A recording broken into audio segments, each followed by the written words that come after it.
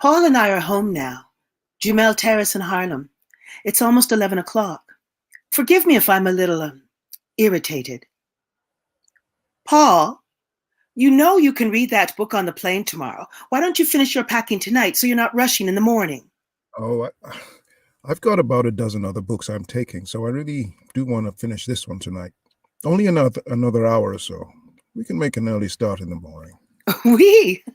I've got other things to do, Paul Robeson. The world doesn't revolve around you, you know. You can deal with all those. Essie, what's going on? You've been all tetchy all evening. What's bothering you? I'm not going to spell it out for you. It should be perfectly obvious what's bothering me. I'm sorry, Essie. It's not obvious. It's a complete mystery. Since we got back from the studio today, you've been mad at me for something. Well, doesn't that give you a clue? I thought it was a good session. Larry and Charlie were great. I was in good voice. And so I don't know. It has nothing to do with the recording, Paul, and you know that. It was afterward. Afterward? I don't know what you mean. Okay, Paul Robeson, I will ask you straight. What's going on between you and Jessica Winger? Well? Essie, how many times do I have to tell you? Those days are behind me. That's not true, Paul Robeson, and you know it. What about Helen? Okay. I mean, I'm not interested in any more relationships with anybody else. There's nothing going on with Jessica. What gave you that idea? Oh, come on, Paul. Do you think I didn't notice that hug, that kiss, that look when we were leaving?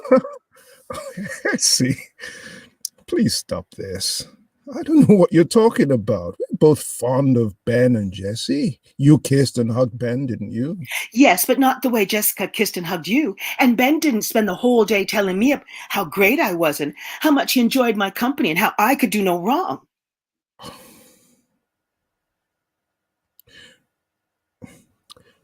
Think about it, Essie. All those times you've wondered about a woman and me, did I actually ever deny it if there was something going on? So, when I tell you that there's nothing between Jessica and me, why don't you believe me? I love you, Eslander Good, and I'm nothing without you. There's nothing to worry about. Small as you are, you take up the biggest space in my heart. Get out of here, Paul Robeson. Look, I'm going up to bed. I'll just get to the end of this chapter and I'll come up to you, okay? Come here.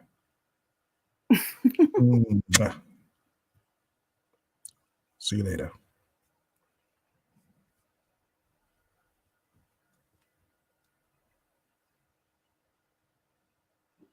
And save. Thank you so much.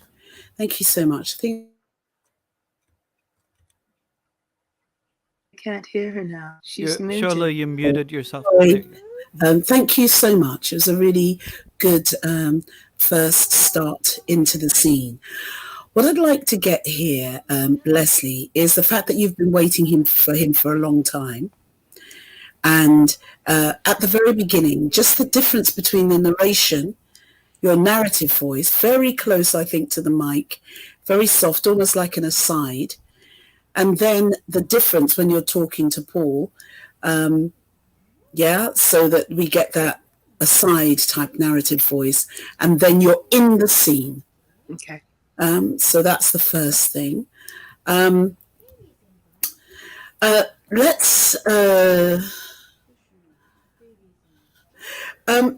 Tayo.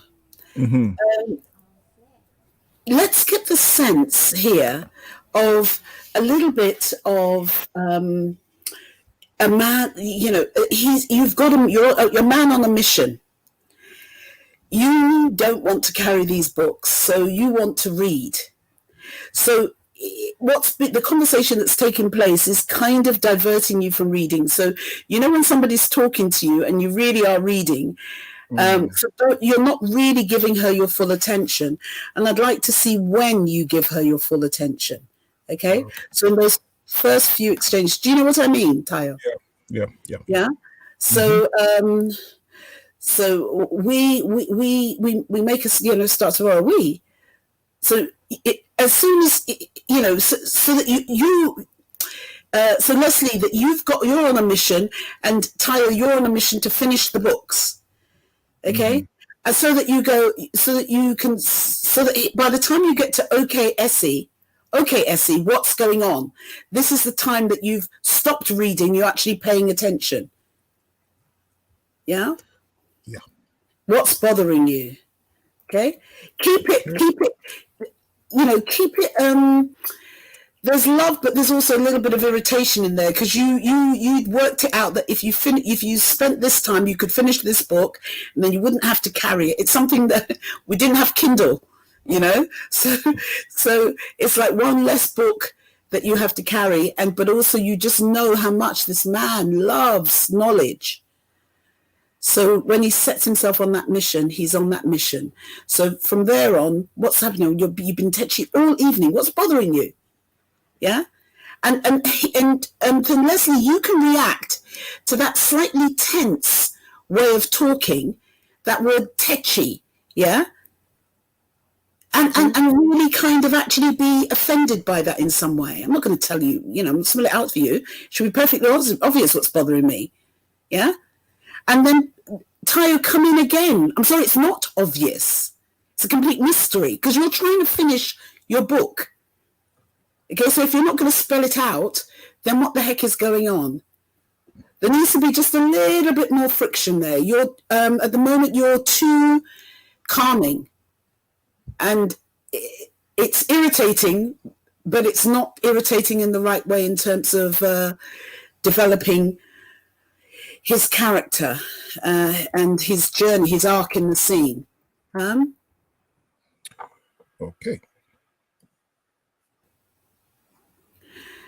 So just on the technical. Sorry, Dave. I just want to. So, Leslie, do you have anything you want to kind of add into that from any discoveries from your reading? Well, I was just getting some as you were talking to Tayo. Yeah. Okay. And Tayo, is that okay as a starting point? It is, yeah. Yeah. So, we need to set up more conflict, and more. We've got to be fighting for what we want more in this scene. Exactly, it is. And then I think you can resolve it, Tayo, when you say, look, haven't I told you? You have never lied to you when I've actually been doing this. Yeah? You've got to kind of sweet talk her towards the end of that. And I don't think we should leave the kiss till last. I'm going to talk to David about that just in a moment. I think as we get to, there has to be that conflict, and then you can just, because actually he doesn't sound like he's telling the truth to me when there's nothing going on. It sounds like one of those serial people who tries to tell you that you're mad and that actually, I don't really think that's that's the tone here. They're having a genuine argument here. So I do think that there's a moment when there needs to be a beat here when you say, I love you. I love you, Esander Good, and I am nothing without you. That has to be a statement of fact. And a statement of fact, there's nothing to worry about. And anyway, small as you are, you take up the biggest space in my heart. It has to be something corny like that at the end to make her laugh, to soften her. And then I think the first attempt of a kiss comes there. Right. Yeah. Attempt. Attempt. You know, Yeah. or yeah. Because I was going to say, if you imagine if we're really living the scene and really like doing it physically, Like, if you're sitting in a chair, at some point, would you get up out of the chair and be coming to her, Yeah. To give her your full attention for the few minutes, at least to get this over with so I can get back to my damn book. You know what I mean? But I think at that moment, we have to have the moment, exactly what you've just said there, Leslie, like a little bit of that giggle, a little bit of that, snuggle up moment. Yeah. Until you can say, get out of here, Paul. Do you know what I mean? Yeah. Yeah. And then I wasn't feeling that in his voice. Yeah. So we need to have that love, that moment there. So that's the tone is what we're saying. And then, and you've got her, literally, you've got her in your arms there. There's nothing to worry about. And anyway, small as you are, you take up the biggest space in my heart. Stop it, Paul Robeson. Because then it's, yeah. And let that I'm going up to bed be a little bit saucy there, Leslie. Yeah, an invitation. Mm-hmm. And then yours is, I'll just finish the end of this chapter and I'll come up too, okay? Come here. Let's see the romance. Let's see the romance that attracts, let's see what he's romantic. Let's play the innuendo in that, in towards the end of that, and get the relationship, okay? Can I suggest soften your voices and look for the intimacy of the scene. Lift it up from the page, because it's really hard when one is reading to actually bounce off like the two of you are talking to each other actually. So like you said, Leslie, you find that moment where you actually come off from the chair, you put the book down. No. It's not going to happen here on the carpet. Do you know what I mean? Yes, it's just having that fun. David, any comments about sorry, Tayo, just one moment. David, any comments about the sound? Yeah, Leslie is sounding really good, especially after turning off the fan and moving the computer. Sounds really good. Tayo, your computer's fan is very audible, and the compression is constantly kicking in to try to eliminate the sound of your fan, and that means it's also eliminating a lot of other things coming from your voice that we want in the recording, and it's really good if you can somehow do something with that fan and separate it, get it in a box, or put the computer in a box, or something you can do to eliminate the sound of that fan.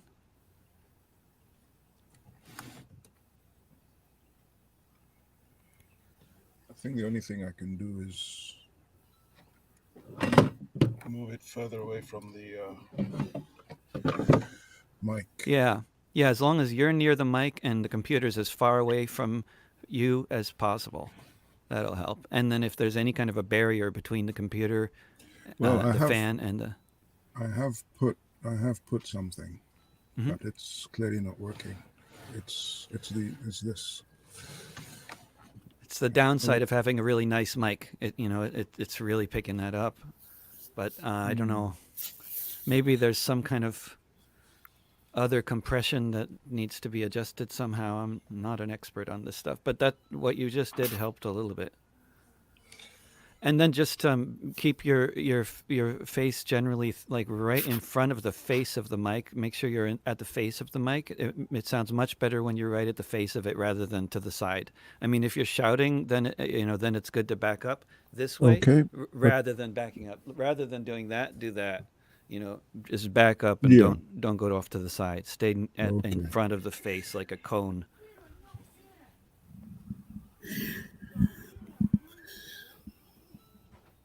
Hopefully it's not like spinning around on that, hanging there like that.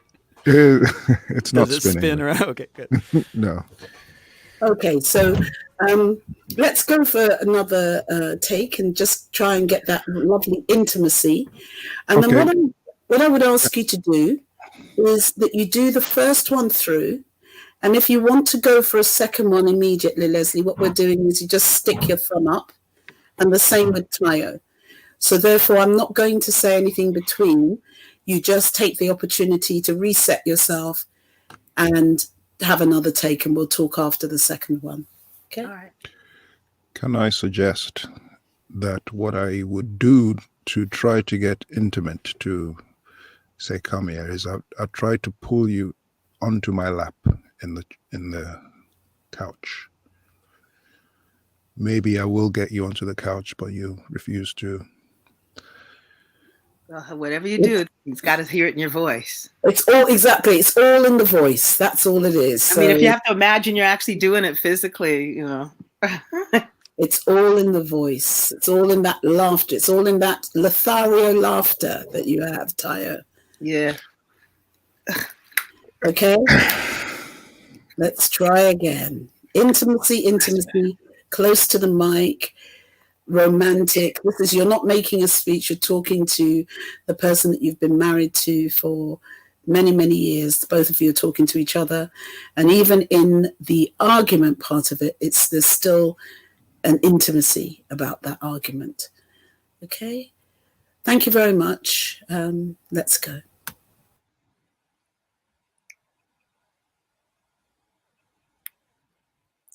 Paul and I are home now, Jumel Terrace in Harlem. It's almost 11 o'clock. Forgive me if I'm a little irritated. Paul, you know you can read that book on the plane tomorrow. Why don't you finish your packing tonight so you're not rushing in the morning? I've got about a dozen books I'm taking, so I really do want to finish this tonight. Only another hour or so. We can make an early start tomorrow. We? I have other things to do, Paul Robeson. The world doesn't revolve around you, you know. You can deal with those issues tomorrow. Okay, I see. What's going on? You've been tetchy all evening. What's bothering you? I'm not going to spell it out for you. It should be perfectly obvious what's bothering me. I'm sorry, Essie. It's not obvious. It's a complete mystery. Since we got back from the studio, you've been mad at me for something. Well, doesn't that give you a clue? I thought it was a good session. Larry and Charlie were great. I was in good voice. And so I don't know what the problem is. Oh, it has nothing to do with the recording, Paul, and you know that. It was afterward. Afterward? I don't know what you mean. Okay, Paul Robeson, I will ask you straight. What's going on between you and Jessica Winger? Well? Essie. How many times do I have to tell you? Those days are behind me. That's not true, Paul Robeson, and you know it. What about Helen? I mean, I'm not interested in any more relationships with anybody else. There's nothing going on with Jessica. What gave you that idea? Oh, come on, Paul. Do you think I didn't notice that hug, that kiss, that look when we were leaving? Essie, please stop this. I don't know what you're talking about. We're both fond of Ben and Jessie. You kissed and hugged Ben, didn't you? Yes, but not the way Jessica kissed and hugged you. And Ben didn't spend the whole day telling me how great I was and how much he enjoyed my company and how I could do no wrong. Think about it, Essie. All the times you've wondered about a woman and me, did I actually ever deny it if there was something going on? So, when I tell you that there's nothing with Jessica, why don't you believe me? I love you, Eslander Good, and I'm nothing without you. There's nothing to worry about. Small as you are, you take up the biggest space in my heart. Get out of here, Paul Robeson. Look, I'm going up to bed. I'll just get to the end of this chapter and I'll come up to you, okay? Come here. Mwah.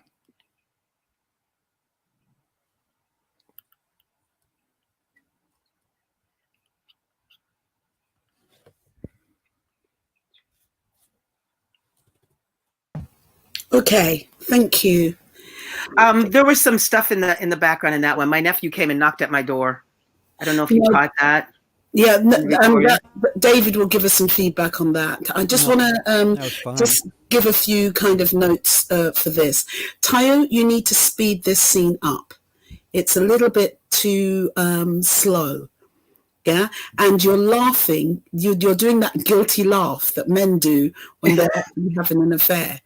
So I think that's why I said concentrate on the fact that you're trying to read the book. You're trying to finish this book, and this wasn't what you were talking about. You can even throw away that line. Yeah, I thought the recording was quite good, isn't it? Because you're still reading. Yeah, you're half listening to half reading, and then there's that point when you say to her, "Look, hey, Essie." So that kind of, that refocuses you. That's the kind of, I put my book down. How many times do I have to tell you? Those days are behind me. That's not true, Paul. And you know it. What about Helen? I mean, I'm not interested in any more relationship. Do you see what I mean? It has to have a kind of tension. Oh, come on, Paul. So it's like, we have to, I think, have a little bit of a fight to earn the hug at the end. Yeah. And I think that's nice, but I don't want the wet fish kiss. It sounds like a kind of fake kiss. What did you kiss, Tayo? First time I kissed my arm, but second time you kissed your where? Arm. Okay. No. You have to imagine what part of your wife you're kissing. Kiss your hand. Yeah, but I can't kiss my own cheek, can I? No, Tayo, please. It's just a sound thing. Kiss your hand, suck your hand. This is a French kiss. Okay. Will she? Yeah. Okay. All right. Okay. I'll do that. We have to feel the wetness, the dampness of the kiss, so that when she speaks, it comes out of that juiciness, that intimacy. And that leads her to then say, come up to bed. And you're like, let's make a decision. You're thinking about it. Okay, just keep the bed warm for me. Just let me finish this scene. I mean, this chapter. And then I'm coming up. Okay? And another wet. A few 1, 2, 3s. On your hand. So your hand with a lot of saliva is always good. It gives that lovely damp, kind of moist sound. David, any comments about the sound? No, that sounded great. And I did not notice the knocking on the door, but I mean, that could have been I just didn't notice it, or it just didn't really come through, or I thought it was something else, but it sounded good, really good. Okay. So what about my fan right now?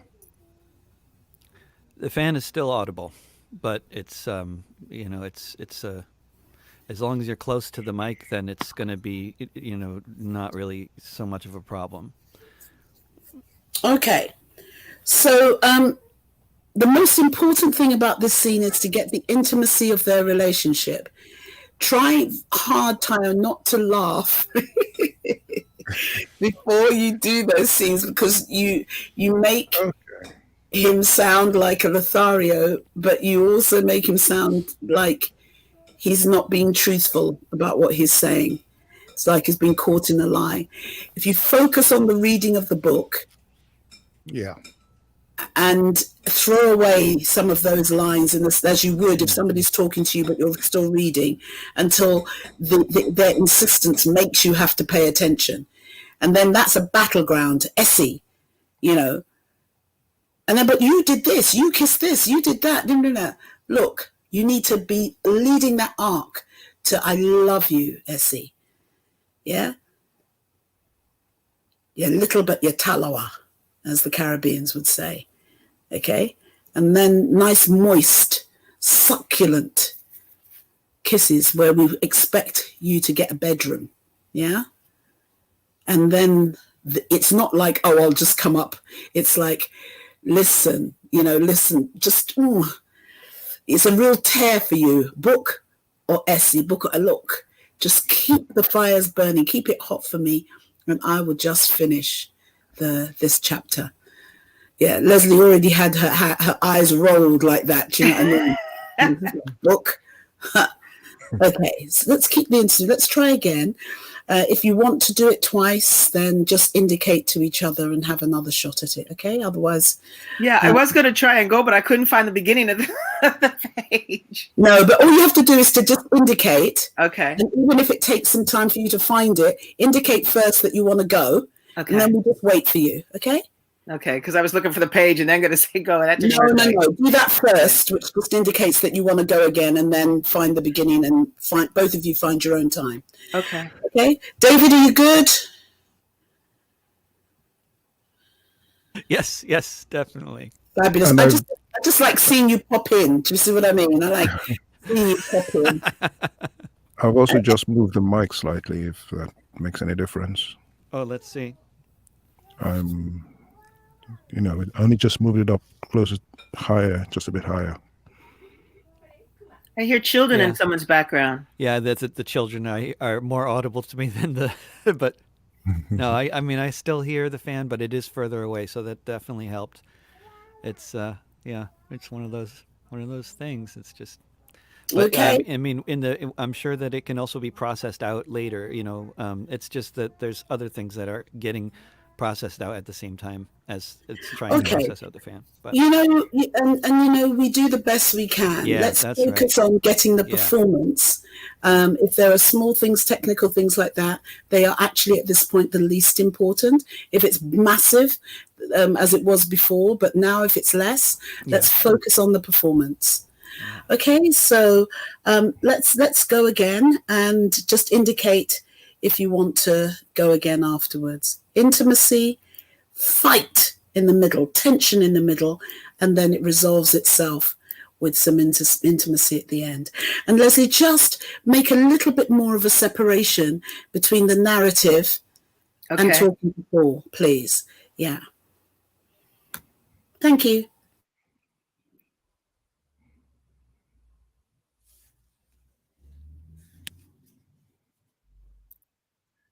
Paul and I are home now. Jumel Terrace in Harlem. It's almost 11 o'clock. Forgive me if I'm a little irritated. Paul, you know you can read that book on the plane tomorrow. Why don't you finish your packing tonight so you're not rushing in the morning? I've got about a dozen other books I'm taking, so I really do want to finish this tonight. Only another hour or so. We can make an early start tomorrow. I've got other things to do, Paul Robeson. The world doesn't revolve around you, you know. You can deal with whatever comes up. Okay, I see. What's going on? You've been tetchy all evening. What's bothering you? I'm not going to spell it out for you. It should be perfectly obvious what's bothering me. I'm sorry, I see. It's not obvious.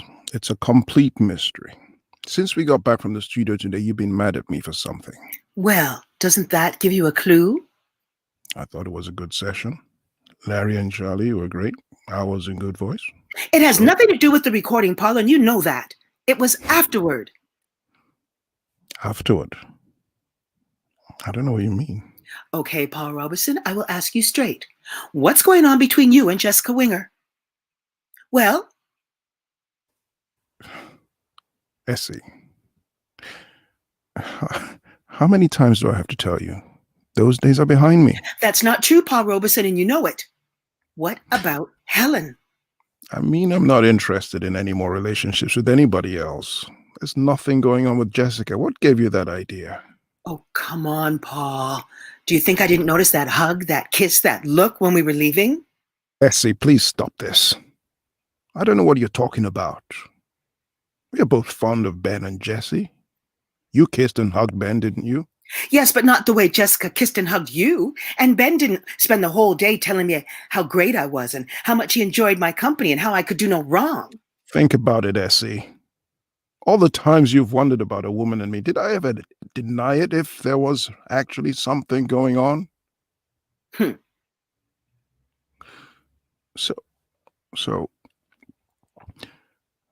when I tell you there's nothing with Jessica, why don't you believe me?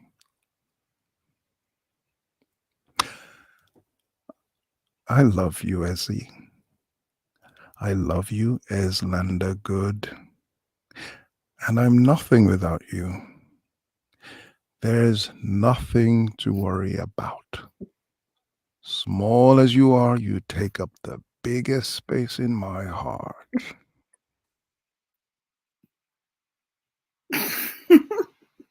Get out of here, Paul Robeson. Look, I'm going up to bed.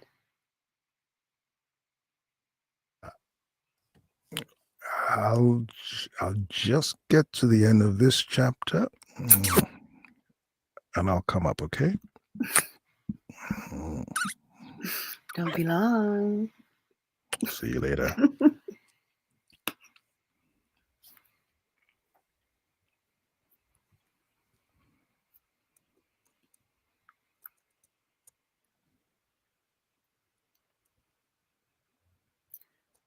Paul and I are home now. Jamel Terrace in Harlem. It's almost 11 o'clock. Forgive me if I'm a little irritated. Paul, you know you can read that book on the plane tomorrow. Why don't you finish your packing tonight so you're not rushing in the morning? I've got about a dozen other books I'm taking, so I really do want to finish this one tonight. Only another hour or so. We can make an early start tomorrow. I've got other things to do, Paul Robeson. The world doesn't revolve around you, you know. You can deal with whatever in the morning. Okay, Essie. What's going on? You've been tetchy all evening. What's bothering you? I'm not going to spell it out for you. It should be perfectly obvious what's bothering me. I'm sorry, Essie. It's not obvious. It's a complete mystery. Since we got back from the studio today, you've been mad at me for something. Well, doesn't that give you a clue? I thought it was a good session. Larry and Charlie were great. It has nothing to do with the recording, Paul, and you know that. It was afterward. Afterward? I don't know what you mean. Okay, Paul Robeson, I will ask you straight. What's going on between you and Jessica Winger? Well? Essie, how many times do I have to tell you? Those days are behind me. That's not true, Paul Robeson, and you know it. What about Helen? I mean, I'm not interested in any more relationships with anybody else. There's nothing going on with Jessica. What gave you that idea? Oh, come on, Paul. Do you think I didn't notice that hug, that kiss, that look when we were leaving? Essie, please stop this. I don't know what you're talking about. We're both fond of Ben and Jessie. You kissed and hugged Ben, didn't you? Yes, but not the way Jessica kissed and hugged you. And Ben didn't spend the whole day telling me how great I was and how much he enjoyed my company and how I could do no wrong. Think about it, Essie. All the times you've wondered about a woman and me, did I ever deny it if there was something going on? So, when I tell you that there's nothing with Jessica, why don't you believe me? I love you, Eslander Good, and I'm nothing without you. There's nothing to worry about. Small as you are, you take up the biggest space in my heart. Get out of here, Paul Robeson. Look, I'm going up to bed. I'll just get to the end of this chapter, and I'll come up to you, okay? Hurry.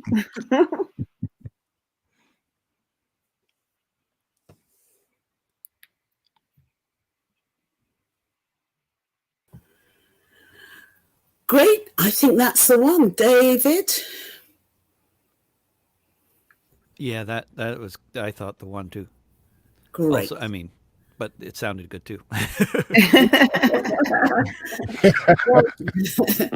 Well done. There was a real lovely sense of intimacy there. And, you know, we have to be able to see that relationship and hear it in their voice, and just the difference between this man who's really driven and knowledge is power. and the activism and the balance that anybody who is an activist has to make between the personal and the political. So, and I think, Leslie, you gave a nice sense of a woman who's incredibly strong, but she's also a woman and doesn't, doesn't take too kindly to those infringements that often happen sometimes with powerful figures, powerful men. So that was really beautiful. Tayo, where do you want to go to next? Can we record Essie's other lines? Do you know where they are, Essie? All of them? The other lines that you speak as reporter and so on. Those were reassigned to other people in this most recent script. I didn't have any. Is that right? Yes, that is right. Sorry. I went through to look for them. A couple of the ones that I thought I had, like scene 4, reporter 4, were given to somebody else. Okay, maybe you can do some of the ones in Peekskill, the mob. Do you think, Shala? Yeah. Can I ask you to record those lines anyway? So if you would just, pick your own voices, do reporter 1, 2, 3, and 4. Just in your own kind of, give us one that's outside, give us one that's kind of into the studio. So do them. Yeah, for each of those ones. I am on scene page 16. Yeah. So what I'd be doing then? Let me see. Reporter 1, Mr. Robeson, you were reporting as denouncing your government in Paris. What do you have to say for yourself? Yeah, yeah. So So did you not say that you loved Russia more than any other country? No, I'm playing. No, you just find different voices. I don't mind if you play. I mean, see what comes out. Do you know what I mean? See what comes out. Try each one of a few times, 3 or 4, 2 or 3 times, and then go on to the next report, and then go on to the. It gives us an opportunity to have different voices and try and mix things up a little bit in the final recording. Okay. Do you want me to do the other ones too, the little short ones? Welcome home, Mr. Robinson. Yes, please. So just take your time and just make a little separation between each one. Thank you. Okay, let me get my recording thing set up here again. And Tayo, can you take your sound off? I mean, you didn't take your sound off before, just when other people are recording.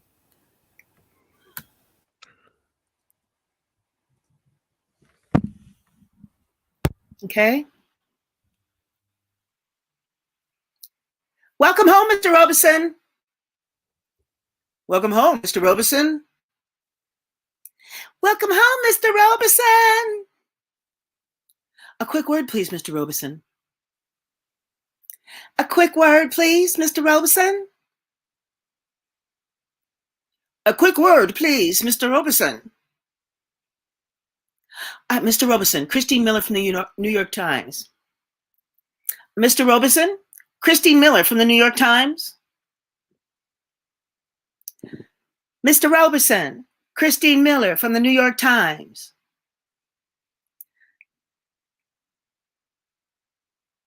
Jerika Brown, Washington Post, Mr. Robeson. Jerika Brown, Washington Post, Mr. Robeson. Mr. Robeson, you are reported as denouncing your government in Paris. What do you have to say for yourself? Mr. Robeson, you are reported as denouncing your government in Paris. What do you have to say for yourself? Mr. Robeson, you are reported as denouncing your government in Paris. What do you have to say for yourself? Did you not say that you loved Russia more than any other country? Did you not say that you loved Russia more than any other country? Did you not say that you loved Russia more than any other country? What do you think of President Truman's fight for civil rights? What do you think of President Truman's fight for civil rights? What do you think of President Truman's fight for civil rights? Mr. Walter of the NAACP denounced your Paris speech as unpatriotic. What do you say to that, Mr. Robeson? Mr. Walter White of the NAACP denounced your Paris speech as unpatriotic. What do you have to say to that, Mr. Robeson? Mr. Walter White of the NAACP denounced your Paris speech as unpatriotic.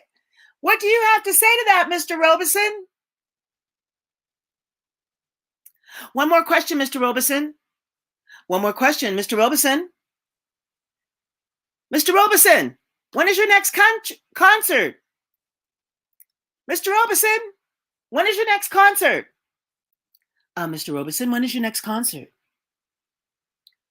Are you planning to return to Russia soon, Mr. Robeson? Are you planning to return to Russia soon, Mr. Robeson? Are you planning to return to Russia soon? Mr. Robeson? Mr. Robeson? Mr. Robeson?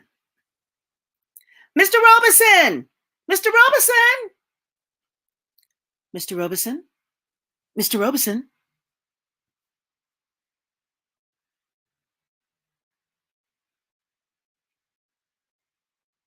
How is that? That's great. That's fantastic. That gives lots of options, I think. David? Yeah, that was wonderful. Yeah, it all sounded great.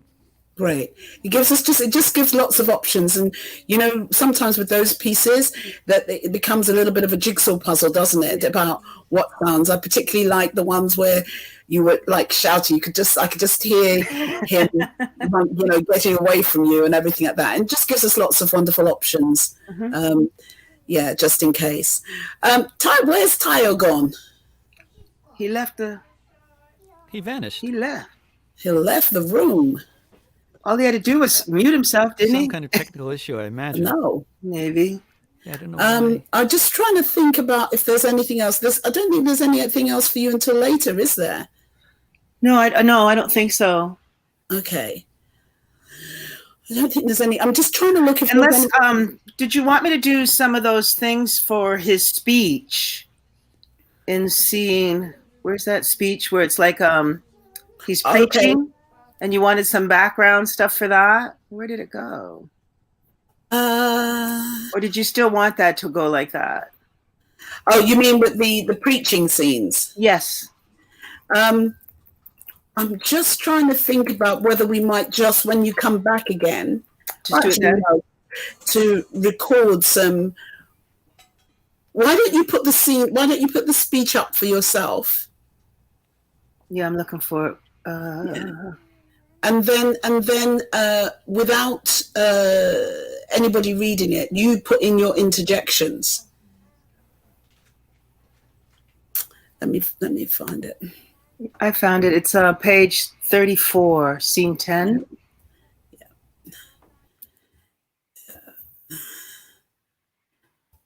Yeah. 30. No, so it's like Mm-hmm. a long struggle. Sometimes and not well understood. Tell them. Yeah, I can do that. Yeah, so you read it yourself and just put your own interjections in. Okay. So when you're ready, thank you so much, Leslie. Mm-hmm. Yes. Yes.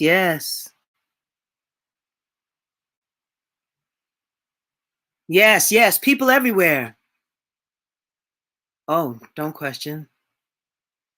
Yes, you're loyal. We know you're loyal. Harriet Tubman. Thaddeus Stevens. Frederick Douglass. Amen. Freedom fighters. No, not the Wall Streeters. No. That's shameful. Yes.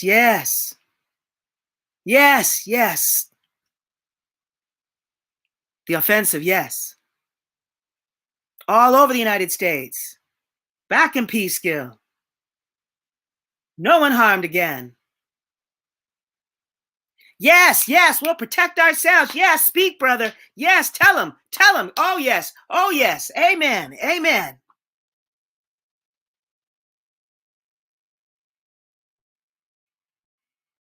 How is that?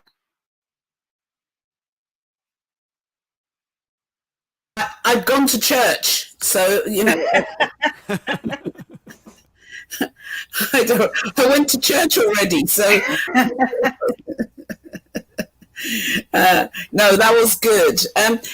If you could just do one more, and you know, a few more. So less words, but more sounds. Okay. No. Yep. Thank you.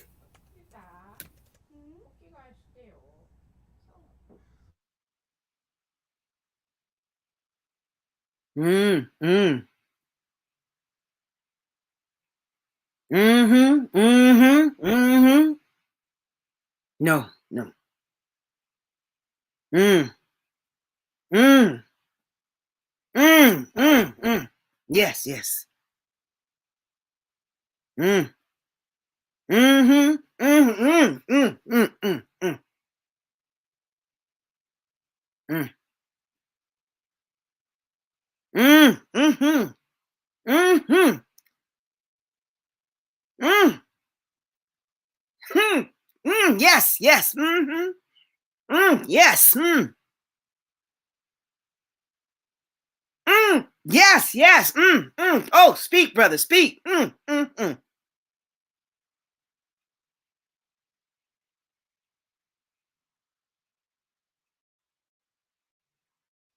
He's okay.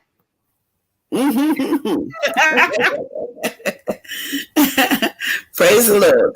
That was lovely. That was lovely. I mean, you know, and then there'll just be a way of layering different things on top of it, you know, which I think will be great. Okay. David. Oh, Daryl. Hello, Daryl. Hey, how y'all doing there? I'm good. Good to see you. Hello. Good to see you. Good to be seen. Tayo, have you finished with Leslie for the moment? Okay, so I'm back at 4. 4. So Tayo, I'm just checking with the author. Yes. What's the question? I said, have we finished with Leslie for the moment? I believe we have. We got more out of Leslie than we bargained for. We got loads out of Leslie. Leslie, thank you very much for giving You're us very welcome. even more of yourself. Okay. Thank you so much, and we'll see you at 9. Okay. Well, at 4. Yeah, don't get me confused now. Okay, sorry. I'm sorry. It's our time.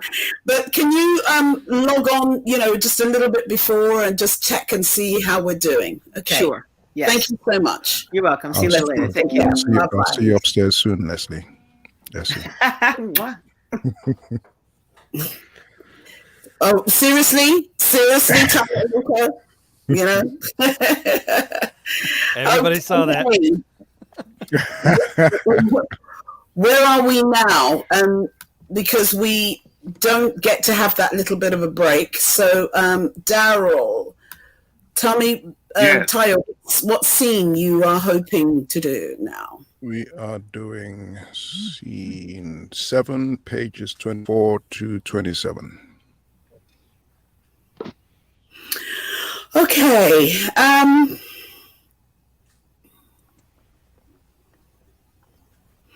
Okay. David, over to you just to check Daryl's sound, and then we can have a little start. Daryl, it's great to have you on board. We're just looking at the glad to be here. Yeah, the intimacy of the scene. So David's just going to check all the sound. You may end up with a blanket over your head like Mark yesterday, but we hope not. Let's see what happens. Yeah, Daryl, can you just talk a bit? Right. We can see what it sounds like. Check. 1, 2. Let's see. Yeah, you know, hey, you sounded great. And Larry was sounding sweet as well. What do you think is up with Mr. Winger? Oh, there's nothing the matter with him. Yeah, that's really nice. Well, I think it's more to do with... Good.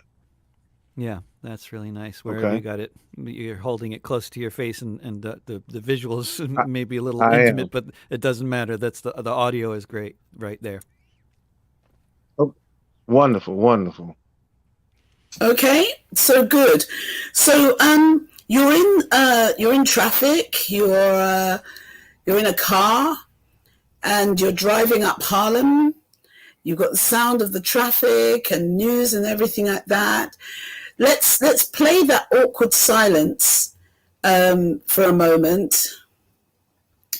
And I want to hear the intention, Daryl, about Hmm. why you're asking him about, because you've sensed something awkward.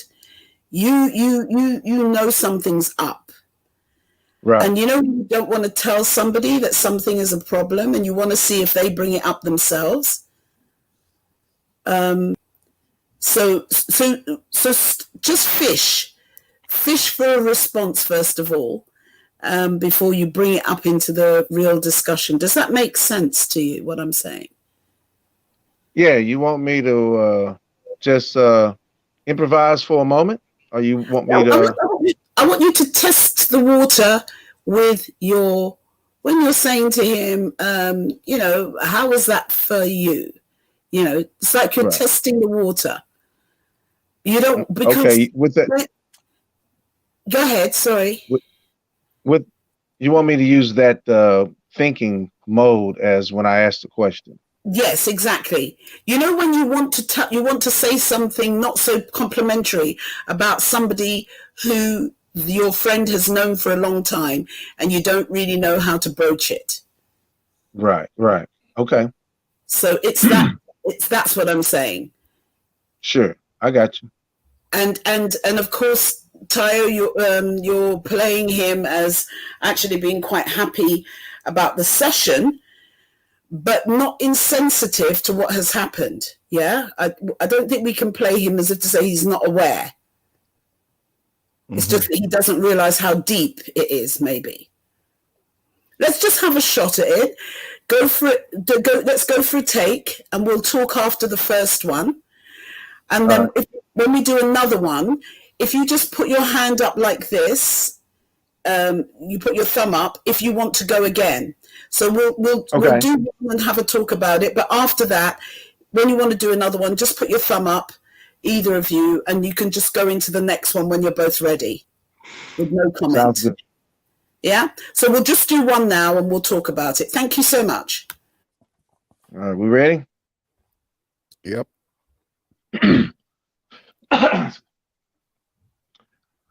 Hey, you happy on how that went, Paul? Yeah, pretty much. What did you think? Yeah. I mean, you sounded great, and Larry was sweet. Yep, good old Larry. What do you think is up with Mr. Winger? I don't know, but it doesn't sound too bad, thankfully. There's nothing the matter with him. What makes you think so? Well, I think it's more to do with your Paris speech and all the hoopla around it. I mean, you're not exactly flavor of the month anymore, are you? Hmm? Well, he's avoiding you. I think he wants to do as little with you as possible. Hmm. I wonder. Yeah. So, are you really planning to put that love song on the album, Paul? I'm thinking about it. Why do you ask? Well, I mean, there's nothing wrong with the song as such, or the way you sang it. I mean, Miss Jessica, she already said how great it What's was, the but problem, Lloyd? What's the problem? it's Sounders of the River, Paul. That's the problem. It didn't even make it into the movie. Yeah, but you still filmed it for Sounders of the River, Paul. The film you starred in that glorified British colonization of Africa, the one you hate the most of all of your films. I mean, our African brothers and sisters are agitating for their independence as we speak. They all just finished fighting in World War II on the understanding that the European empires would agree to let go of their colonies. Come on, man, you can't raise the ghost of what's his name, Chief Bo Sambo, just because Miss Jessica gives There's you a little. there's nothing going on with Jessica Lloyd. Nothing. Never has and never will. When will you guys understand that those days are over? All right. I mean, I'm sorry, Paul. It's none of my business. You're damn right. It's none of your business. Okay.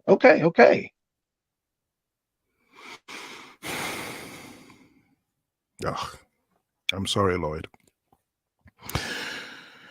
Anyway, what's the news about the Civil Congress fundraiser?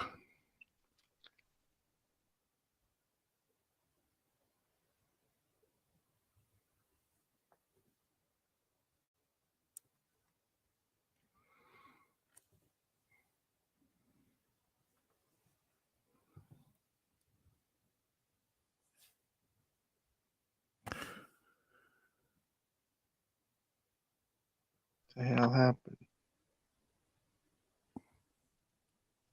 Did I lose you? Yeah. Yeah, we lost just for a minute there, for a few seconds, but also I think your phone buzzed a couple of times during the lines. Jesus. Yeah, happens. Yeah, But that's the problem with the phone. yeah, it's hard to turn off all those notifications and stuff. What about airport mode? Would that Airplane work? mode? But it might, depending on if it's buzzing for some. I mean, whatever was making it buzz, it could be one of your apps that also functions in a airplane mode when your Wi-Fi is on. So, but it only happened twice. So, I mean, if you're What if I doing all turn? those Oh, I lines could again, probably. Could I turn my Wi-Fi off? but then you're connected to StreamYard through Wi-Fi too, right? Oh, okay. So, yeah, that's All right. Let's just try it again. You want to try it again from the top, and hopefully, or you want to Should we keep just going? go to? Should we keep going to the end? And then come Okay. back.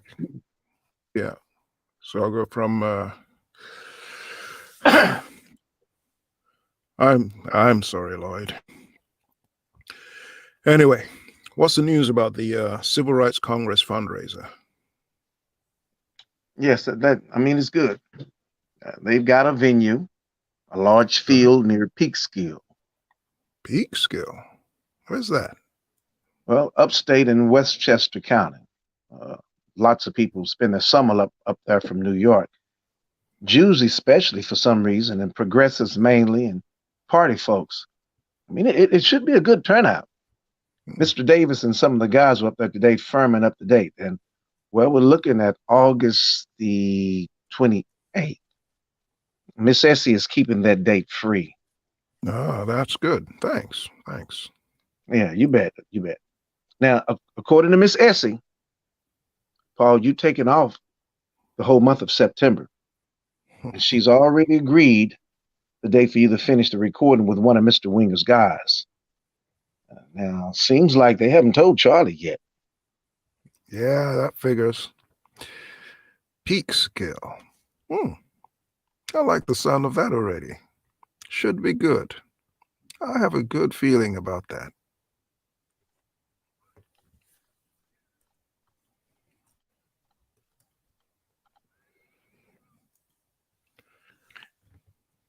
So, you happy how that went, Paul? I'm sorry.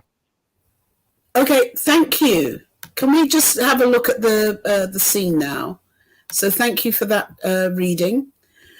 Let's go back and just have a look at that scene. Sorry, number 7. Just gone past it. Okay.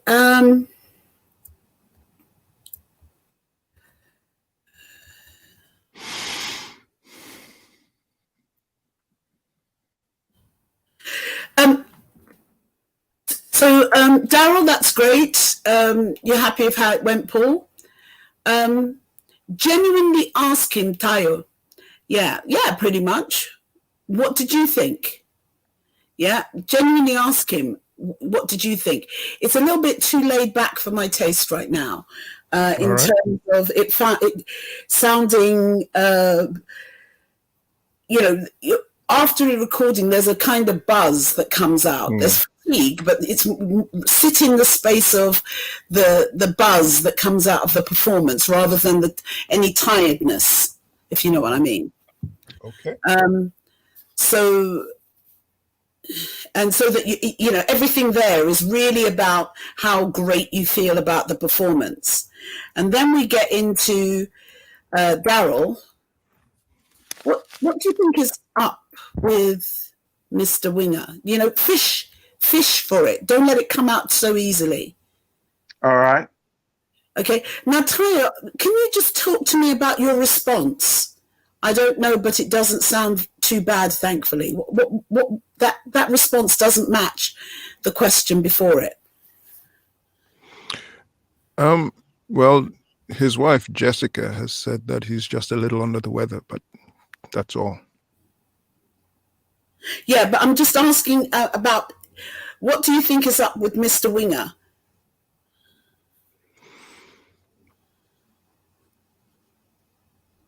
Just respond to that to me, please. I don't know, but nothing bad really. So maybe I'll see him next week or next time. Do you see what I'm saying? It's just you need to find something that relates to Mr. Winger.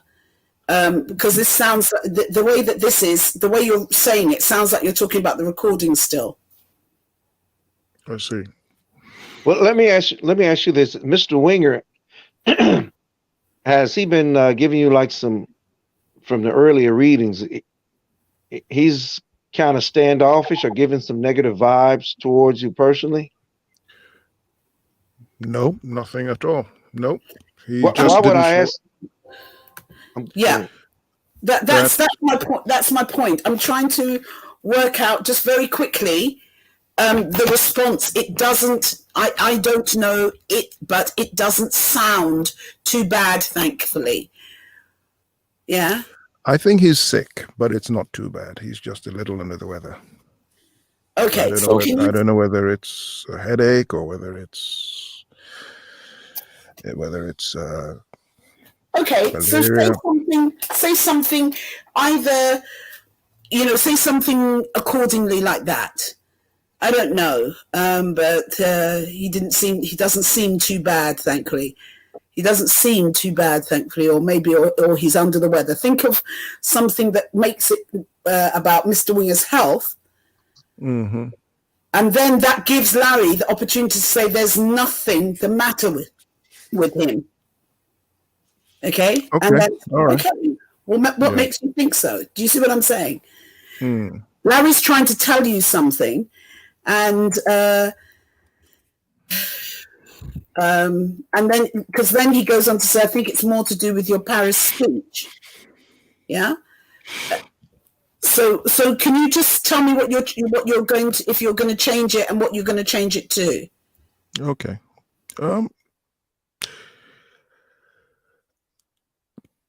Jessica says he's just a little under the weather, so not too bad, hopefully. Okay. Hopefully sounds very English. Yep. I guess. I hope. Thankfully. Yeah.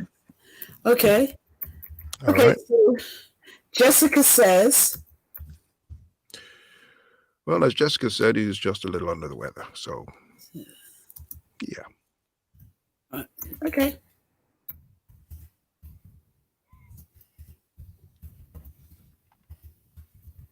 Fine, because then that helps with the line that Daryl has afterwards. Okay. Right. So now, Daryl, you are trying to tell him something, and you know when somebody doesn't, he gets a little bit tetchy with you. Right. You're trying to tell him a truth. He's avoiding you. I think he wants he wants as little to do with you as possible. Yeah? Mm-hmm. Okay. And then his response is not anything. So give it a beat and change the subject. Okay? because there's two things you want to tell him. One, which is this funny feeling that you're getting with Ben, and the other thing is a bigger picture about the love song and what that actually symbolically means in terms of the struggle for, you know, independence in Africa. Yeah. All right. So just take your time, honor some of those beats, and that's a note for you, Tayo, too, because you're jumping from one set of thoughts right into the other, even though you've written a beat in there, a change of thought. And then just your speech here, you still filmed it. Don't rush this, Daryl. It's a little bit rushed at the moment. Right. There are three thoughts in there. One about the Sounders of the River, another one talking about the fight for independence, and then the other one is the intimation about the love affair, which you go into, and I just think it needs to be a little bit tetchy between you, a little bit. You know, when somebody steps into people's business and you say, okay, it's none of my business. Damn right, it's none of your business. Okay. Yeah. And then, because it has to be strong for Paul to then apologize. I'm sorry, Lloyd. Yeah. And then it's a new thought, Tayo. Anyway, what's the news about the Civil Rights Congress fundraiser? Yeah. You patch it up. Yeah. Mm-hmm. So in there, all the intimation in that scene is kind of quite strong. And then here again, have this as, you know, try and get an ease of communication between you. What I'm looking for is how do they talk to each other when they are just bantering? At the moment, it sounds like people are giving information, but this is an exchange of information between very close friends. This is an exchange of thoughts between brothers, in a sense, and you have to be able to tell him that actually you're moving down the wrong way, or I think that somebody is going to stab you in the back or whatever, even if he doesn't see it. And you have to be able to say, look, I think this situation isn't going to help you. And you accept that somebody's going to tell you that, you know, to mind your own business. So we need the tension there. Okay. We need you to fight and then heal because you're brothers. All right. All right. Sounds good. Okay, so let's try 2 runs of this.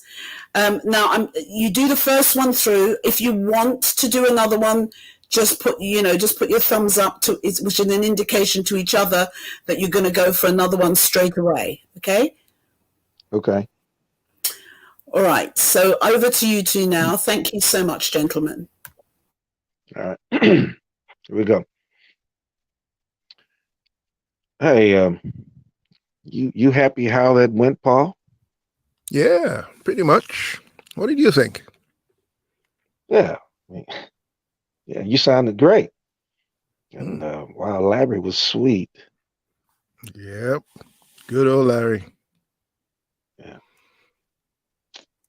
Hey, what do you think is up with Mr. Winger? Oh, Jessica said he's just a little under the weather. That's all. There's nothing the matter with him. What makes you think so? Well, I think it's more to do with your Paris speech and all the hoopla around it. You know, I mean, you're not exactly flavor of the month anymore, are you? Well, I think he's avoiding you. I really think he wants to do as little with you as possible. I wonder. Yeah. Say, um, just asking, are you really planning to put that love song on the album, Paul? Yeah, I'm thinking about it. Why do you ask? I mean, well, there's nothing wrong with the song as such, or the way that you sang it. I mean, Miss Jessica already said how great it was, but What's the problem, Lloyd? okay, Come on. it's Saunders of the River, Paul. That's the problem. It didn't make it into the movie. Yeah, but you still filmed it for Saunders of the River, Paul. I mean, the film you starred in that glorified British colonization of Africa. I mean, listen to me. The one you hate the most of all of your films, I know, but Paul. Our African brothers and sisters are agitating for their independence as we speak. I mean, they all just finished fighting in World War II on the understanding that the European empires will agree to let go of their colonies. You can't raise the ghost of what's his name, Chief uh, Bosambo, um, just because Miss Jessica gives you a little. there's nothing going on. There's nothing going on with Jessica, Lloyd. Nothing. Never has, never will. When will you guys understand that those days are over?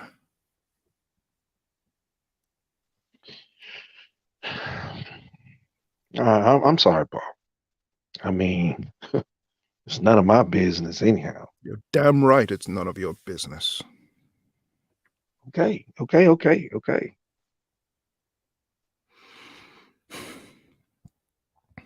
Oh, I'm sorry, Lloyd. Anyway, what's the news about the Civil Rights Congress fundraiser? Yes, that it's good. Well, they've got a venue.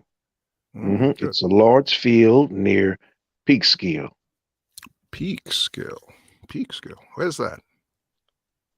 Well, that's upstate Westchester County.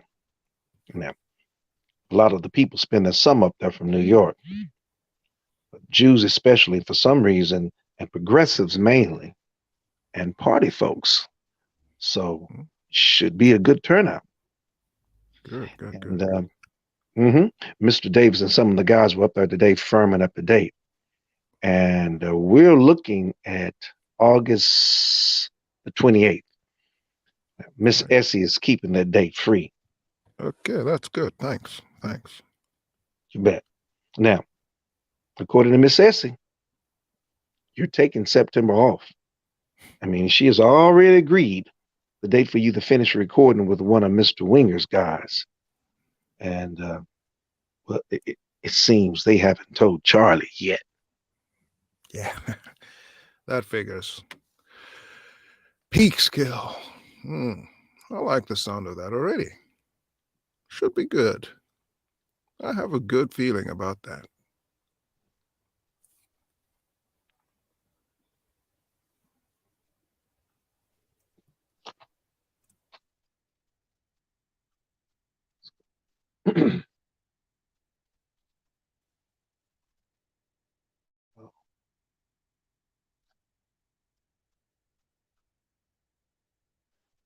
So, are you happy how that went, Paul? Yeah, pretty much. What did you think? Well, I mean, hey, you sounded great. And Larry sounded sweet as well. Yeah. Good old Larry.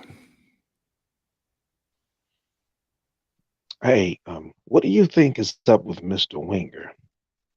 Oh, Jessica says he's a little under the weather, that's all. Hmm. There's nothing the matter with him. What makes you think so? Well, I think it's more to do with your Paris speech and all the hoopla around it. Hmm. I mean, you're not exactly flavor of the month anymore, are you? Well, I think he's avoiding you. I think Mhm. he wants as little to do with you as possible. Oh, I wonder. Yeah.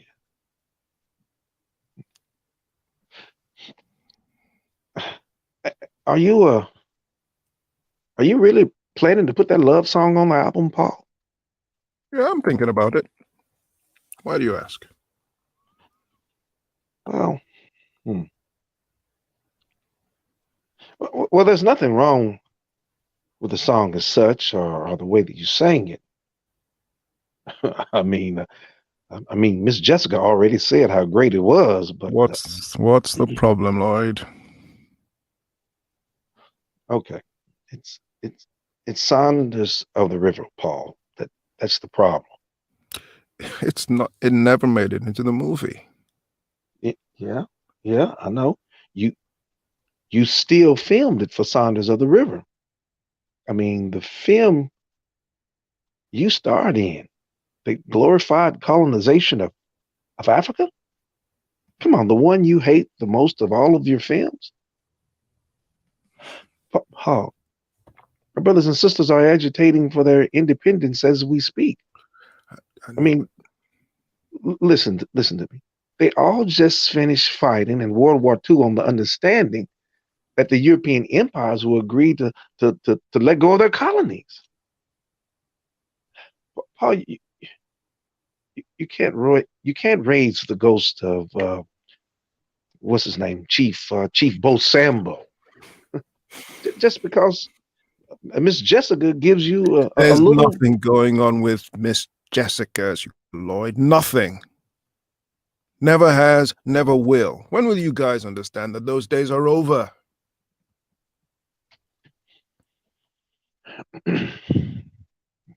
Okay, I'm sorry, Paul. I mean, it's none of my business. You're damn right it's none of your business. Okay.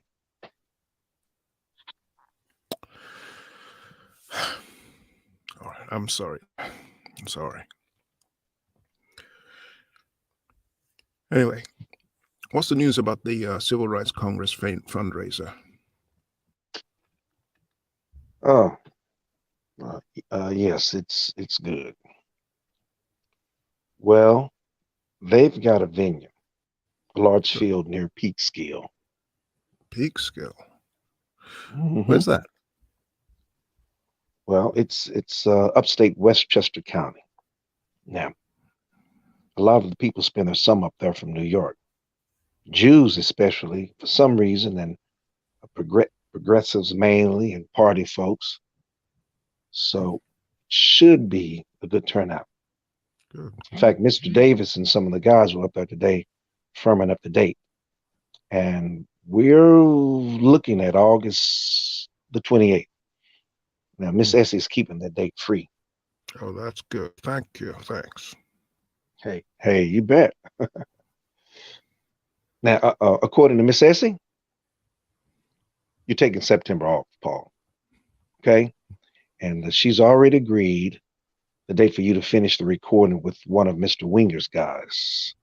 Now, seems like they haven't told Charlie yet. Yeah, that figures.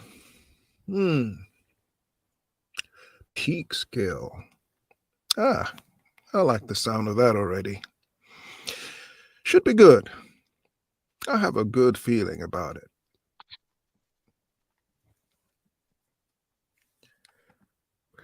But maybe I should come in.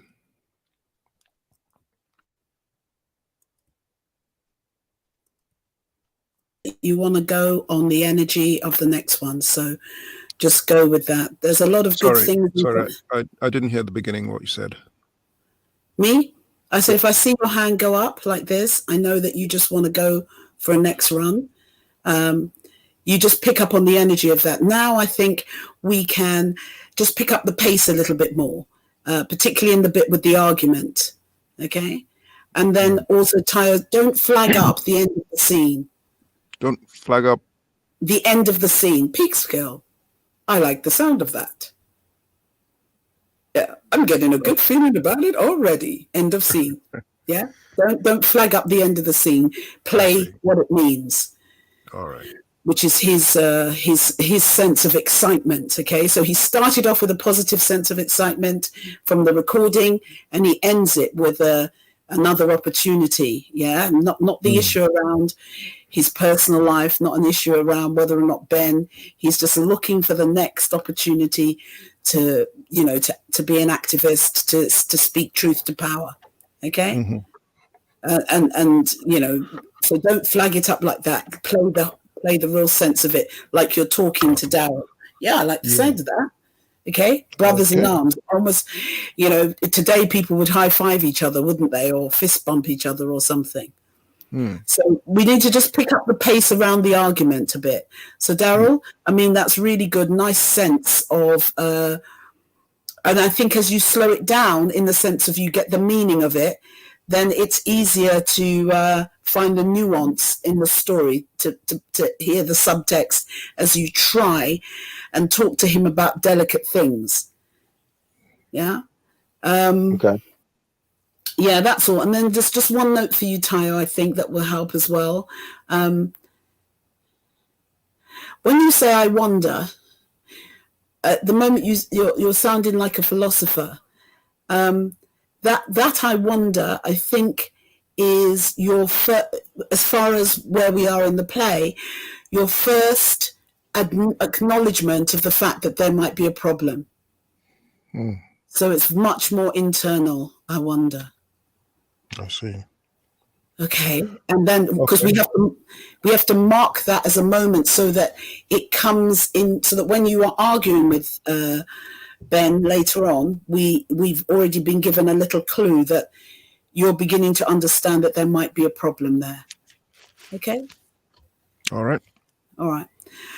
All right, have another go and enjoy and bring out this friendship, this relationship as well. It's always through your voice. You want to give us an indication of the relationship and the way these characters talk to each other in their private moments. Yeah.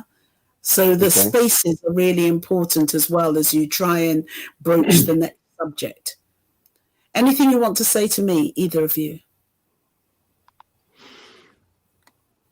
I'm wondering about the space.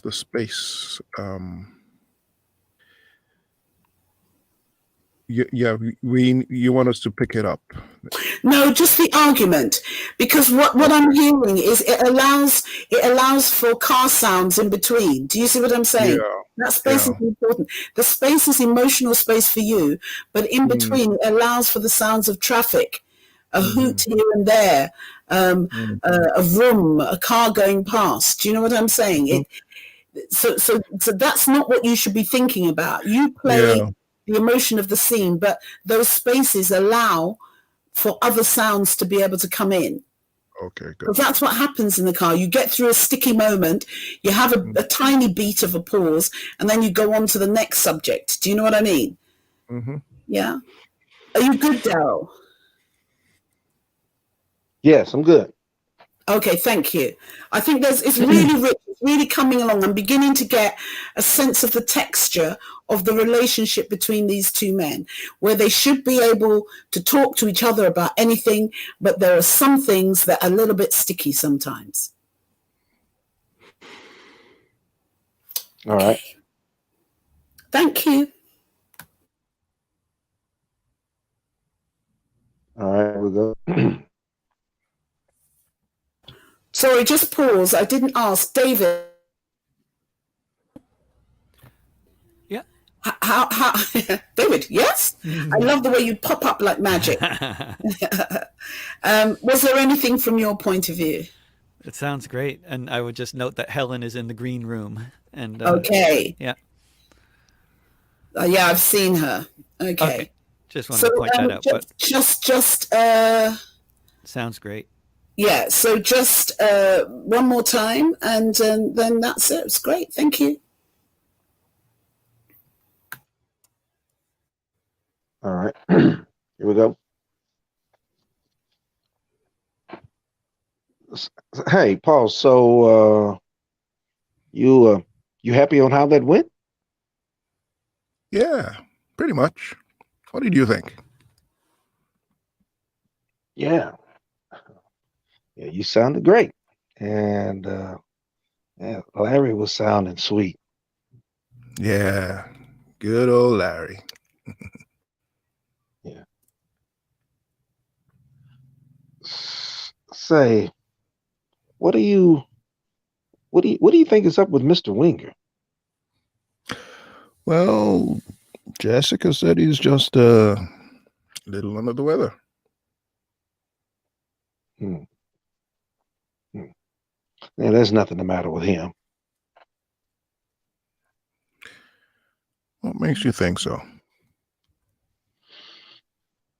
Well, I think it's more to do with your Paris speech and all the hoopla around it. I mean, you're not exactly flavor of the month anymore, are you? Hmm? Well, It's not. he's avoiding you. I mean, I think he wants to do as little with you as possible. Hmm. Hmm. I wonder. Hmm. Hey, are you really planning to put that love song on the album, Paul? Yeah, I'm thinking about it. Why do you ask? Well, I mean, there's nothing wrong with the song as such, or the way that you sing it. I mean, Miss Jessica already said how great it was, but What's the problem, Lloyd? What's the problem? okay, it's Saunders of the River, Paul. That's the problem. It didn't make it into the movie. No, but you still filmed it for Saunders of the River, Paul. I mean, the film you starred in that glorified British colonization of Africa, the one you hate most of all of your films, Paul. Our African brothers and sisters are agitating for their independence as we speak.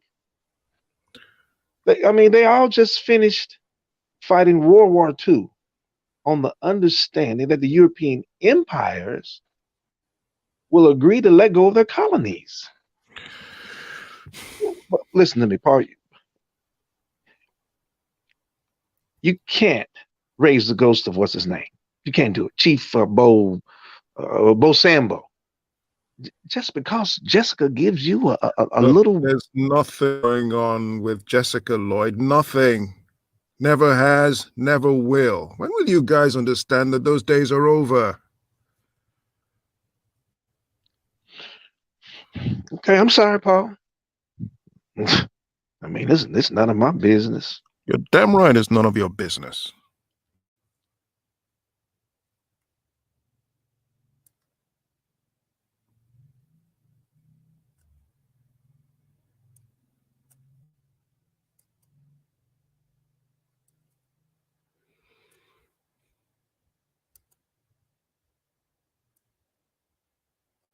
Venue, a large field near Peekskill.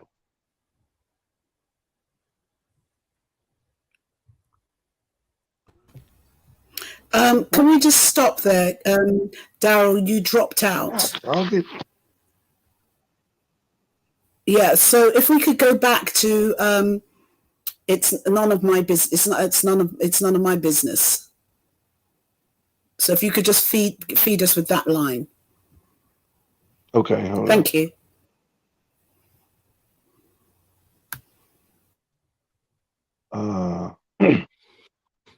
I mean, I'm sorry. Okay, Paul, it's it's none of my business.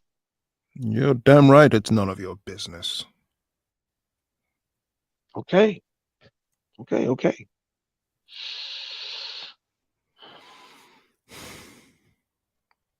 Oh, I'm sorry, Lloyd. Anyway, what's the news about the Civil Rights Congress fundraiser? Well, it's good. Okay, they've they've got a venue, a large field near Peekskill. Oh, good, good, good. Peekskill. Where's that? Well, that's upstate in Westchester County. Now, a lot of people spend their summers up there from New York, Jews especially, and for some reason, and progressives mainly, and party folks. So, should be a good turnout. Good. Now, Mr. Davis and some of the guys were up there today firming up the date, and we're looking at August the 28th. Miss Essie is keeping that date free. Oh, that's good. Thanks. Yeah, yes, sir, you bet. Now, according to Miss Essie, Paul, you're taking September off. And she's already agreed for the date for you to finish the recording with one of Mr. Winger's guys. Now, seems like they haven't told Charlie yet. Yeah, that figures. Peekskill. Yeah, I like the sound of that already. Should be good. I've got a good feeling about it.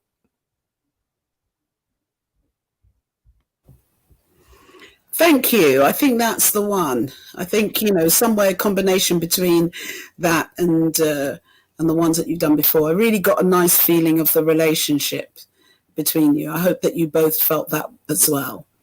No, Yeah. I liked it. It felt good to me. Yeah. And I think that, if there's anything where you dropped out, they can pick up from one or the other. Okay.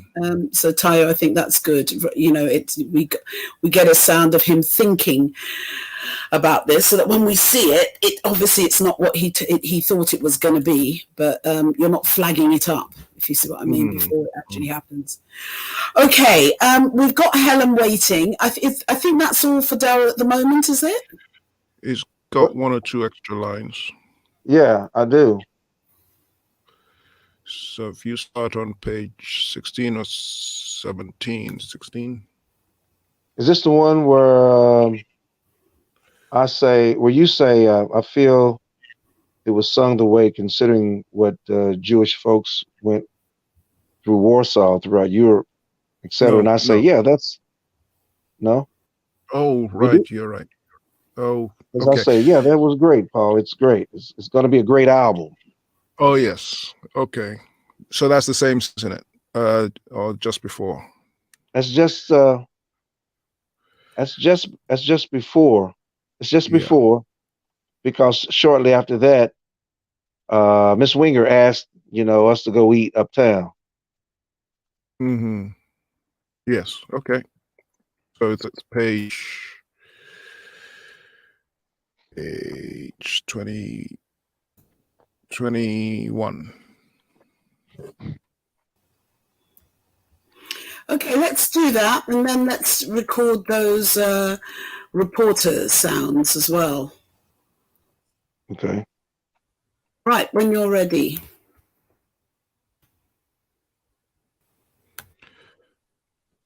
The defiance in the words is so inspiring.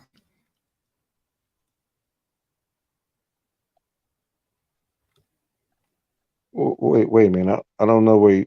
Oh, I'm sorry. I was looking for the whole line. My bad. Okay. The defiance in the words was so inspiring. Yeah, that was great, Paul. Just great.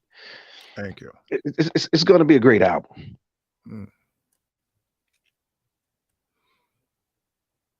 Tayo, can you give him the whole line, please?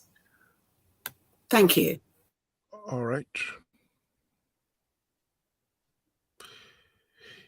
Yes, I feel it has to be sung that way, considering what Jewish folks went through in Warsaw and throughout Europe and through history.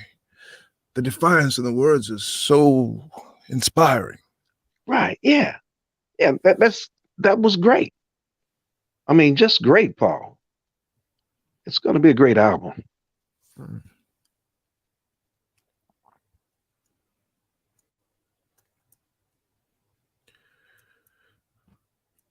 Okay, next page. All right. Okay, I'm just going to check with David first. Is that okay? Yes, absolutely. Great. Yeah, Let's things go are on sounding then. good. Thank you so much. Mhm.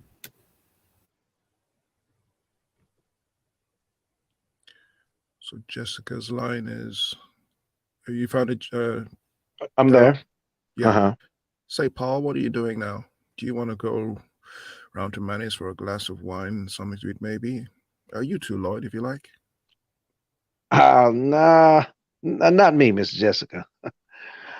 Uh, I'm afraid I'm expected back uptown. Um, Paul, I mean, if you want to make your way back up, No, I can't either. Sorry, Jess. Lloyd and I need to talk over some stuff. Another time?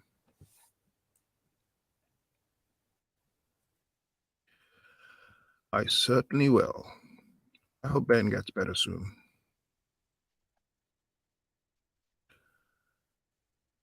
So good. Oh, please, Jessica. Let's leave that. Can we do the reporters, please? And then we can Lloyd has stop. Mrs. Winger. Excuse me? Lloyd has Mrs. Winger to say. oh,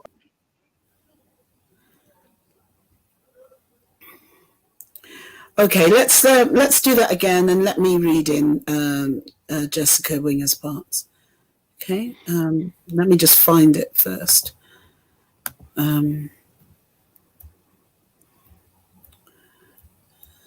Page 20. Okay, all right. He's not here yet.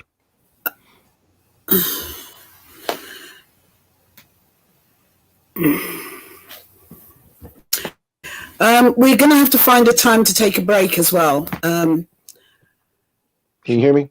Once we've recorded Helen, we need to take a break. All right. All right. Okay, Where we at? we're going to do that. We're going to do that little bit again, and then we're going to record. Then we're going to do all the reporters sequences. Okay, all of those reporters sequences, one after another. So what we gonna do? Like the Bye Jessica, Miss Winger? Is that what we're doing? Yeah, we're just going to do that. I'm going to read it in this time. Okay, so let's go. All right.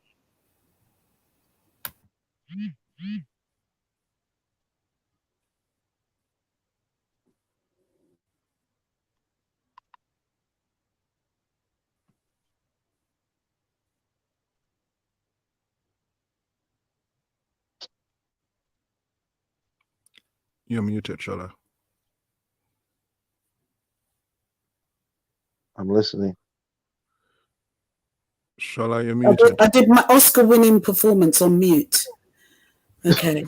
Well, at least I don't feel bad. I'm not the only one that's having fun. Well, it's because I'm not supposed to be acting. So, okay. All right. Let's go. Okay.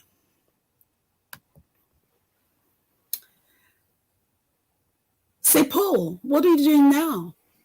Do you want to go around to Manny's for a glass of wine, something to eat, maybe? Are you too, Lloyd, if you like? No. Not me, Miss Jessica. I'm afraid I'm expected back uptown. But hey, Paul, if you want to make your way back up, No, I can't either. Sorry, Jess. Lloyd and I need to talk about some stuff. Another time, maybe? Sure, Paul. That would be nice. Give my love to Essie. Sure will. I hope Ben gets better soon.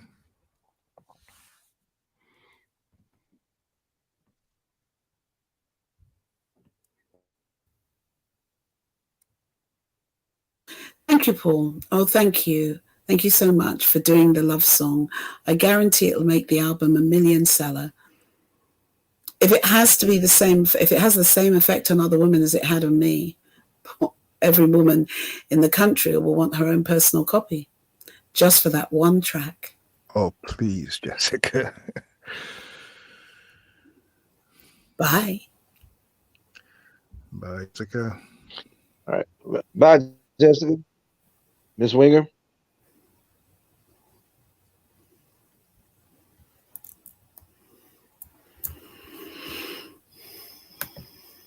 Okay, can you just do the last little bit again? I wasn't expecting to read the whole of that speech because I'm not playing that role.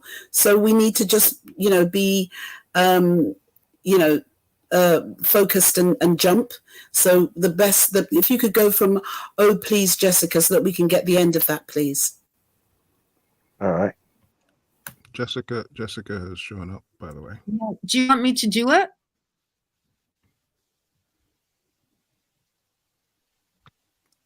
Shola is muted. Shola? Shola, I'm here if you'd like me to do it. Shola, Yes. you're muted. Yes, I would. Thank you so much, Lisa.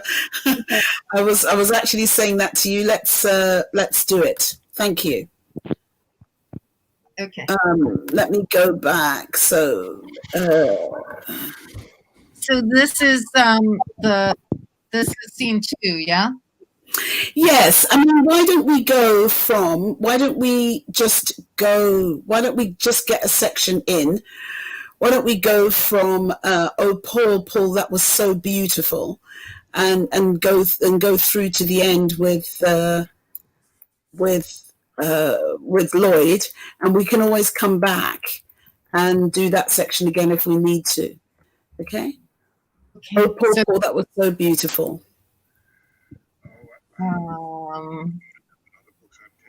That's my page 22.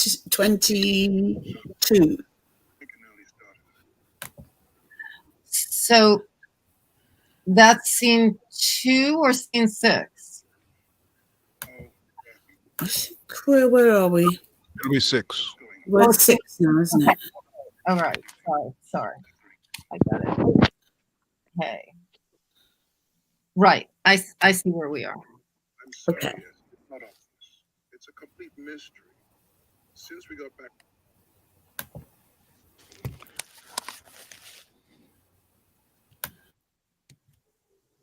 So you want me to start then, right? Because Yes, please. Just taking that wonderful energy from this beautiful song, and really the purpose is just to finish off this scene for Lloyd, and then we'll go back and have a look at this scene again.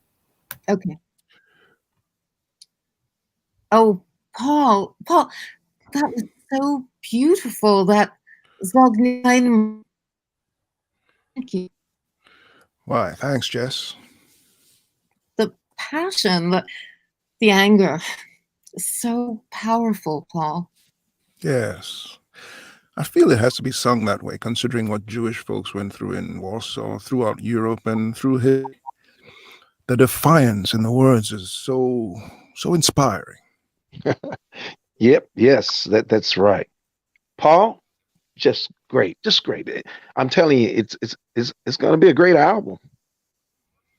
I'm really sorry Ben wasn't here to hear this. He would have loved this one to death. Yeah, well, he'll just have to buy the album. Where is he today? What's he doing? Oh, he's not feeling too well today. Oh, too bad. Nothing serious, just a little under the weather. He sends his love to you and to Essie. Oh, thanks. Send him our love too. Say, Paul, what are you doing now? Do you want to go around to Manny's for a glass of wine and something to eat, maybe? Lie. No. I miss Jessica. Well, I'm afraid I'm expected back uptown. But, hey, Paul, if you way up. No, can't either. Sorry, Jess. Lloyd and I need to talk over some stuff. Another time? Sure, Paul. That would be nice. Give my love to Essie. I certainly will. I hope Ben gets better soon. Thanks, Paul. Oh, and thank you so much for doing Love Song. I guarantee it will make the album a million seller. If it has the same effect on other women as it had on me, Paul, every woman in the country will want her own personal copy just for that one track. Oh, please, Jessica. Bye. Bye, Jessica.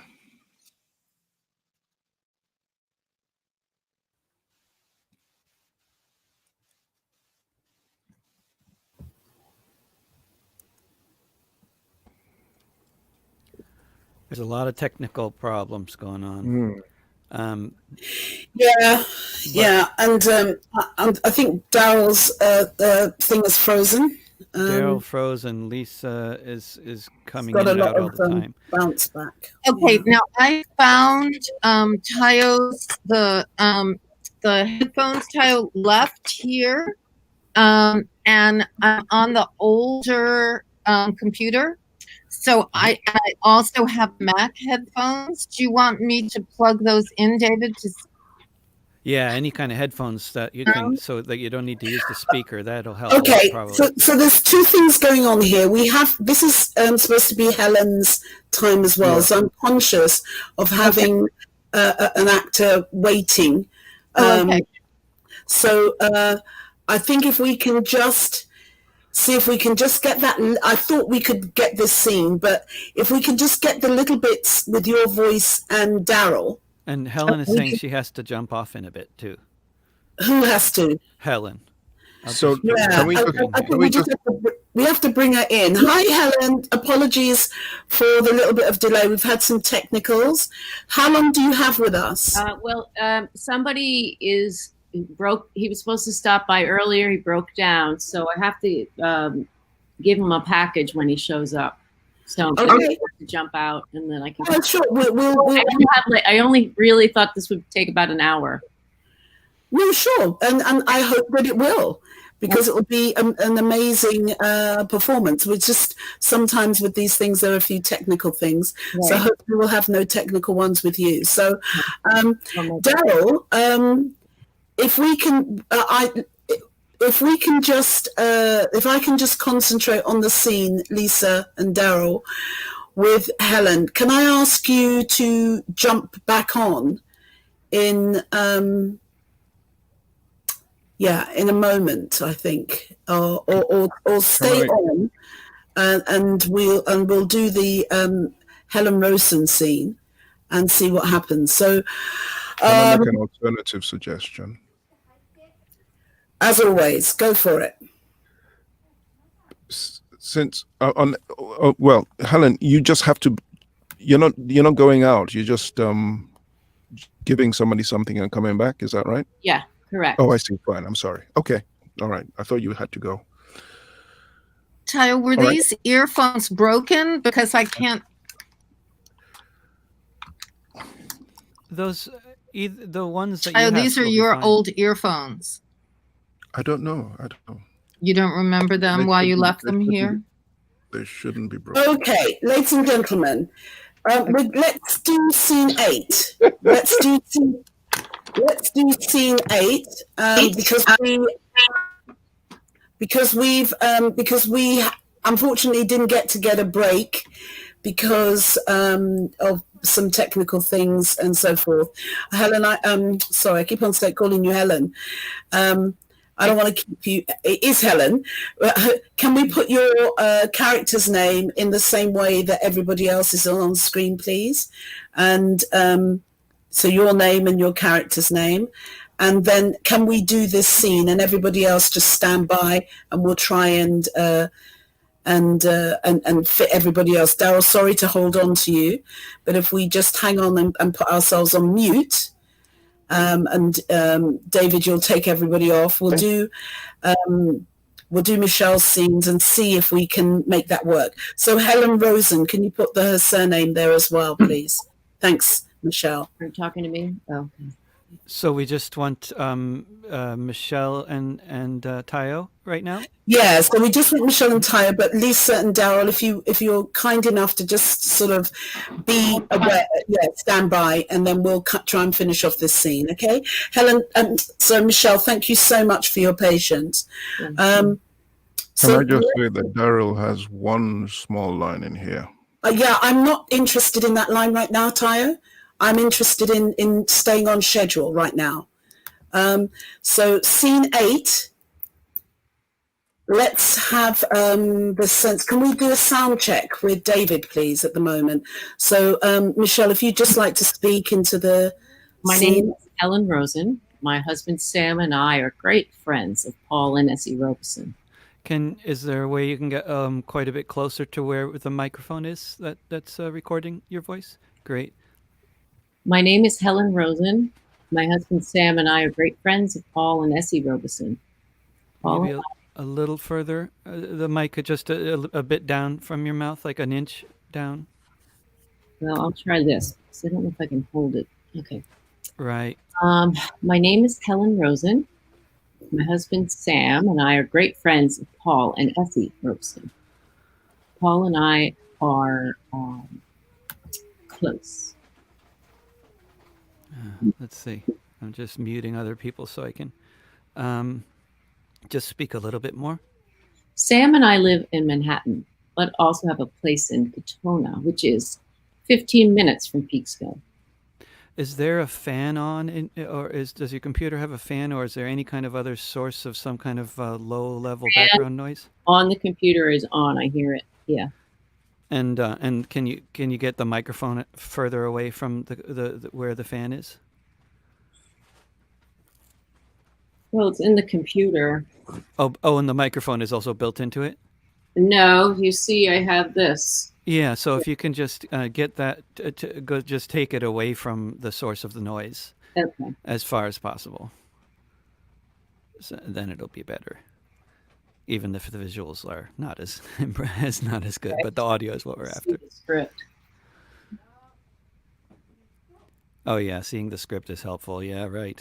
Yeah, I know. It's we're winging it, but I don't know if there's any cloth or anything around. You could just, I don't know, put a sheet around you. I mean, it's a little boxy with the echo, but it's mainly, I think, a question of the fan noise. But A sheet? I don't know. Where does the sheet go? Just around you or behind you, or just to buffer from the either the walls or the fan, or just, yeah. I put a pillow on my laptop. Then, yeah, that might help. Is that cool? And then you got that mic next to your voice. I just want to hear you speak a little bit. My name is Helen Rosen. My husband Sam and I are great friends of Paul and Essie Robeson. Paul and I are close. Are you? Do you have another device you can record your lines with while you're doing it? Into like a iPhone or some kind of smartphone you can have somewhere close to your mouth, because the sound quality is really not very good with that mic. No. Well, how about if I just take the mic off? Yeah, let's see. Maybe your laptop has a better mic in it than that mic. I don't know. Let's see. Let's try that. My name is Helen Rosen. My husband Sam and I are great. Yeah, that's better. That's better. Okay. And so just can you just bring the laptop as let's see if you can get your voice your mouth a few inches from the laptop's microphone. Can we hear what that sounds like? Okay. My name is Helen Rosen. My husband Sam and I are great friends of Paul and Essie. Yep. Paul and I. That'll be great. Okay. Oh, and that's wonderful. Thank you so much, Michelle. We're just trying to get a lovely kind of more intimate narrative voice before you launch into the scene. So almost like an aside, like a soliloquy. So you can just be very intimate about that, very intimate with the mic and the storytelling. And then the Paul is you in the scene. Okay. We'll do it once, just with the energy that you bring into it. And then we'll have a quick chat. And then what we're doing, what I've set up is that when you do it the next time, you can do it a couple of times, and you just put your hand up. Well, if you want to do it again, just put the thumbs up if you want to do it again, so there's no interruption, that the two of you just make a decision that you want to kind of do a second run. But we'll do one through, and we'll do both bits because you've got a little section in the middle, so we'll just go do your scene from the beginning to the end. Does that make sense? Mm-hmm. Yeah. And okay, thank you so much, and thank you for your patience. Sure.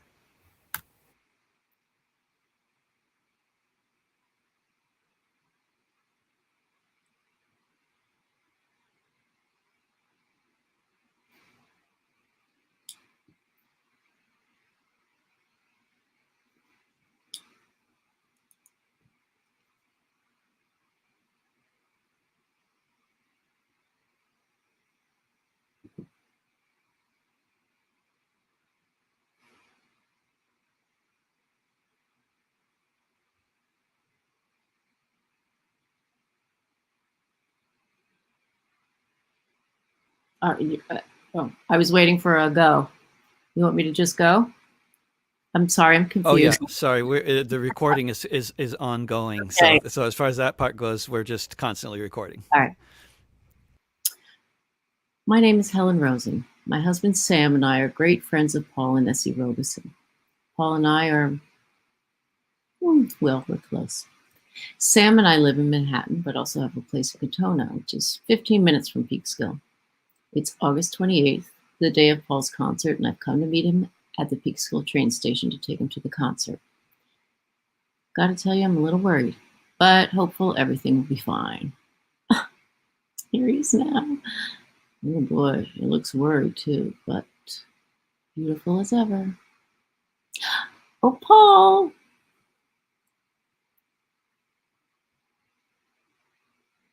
Hi, Paul. Tayo, you're muted.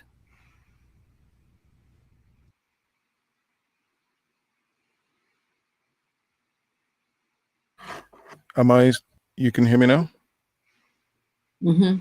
Yep, Hear me sorry, now? I don't know how All you right, I'm ended up sorry getting about muted. It was on this end, sorry. No, okay. All right. You want to go back to Oh Boy? Oh boy, he looks worried too, but beautiful as ever. Oh, Paul. Helen! Oh, dear Helen. So much, Paul. Don't let go, please.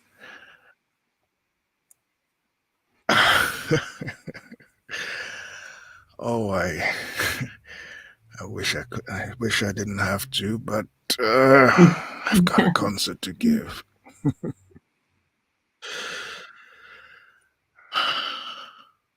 So, what's the story? Is it trouble? Sam and I have been listening to the radio. Seems some folks may be spoiling for a fight. There's no way of knowing how organized they are or how many there'll be. Got some heavies to meet us here, and it's best if you're right with them, behind little John and me. All right. Whatever you say. Hey, Sydney, here's Paul Robeson. Paul, Sydney Dennis. Hello, Sydney. Thank you for doing this.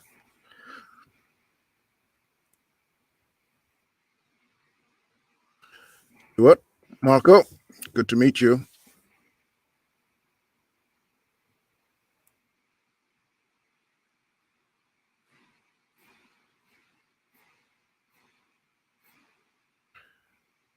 Okay. Okay, are we going down here to 31 now? Okay. Oh, you muted yourself You're again. muted, Sorry, Shola. Shola. You just, yeah, it's sensitive, huh? Try that again. You Shola, got to you're unmute muted. yourself, Shola. Yeah, well, I wanted thank you, very good. I wanted you to do both sections of your piece. So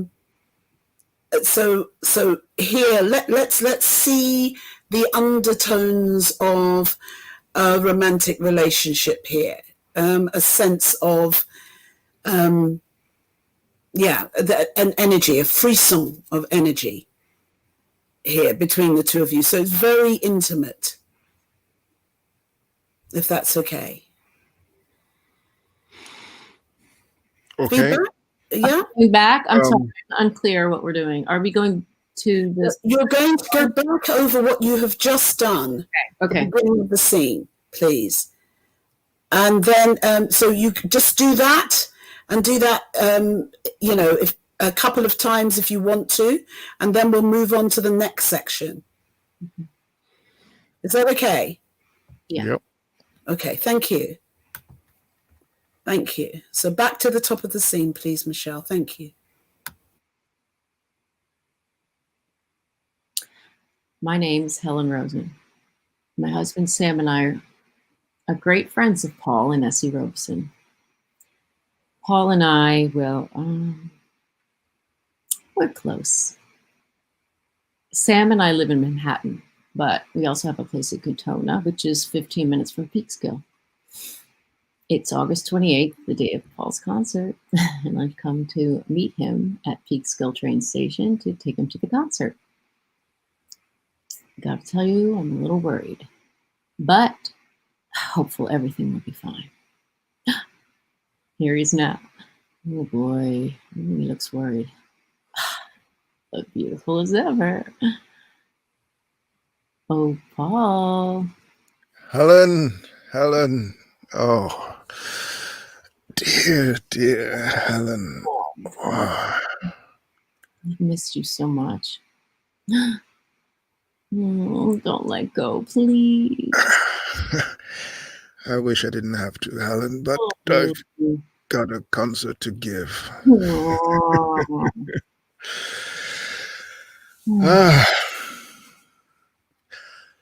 So, what's the story? Is there trouble?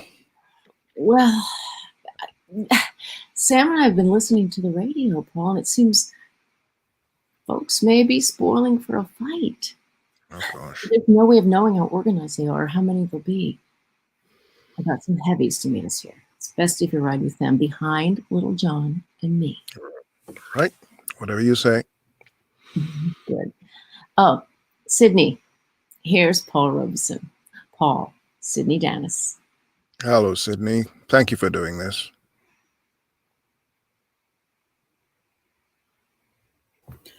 Great, thank you. Do you mind if we just do it one more time? And there's a lovely intimacy in there, but I'd like to kind of get a sense that you kissed.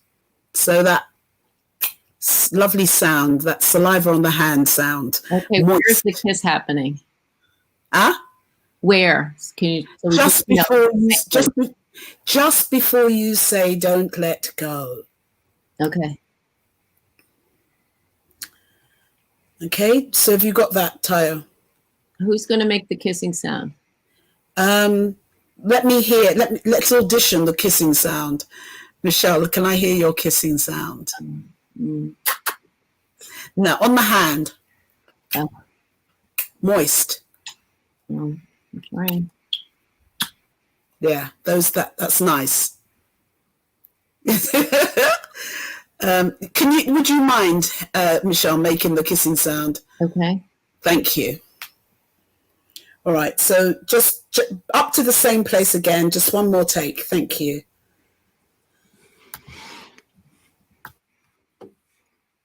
My name is Helen Robeson. My husband Sam and I are great friends of Paul and Essie Robeson. Paul and I are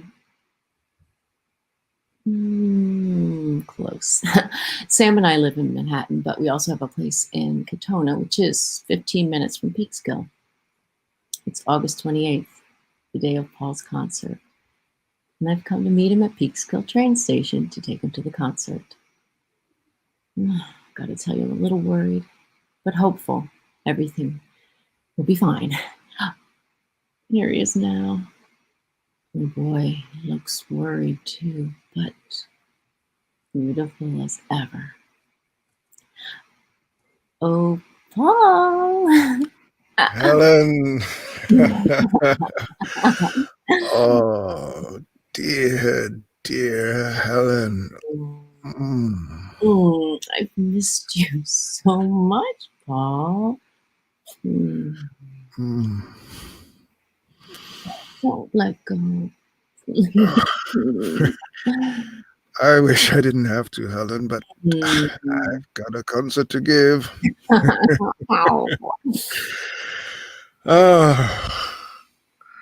Right. So, what's the story? Is there trouble? Ugh. Sam and I have been listening to the radio, and it seems that some folks might be spoiling for a fight. Now, there's no way of knowing how organized they are or how many there'll be. I got some heavies to meet us here. It's best to ride with them behind Little John and me. Oh, right. Okay, whatever you say. Oh, Sydney, here's Paul Robeson. Paul, Sydney Dennis. Hello, Sydney. Thank you so much for doing this.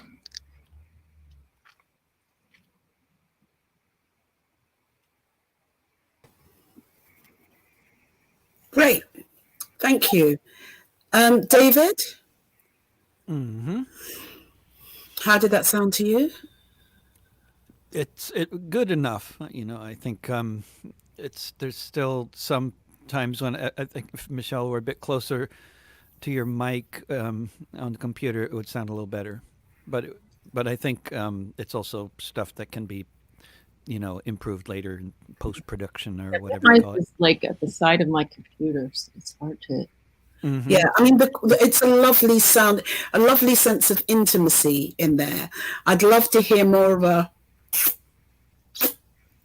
more kiss. But that's just me with that little bit. But you're conveying the intimacy of it, and that's fine. David, do you think that's okay for us to move on to the next one? Yeah. Or would you? So. Yeah. No, I think so. Yeah. Yeah. So Michelle and Tayo, I'm happy with that, and I hope you are. Can we move to the next sequence after all the chanting? Okay. Helen, I have to go meet the friend who's here to pick up some stuff. No problem. Jump back on when you're ready, and we'll do the next bit. Thank you so much. Thank you. So if we've got Lisa and Daryl, and if we can get them back, if they're still there, which is lovely, let's finish that bit of the scene off, and then Daryl, we can let you go, which I think would be divine. Daryl, are you good? I'm here. I'm here. Lisa, Yeah. Yeah. you're gorgeous. Your hair is dry. It looks divine. Okay, so can we go back to that sequence? I'm flicking pages now. Flicking pages. Tayo, help. Okay, here we are. So, that was gorgeous. Yeah, I think that was it, wasn't it? That was beautiful. Those all. Yeah, okay. That was beautiful. Thank you. Okay.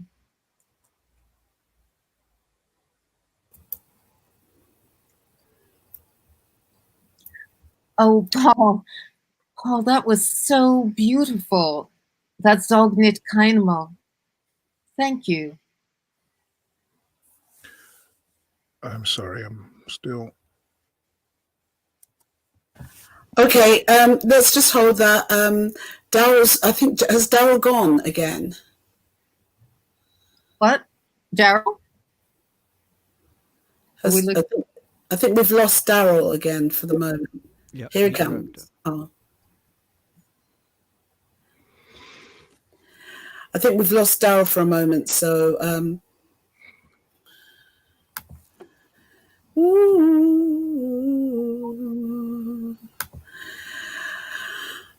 so that was so beautiful. I was going to say that it's really good. This is the scene before the argument, Tayo. So, yeah, so just stay in that space of that's the energy. you know, Jessica's told you how amazing it is, and that's the energy that you're bringing into the next scene. It's all about the music. It's all about the art. Okay. I don't know if he's going to jump back on again. I don't want to start. I'll just give him a second. I don't want to start so that we can just go through, because we can do your scenes together, but we want to get this end up with Daryl. So,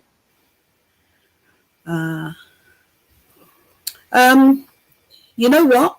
It's all good. Let's do it anyway.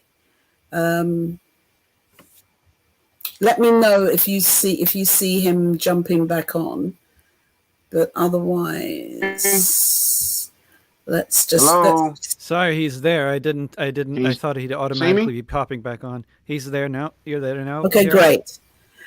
I'm here. Okay, Daryl, you look amazing. You look amazing. Can I see that smile, that handsome smile? Well, I'm glad. I don't know what happened. Don't worry. I just exactly. Americans always have good teeth, so it's good to show them off. I watched one episode of The Simpsons where they threatened Lisa with British. Does everybody remember that one? It's kind of like yeah. So I think of you, Lisa. So threatened Lisa with British teeth. Anyway, can we do this bit to the end, please, Daryl? Sure. And so, Daryl, this scene is exactly what you've spotted, which is why you're going into the car to tell him about Jessica. So, Jessica, you're womanly, kind of just so beautiful. Wrap yourself around his body with your words. Okay. Tayo's not complaining. Just wanted him to smile. Okay, so Daryl, you can see it all. Right, Have a go, please. Off you go. Thank you. Okay. Oh, Paul, that was so beautiful. That was all timer. Thank you. Well, thanks, Jess. The passion, the anger is so powerful, Paul. Yes, I feel it should be sung that way, considering what Jewish folks went through in Warsaw, throughout Europe, and through history. The defiance in the words is so necessary. Yeah. That was great. Paul, just great. I'm telling you, it's going to be a great album. I'm really sorry Ben wasn't here to hear this. He would have loved this one to death. Yep.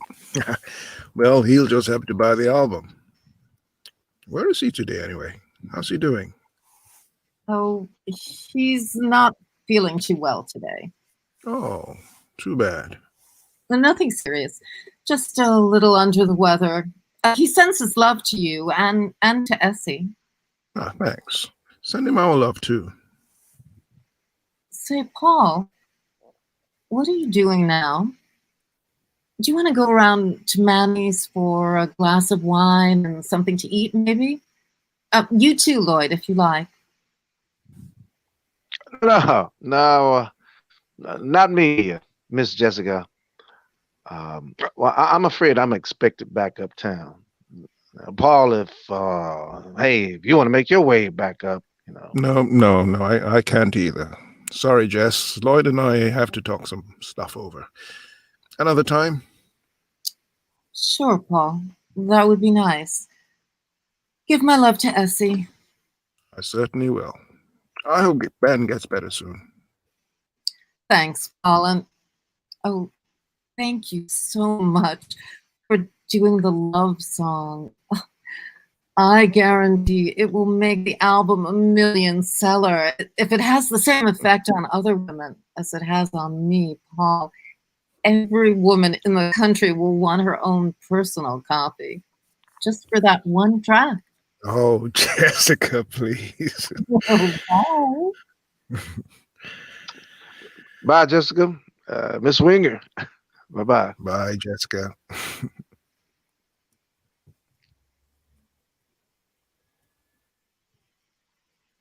Thank you. David. Mm-hmm. Oh, there's 5 windows open now. Okay. How was that for you?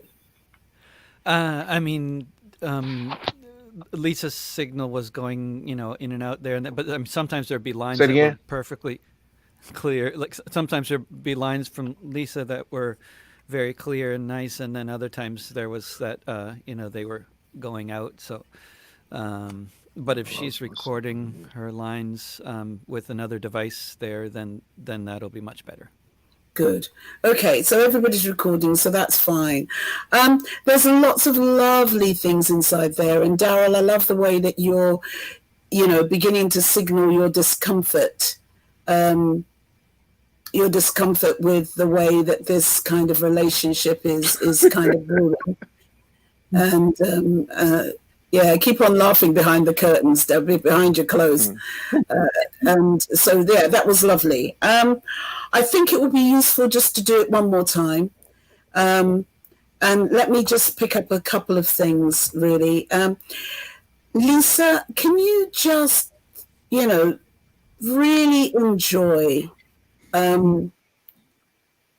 It's almost orgasmic having heard this music.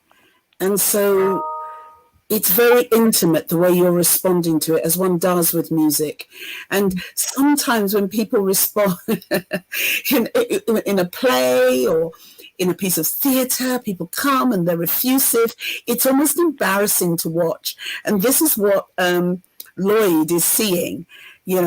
He's seeing this very raw response to this song that's almost, it's orgasmic. And it's a bit embarrassing. It's like, get a room, okay?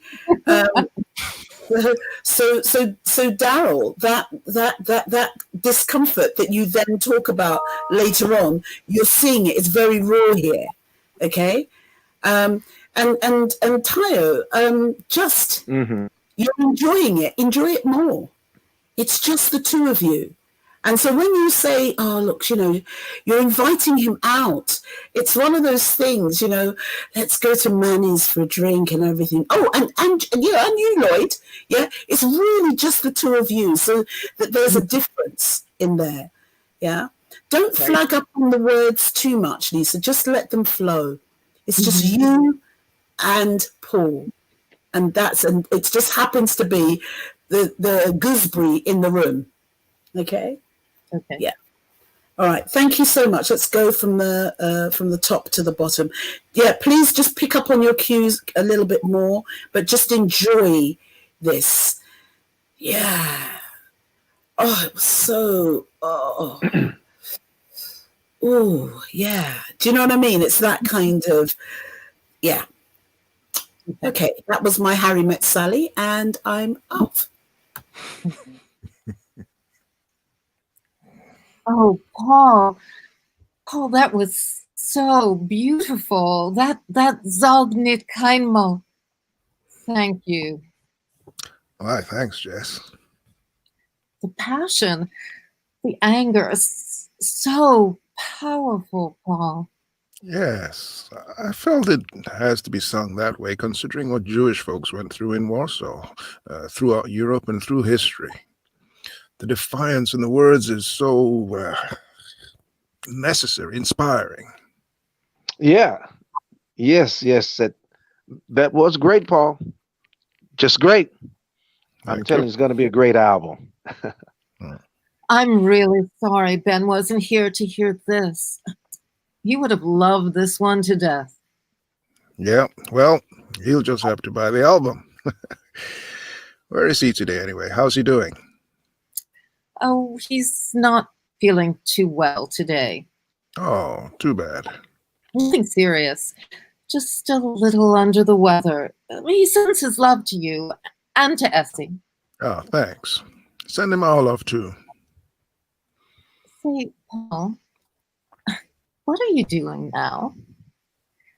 Do you want to go round to Manny's for a glass of wine and something to eat, maybe? Oh, you too, Lloyd, if you like. Oh, no, not me, Miss Jessica. Oh, I'm afraid I'm expected back uptown. Right, Paul, if you want to make your way back up. No, can't either. Sorry, Jess. Lloyd and I need to talk over some stuff. Another time? Sure, Paul. That would be nice. Give my love to Essie. I certainly will. I hope Ben gets better soon. Thanks, Paul. Oh, and thank you for so much for doing the love song. I guarantee it will make the album a million seller. If it has the same effect on other women as it had on me, Paul, every woman in the country will want her own personal copy, just for that one track alone. Oh, yes. Please. Oh, please, Jessica. Bye. Okay, bye, Jessica. Bye. Mrs. Winger. Bye, Jessica.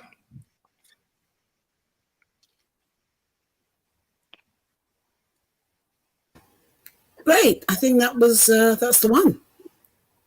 I think that was one. Well done.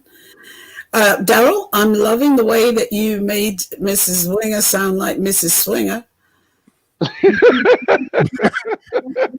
I didn't know I did that. Well, Is that something? we're going Is to that do an that. American? Do the Americans and the British understand the same thing by that? Yes, we do.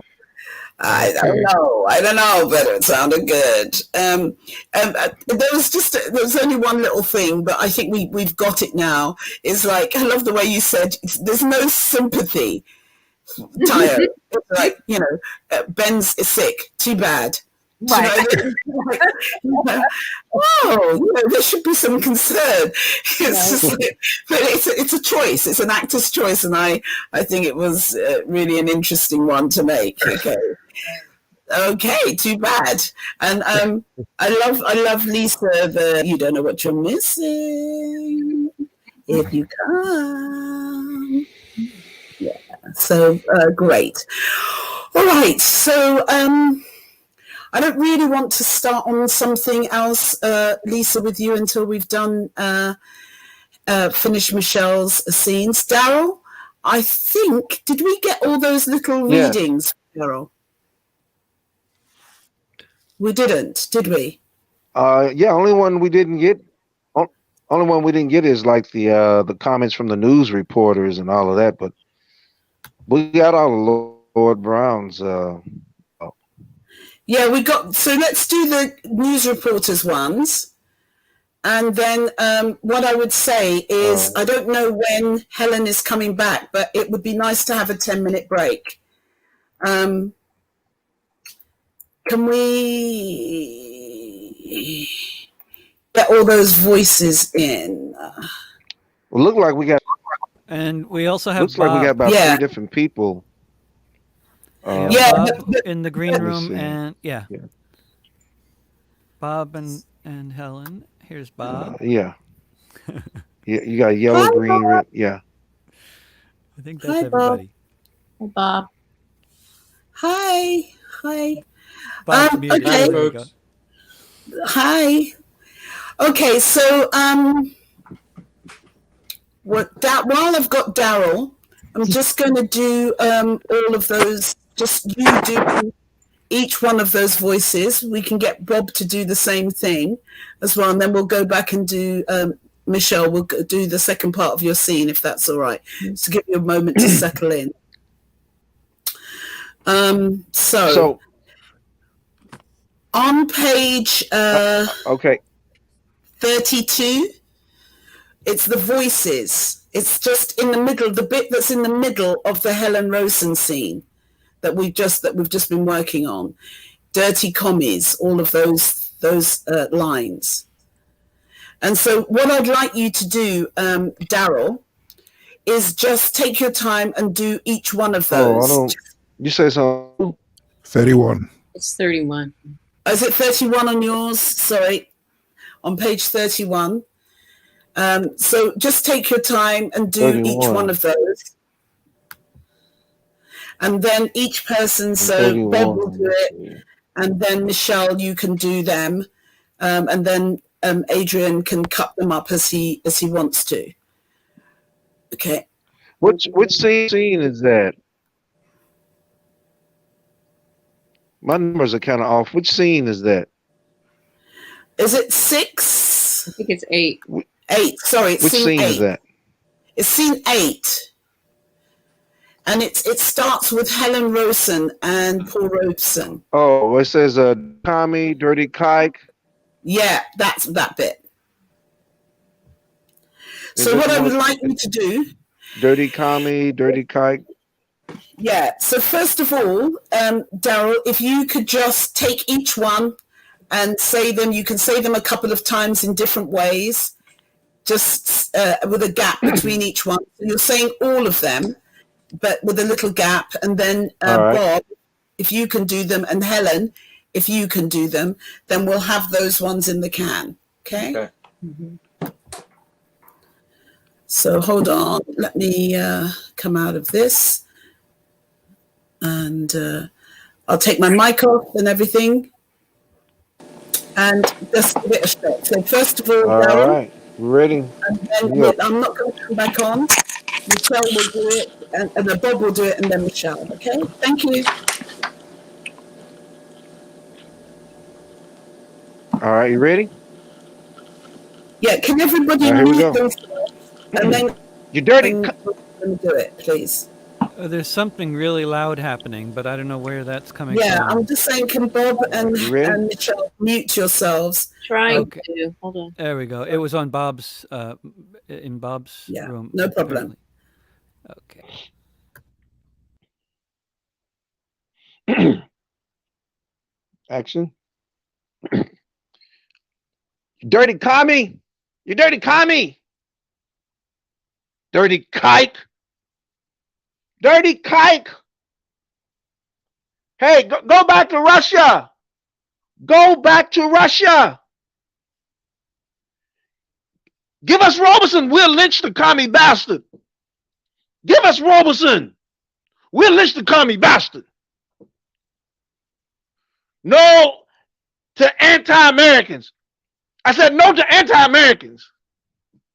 Hey, keep Peekskill white. Keep Peekskill white. Hitler was right. Yeah, Hitler was right.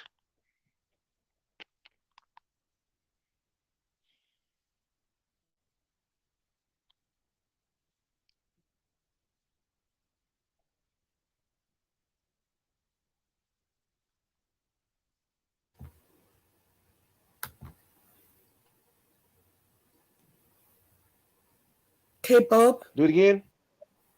Yeah, your You want turn. me to do it Thank you. again? Thanks, Daryl. No. I think that was fine. Bob, if you could go, please. Okay. Thank you. Okay. Ah, dirty commie. Ah, you dirty kike. Go back to Russia. Go back to Russia, dirty kike. You dirty commie. Give us ropes and we'll lynch the commie bastard. Give us ropes and we'll lynch the commie bastard.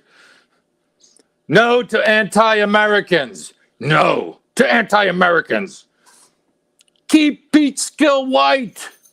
Keep Peekskill white. Hitler was right. Hitler was right.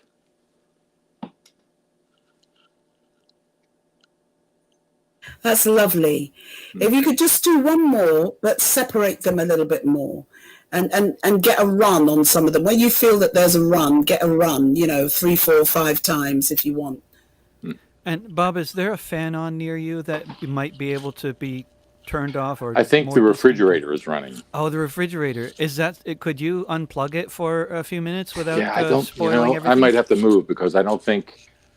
I don't even know where the plug is. It's behind it, wedged in the corner in the wall that the frame built around it.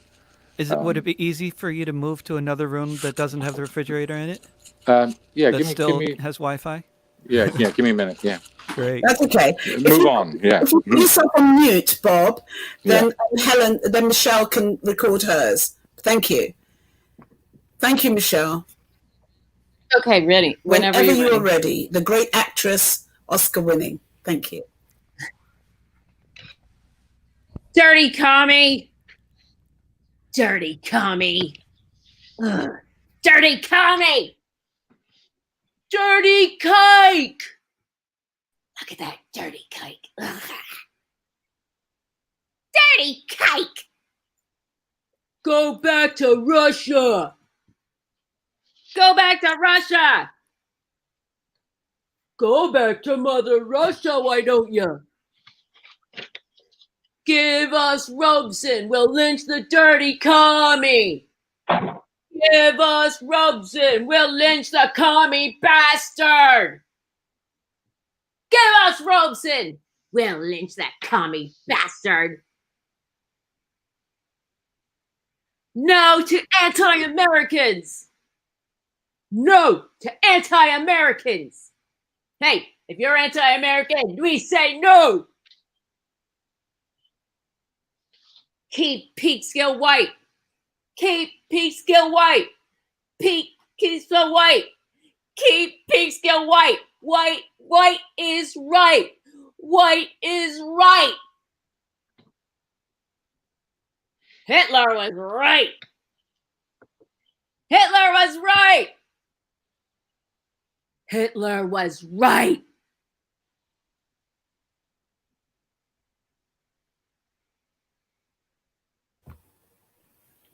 Thank you. Thank you so much. Your dog was wondering, what the heck? What the heck? She doesn't mean it, little one. She doesn't mean it. Fantastic. Thank you so much. Daryl, I think I think that there's one line that Tayo wants you to say, which is Mr. Robeson as Stuart. Yeah? So if you could say that, and I think you're done. Daryl? You say what? I'm here. No, I know. Tayo, can you come back on and me? just explain, please? Because I really... Can you hear me? No, I can hear you. I can hear you, Daryl. I want Tayo to come back on and explain his note. Otherwise, I'm going to let you go. Okay. And he's not there, so I'm going to say thank you so much, and I'm going to let you go. Have you done everything Thank that you. I look forward to meeting you and the rest. And exactly. I look forward to meeting you too. Okay? Thank you so much, Daryl. All right. If y'all need me, just text me or call me back. Okay, will do. Okay. Thank you so much. Take care. Bye-bye. Bye. Tayo, where are you? Okay. David, could you come back on again, please, and just make sure that Bob sounds okay, and then we can move on. Yes. My mic's back on. Oh, yeah, that's so much better. Testing. Yep. 1, Without 2. the refrigerator, Yeah. All the difference. Wonderful. Well, timing is everything. So you want to run through these lines again? Yes, please. Yes, please. Okay. Thank you had a note from, you just want me to give a little more space between them? Yes, please. All right. Dirty commie. Dirty commie. Dirty kike. You dirty kike. Go back to Russia. Go back to Russia. Give us Robeson. We'll lynch the commie bastard. Yeah, give us Robeson. We'll lynch the commie bastard. No to anti-Americans. No to anti-Americans. Keep Peekskill white. Keep Peekskill white. Keep Peekskill white. Yeah, keep Peekskill white. Hitler was right. Hitler was right.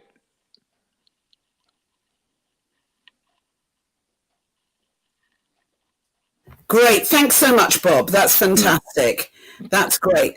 So what we're going to do now is to finish off that scene with Helen and Paul, the second part of that scene, which is the bit that comes after this bit that we've just done. And the energy, obviously, in this scene is much different to the kind of slightly love fest. There's a lot of fear in there. We'll do it once, and then we'll talk about it a little bit, and then we'll record it again. This is the sign, Bob, I'm using when we're in flow.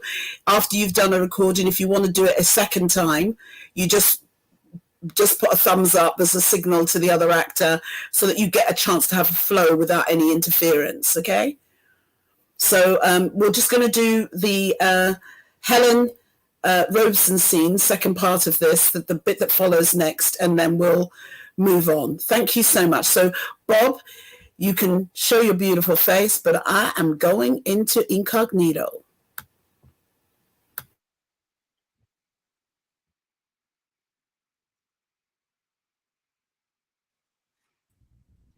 Paul, we've got to get you out of here. There's some marauding white youths up ahead.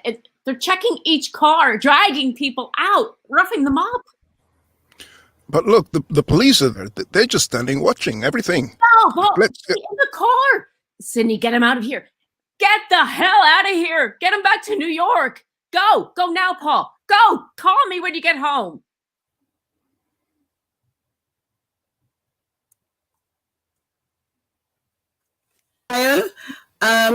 You need to get more of a sense of urgency in that scene. At the moment, it sounds a little bit like a deer in headlights, okay? It's frustrating for him. Just quickly come back to me about how he's feeling at this point. But look, the police are here. It's like no problem here. He can see what's happening. Is he agitated or not?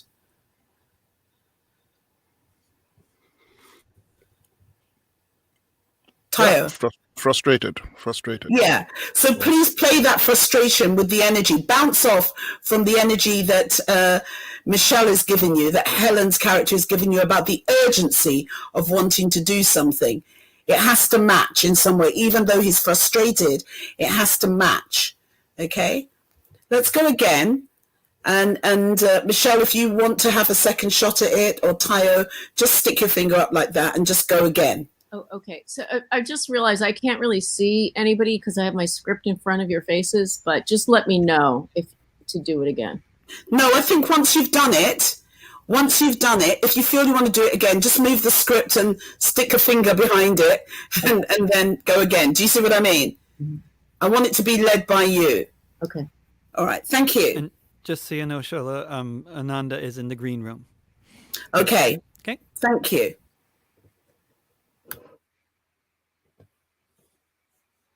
Paul, we've got to get you out of here. There's some marauding white youths up ahead. They're checking each car, dragging people out, roughing them up.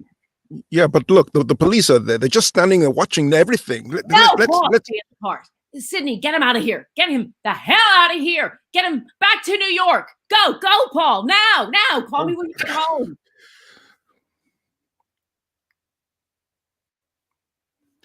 Again. Paul, we got to get you out of here. What? There's some marauding white youths up ahead, and they're checking each car, dragging people out, roughing them up. Yeah, but look, the police are there. They're just standing watching, doing nothing. No, come on. Stay in the car. Sydney, get him out of here. Get him the hell out of here. Get him back to New York. Go now. Paul, call me when you get home. Oh, okay. All right. Okay.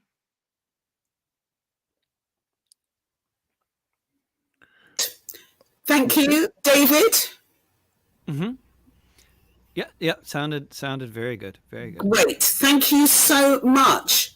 Tayo, is there anything else for Michelle to do? Except for she's done her sounds.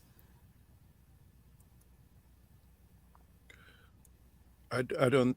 If she's done the sound. One more. Let me. You've got some reporters to do, haven't you? Were you one of the reporters? Trying to find it. At LaGuardia, page 16, 17. 17. Are you planning to return to Russia soon? Yeah. Oh, and there's no one before that. Mr. Robeson, on page 16. Mm-hmm. Okay, hold on. Yep. What I've asked each actor to do, Michelle, is to take the whole thing as we did before and leave like it's a continuous process of you asking those questions. You can either let them flow, but leave a little bit of space in between them. Then we can cut and paste, if that's okay. Yes. Do you mean do all of the reporter lines? Yes, please. Oh, okay. Okay. Yeah. In your own flavor, you can decide whether you're far away or you're close. So do each one a couple of times, and then maybe have a flow. Maybe it's just you, one, asking all of the same questions. Do you see what I'm saying? Mm-hmm. So make some choices. Do, each one a couple of times with a space. Okay. I question though. Do you want me to take the ones that the names are obviously male? Jerome Brown. Oh, okay. So yeah, maybe leave those ones out. Okay. Thank you. Mm-hmm. All right. And then will Paul Robeson speak in between or not? No. Okay. Because you're going to leave the gaps and okay. And they'll cut it in with his voice. Okay. All right. Thank you. Welcome home, Mr. Robeson. Welcome home, Mr. Robeson. A quick word, please, Mr. Robeson. Mr. Robeson, a quick word. Mr. Robeson. Mr. Robeson, Christine Miller from the New York Times. Mr. Robeson, Christine Miller from the New York Times. Mr. Robeson, you are reported as denouncing your government in Paris. What do you have to say for yourself? Mr. Robeson, you are reported as denouncing your government in Paris. What do you have to say for yourself? Mr. Robeson, you are reported as denouncing your government in Paris. What do you have to say for yourself? Did you not say that you loved Russia more than any other country? Did you not say that you loved Russia more than any other country? Did you not say that you loved Russia more than any other country? Mr. Robeson, what do you think of President Truman's fight for civil rights? What do you think of the president's fight for civil rights? What do you think of President Truman's fight for civil rights? One more question, Mr. Robeson. One more question, Mr. Robeson. One more question, Mr. Robeson.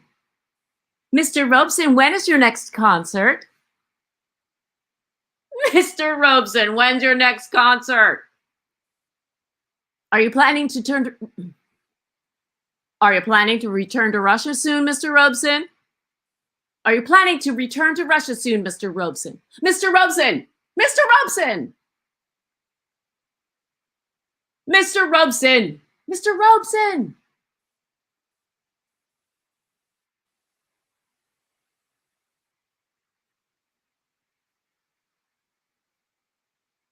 You're muted, Shola.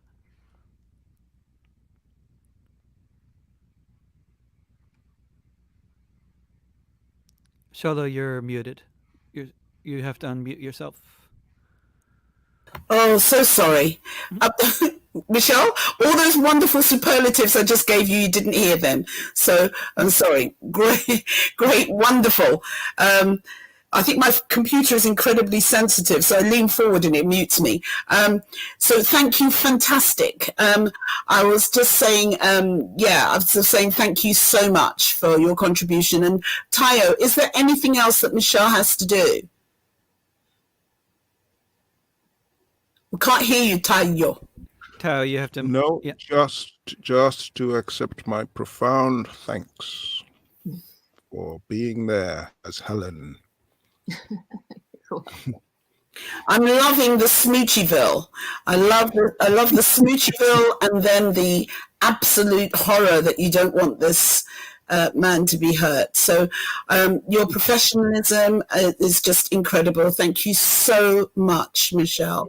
It's been a delight to have the opportunity to work with you, and I really hope we get that opportunity again at some point. Okay, I can't wait to hear it when it's finished. All right. Thank you so much. Okay. Oh, by the way, Tayo, do you think when it is finished, I could use this in one of my classes to explain radio drama?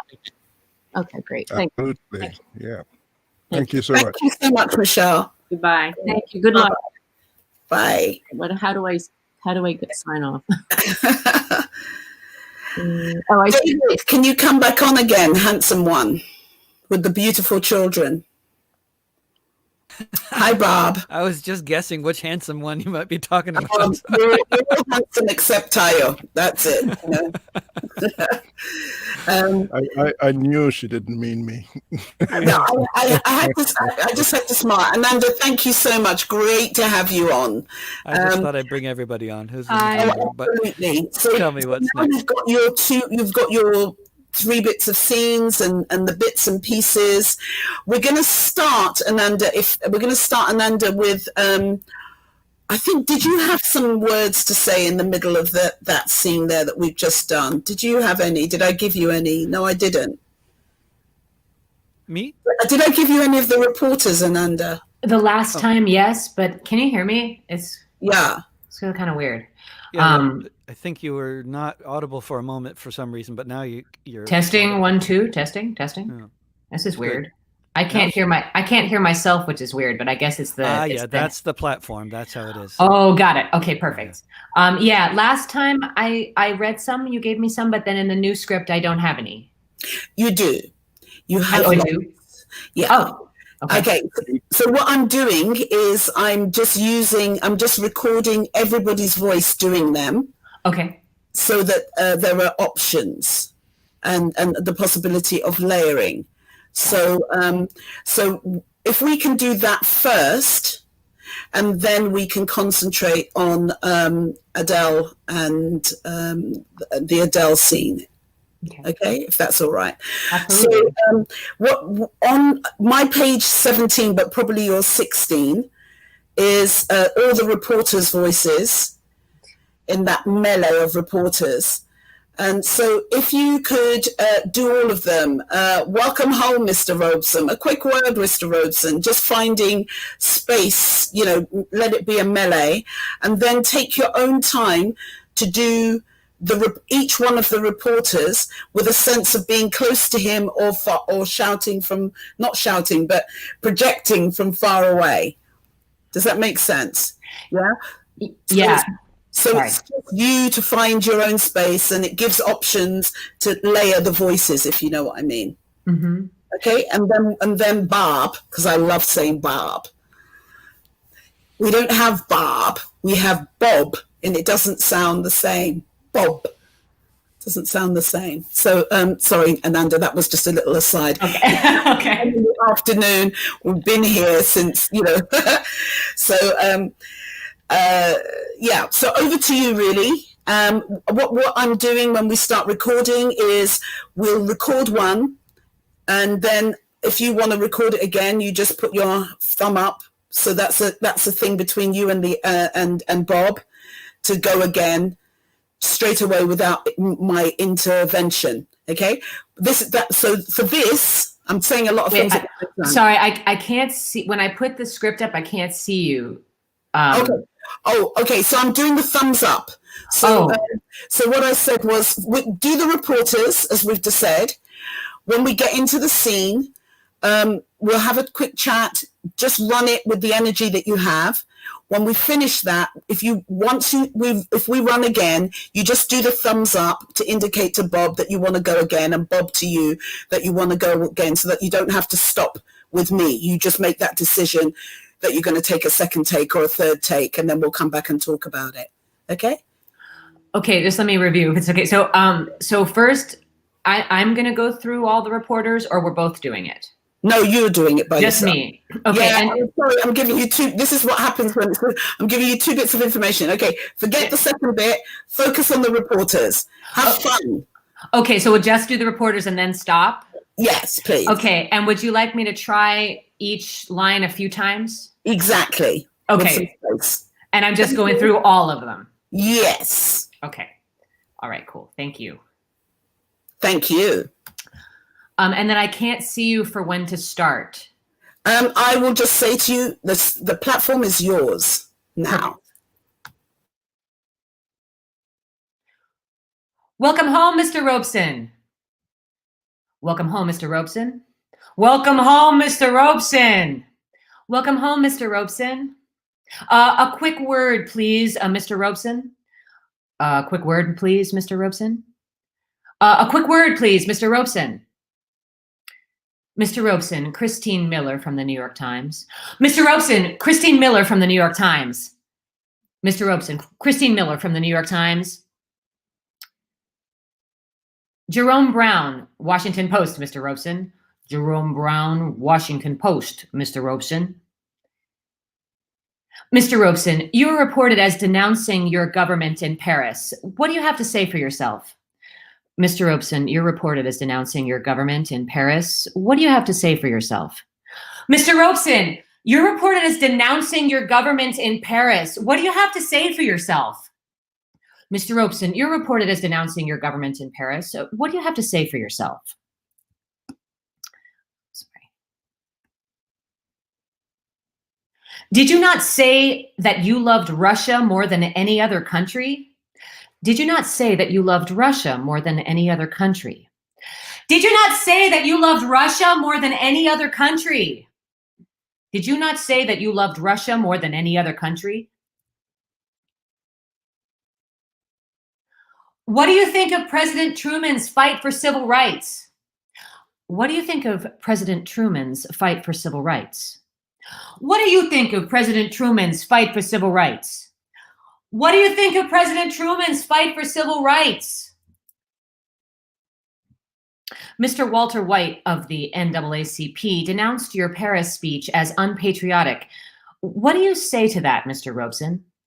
Mr. Walter White of the NAACP denounced your Paris speech as unpatriotic. What do you say to that, Mr. Robeson? Mr. Walter White of the NAACP denounced your Paris speech as unpatriotic. What do you say to that, Mr. Robeson? One more question, Mr. Robeson. One more question, Mr. Robeson. One more question, Mr. Robeson. Mr. Robeson, when is your next concert? Mr. Robeson, when is your next concert? Mr. Robeson, when is your next concert? Are you planning to return to Russia soon, Mr. Robeson? Are you planning to return to Russia soon, Mr. Robeson? Are you planning to return to Russia soon, Mr. Robeson? Mr. Robeson, Mr. Robeson, Mr. Robeson, Mr. Robeson, Mr. Robeson, Mr. Robeson. Is that all of it? Beautiful. Fantastic. Thank you. Okay. You did a whole play all by yourself. You need a drink of water now. Okay. Great. So we're going to go to the top of the scene, to your proper scene, and just work our way through there. David, can you just check with Ananda that you're happy with the sound, and then we'll get going. It sounds pretty good, except that there's echo on the walls, and if you have a blanket or a sheet or a towel you could kind of put over your head while you talk, like just shroud it over yourself in the computer, then it will be really good. Sure. Hold on one second. Cool. Fantastic. Where's my Bob? Let's see. Here's Bob. Oh, hi, Bob. I'm There here. he is. Hey, guys. We're going to go to the top of the scene, or you wanted the reporter stuff now? No. Did I do the reporter scene with you? I did, didn't I? No. I didn't. No. Oh, okay. So let's do the reporters things with you, and then we can go to the top of the scene. Okay. So it's a similar kind of thing, but let's do it after Ananda's got her, she's shrouded. Wait. It's going to get very intimate between us. And David, while you're there, while we're waiting, how's my sound here? Is it sound quality it's okay much better. here? Yeah, without the refrigerator, it's much better. And in general, it's fine. Yeah, I don't need to shroud myself like Ananda. No, you're sounding really intimate and not bouncy. Yeah. Okay. This is very sexy. It is. And it sounds much better. Okay. Do you want me to do that again? David, I'd say do it again. If it's not too much to ask. Yeah. Sure. So. No, not at all. Okay. So when you finished, when you just give it a beat and then say that you finish, and then Bob, you start yours without me coming in. Do you know, it's the same kind of thing. Just one note, Ananda, which is when you finish one set, give it a beat so that we don't get the breath linking absolutely into the next phase. Do you know what I mean? Oh yeah, and also there was some kind of digital distortion happening when you were doing a fast intake of breath. I have no idea why, but it really doesn't sound so good. Yeah, it'd be good to separate the breaths from the. I don't know what it thinks it's trying to screen out with the compression there. It's probably trying to screen the sound out somehow. I don't know. Okay, is there something I can do? We could try. Yeah, you could go to settings and on this right here. So go to settings and then audio and then. Wait a minute. Wait. On this program? Yeah, on this program on StreamYard. If you you should Where's see settings? It's a little sort of gear-looking thing on my screen. It's to the right. I think on yours it's cam mic. There's a gear that says cam mic. Is that right? That's right. That should be the same one. Yeah. And then I'm in audio. Audio, and then let's see. Is echo cancellation currently checked? It's checked. Try and then unchecking that. Okay. That and then it says speaker default headphones built in. Perfect. Okay, and default internal microphone. Do you want the stereo audio on? I think I don't think it's going to all be in. Yeah, you can just leave that. I think that's fine. Okay. But yeah. Okay. So should I just go ahead and start? Yes, please. Okay. So just go ahead, and then Bob, go ahead straight after. Okay, we'll just do it once. You just give it your best shot. Thank you so much. Okay. Oh, shoot. Sorry. I went back to the other page.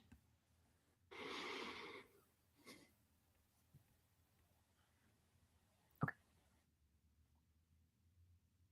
Welcome home, Mr. Robeson. Welcome home, Mr. Robeson. Welcome home, Mr. Robeson. A quick word, please, Mr. Robeson. A quick word, please, Mr. Robeson. A quick word, please, Mr. Robeson. Mr. Robeson, Christine Miller from the New York Times. Mr. Robeson, Christine Miller from the New York Times. Mr. Robeson, Christine Miller from the New York Times. Jerome Brown, Washington Post, Mr. Robeson. Mr. Robeson, you were reported as denouncing your government in Paris. What do you have to say for yourself? Mr. Robeson, you're reported as denouncing your government in Paris. What do you have to say for yourself? Mr. Robeson, you were reported as denouncing your government in Paris. What do you have to say for yourself? Did you not say that you loved Russia more than any other country? Did you not say that you loved Russia more than any other country? Did you not say that you loved Russia more than any other country? What do you think of President Truman's fight for civil rights? What do you think of President Truman's fight for civil rights? What do you think of President Truman's fight for civil rights? Mr. Walter White of the NAACP denounced your Paris speech as unpatriotic. What do you say to that, Mr. Robeson? Mr. Walter White of the NAACP denounced your Paris speech as unpatriotic. What do you say to that, Mr. Robeson?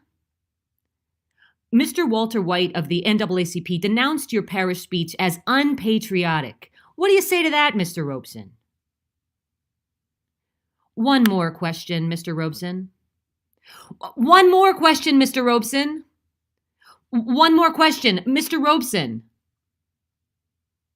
Mr. Robeson, when is your next concert? Mr. Robeson, when is your next concert? Are you planning to return to Russia soon, Mr. Robeson? Are you planning to return to Russia soon, Mr. Robeson? Are you planning to return to Russia soon, Mr. Robeson? Mr. Robeson. Mr. Robeson. Mr. Robeson. Mr. Robeson.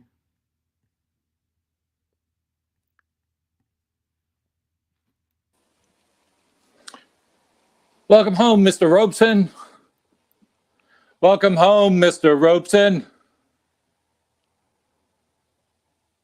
A quick word, please, Mr. Robeson.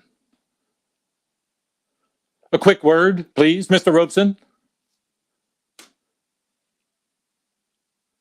Jerome Brown, Washington Post. Mr. Robeson. Jerome Brown, Washington Post, Mr. Robeson. Mr. Robeson, you are reported as denouncing your government in Paris. What do you have to say for yourself? Mr. Robeson, you are reported as denouncing your government in Paris. But what do you have to say for yourself? Did you not say that you loved Russia more than any other country? Did you not say that you loved Russia more than any other country?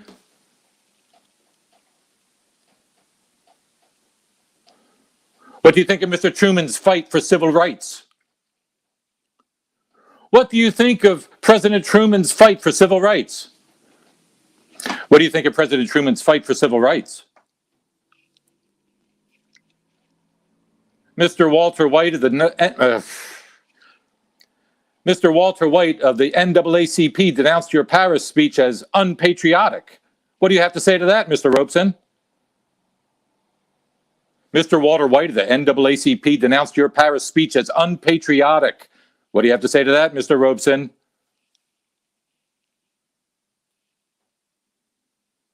One more question, Mr. Robeson. One more question, Mr. Robeson. Mr. Robeson, when is your next concert? Mr. Robeson, when is your next concert? Are you planning to return to Russia soon, Mr. Robeson? Are you planning to return to Russia soon, Mr. Robeson? Mr. Robeson! Mr. Robeson! Mr. Robeson! Mr. Robeson!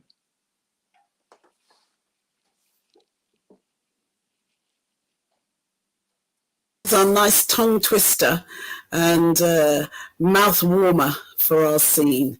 Thank you. So now, as beautiful as you both are, let's get into this amazing scene where brother and sister are discovering and going through a period of mourning, but also a period of discovery.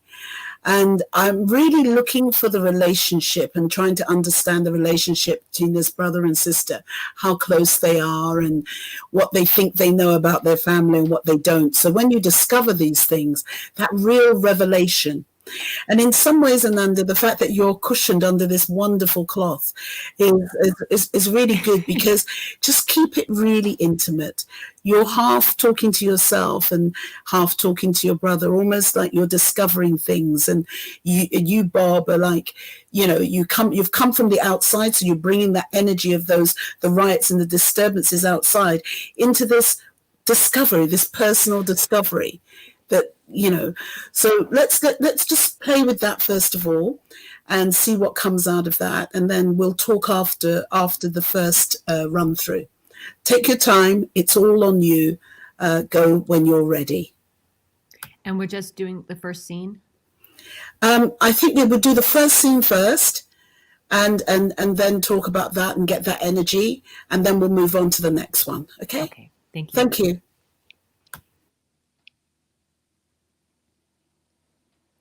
Hi, my name is Adele Spears.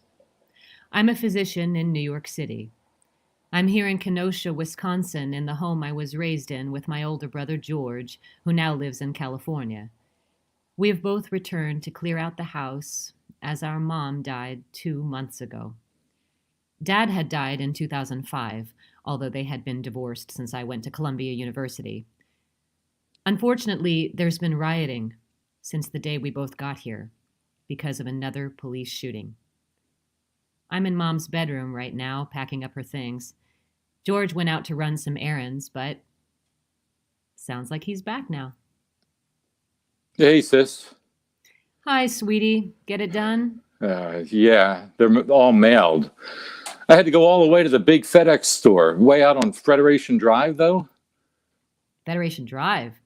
Why not the post office downtown? That's where I went first, but it was closed. And the mailbox was covered up because of the protests over the cops shooting that black man. Jacob Blake. Poor man. 7 times in the back. They say he's definitely paralyzed. What's wrong with these people? I don't know. It's so sad, dangerous. And then all the mailboxes were gone from the Mission District. 1st Street, 6th and South, Chester, at 19th and MLK. Here too? I don't believe they're doing that. They want to force people to go to the polling stations to vote during a pandemic. No, they want people not to vote. That's the idea. To make it as difficult and as dangerous as they can. Oh, George, what is this country coming to? What are we going to do? Well, let's just take one step at a time, sis.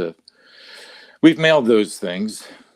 Aunt Ruthie will be pleased, especially as she couldn't make the funeral. They should reach her Monday or Tuesday. So, how's it going? Great, thanks. I bagged all the winter coats there. The summer ones there. I'm going to keep those 2 coats. I always like them. The underwear's in that bag and the bedding over there.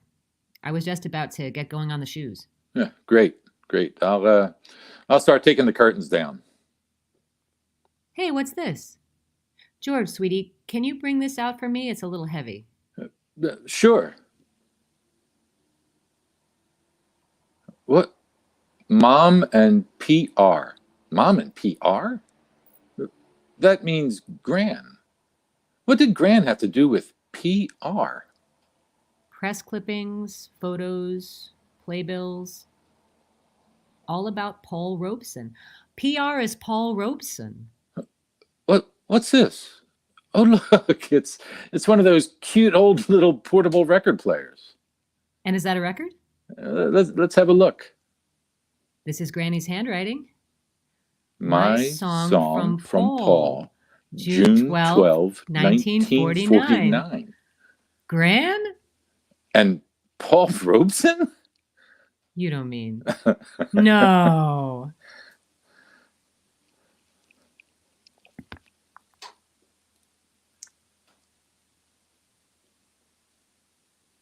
That's lovely.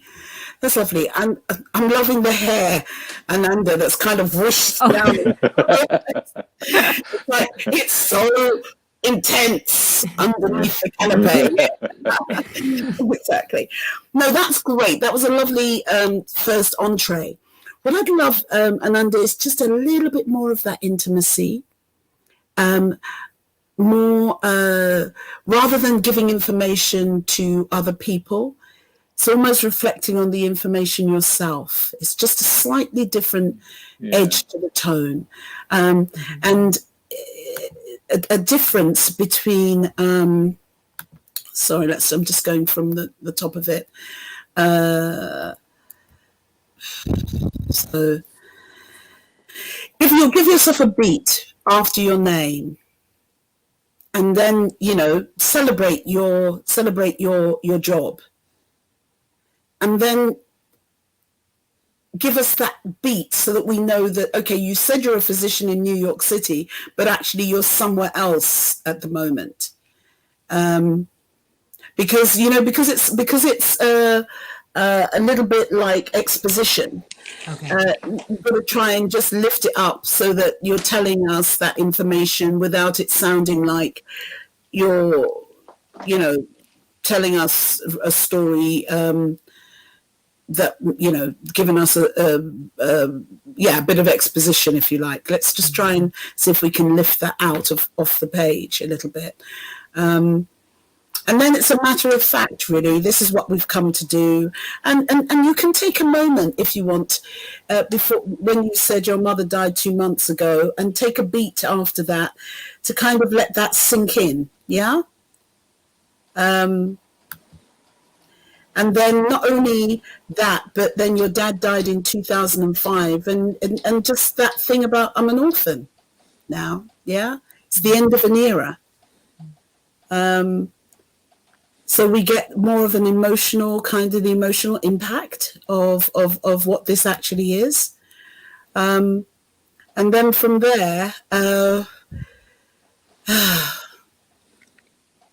although they were divorced since I went to Columbia University. So it's almost ironic in a sense. Whatever emotion you think you can put to the difference between they're both gone and the fact that they were divorced. Otherwise, it's just a sequence of events, if you see what I mean. And then you're shifted to the present. So you're woken out of your revelry or your mourning, if you like, or your reflection to bring us into the present, which then kind of helps us to link to your brother, to George's entrance. Yeah. So just take your time. Take your time to kind of be in that space, and then when you jump to the present, let's get a sense of that. And George, Bob, when you say hi, sis, give us a sense that you're not quite next to her at that time. So just project it a little bit. Right. Hi, sweetie. Right. Yeah. I had a question too. I don't know if sort of how conversational he wants us to sound with interjections when she says something. He go, that's sort of that was what I was coming to next. Okay. It's kind of nice. It's a difficult one, isn't it? Because on the one hand, you want it to be as clean as possible. Right. But equally, natural speech would be with that kind of flow, with those little ums and interjections. Yeah. Let's try it. Do what you feel. Yeah, as long as the recording engineers are happy with that. We'll talk to David in a minute. Okay. Because I think that flow works well. It just gives us a real essence of their relationship, really, what we're trying to see. This play is a series of relationships, and here is another relationship which links us to the past. And we're discovering that past through the present turmoils. Yeah. Right. And this is a loss. This is a period of time of loss as well for them. Yeah. I don't want to say too many things. I just want a couple of things for you, Bob. You said the mailbox was covered up. Almost, let this be a revelation to you. Something was closed. And then, the fact that the mailbox is covered up, are you frustrated? What's your response to that? Yeah. Okay. All right. Yeah. I can be more irritated by this. Yeah. And then afterwards, obviously, Ananda, you're talking about this awful thing that's happened. And, obviously it's a reflection on our response and our different responses to the George Floyd murder and many others. Mm-hmm. And so it's sad and it's dangerous. And then again, Bob, all the mail boxes were gone from the missing district, and then start counting them. That one is gone, that one is gone, and that. What, here too? It's like, let it be a surprise. Oh my gosh, I didn't realize. And I realized that something was happening over there, but it's closer to home than we thought. Mm-hmm. So it's just discover these things. Bounce off each other. I think that thing about those little interjections will help as well. Mm-hmm. Okay. So that's what I really want to say now. And just quickly looking down and seeing Yeah, I think that's all I want to say now. And then the same thing is about when you pick the box up. Just a little bit more of a discovery. So I'm going through the shoes. Great. Yeah, just maybe come away from your mic a little bit, as if to say you've moved away. I'll take the curtains down. So it's like, as you're saying it, maybe just move your head away a little bit, like you're going somewhere else. I'll check with David before we record. Yeah. And then this whole thing about taking this box down, really intimate together, like almost like your two heads are together, looking into. Okay. He's got this little head. So yeah, it's almost like, what the heck? Oh my gosh, what's this? Just discover it, see it, feel it. David, we need you for a moment. I love the way he comes up like magic. So just give us some feedback on how it sounded. The sound is good. Yeah. Fabulous. They're amazing actors. I'm really joyful. Okay, so let's go for this one, and then if you want to do another one straight after, just give it a beat, and then because I know, Ananda, you can't see your screen, so just say another or two or something to indicate that you want to go again.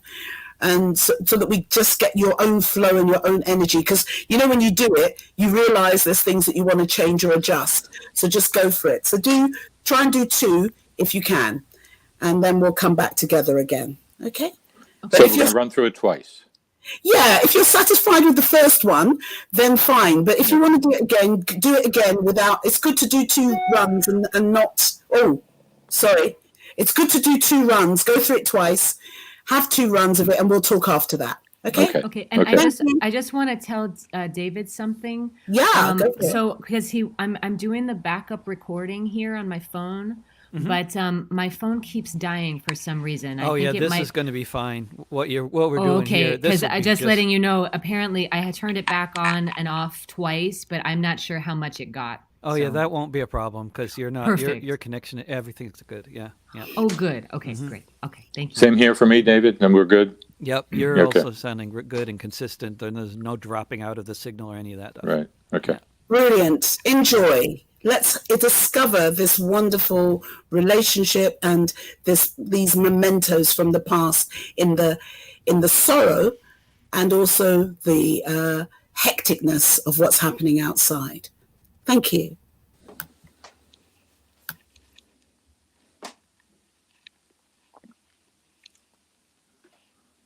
Hi, my name is Adele Spears.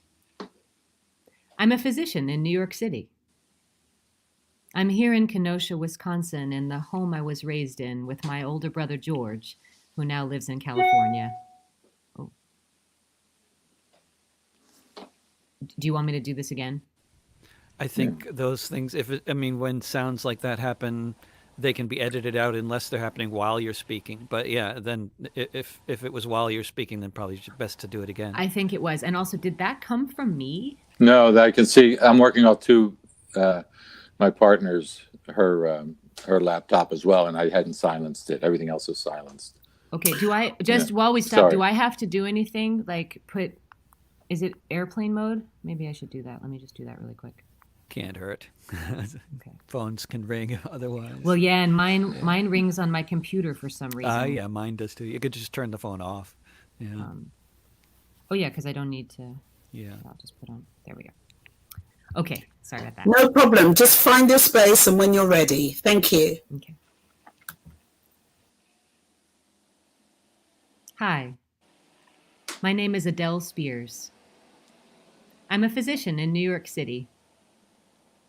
I'm here in Kenosha, Wisconsin, in the home I was raised in with my older brother George, who now lives in California. We've both returned to clear out the house as our mom died 2 months ago.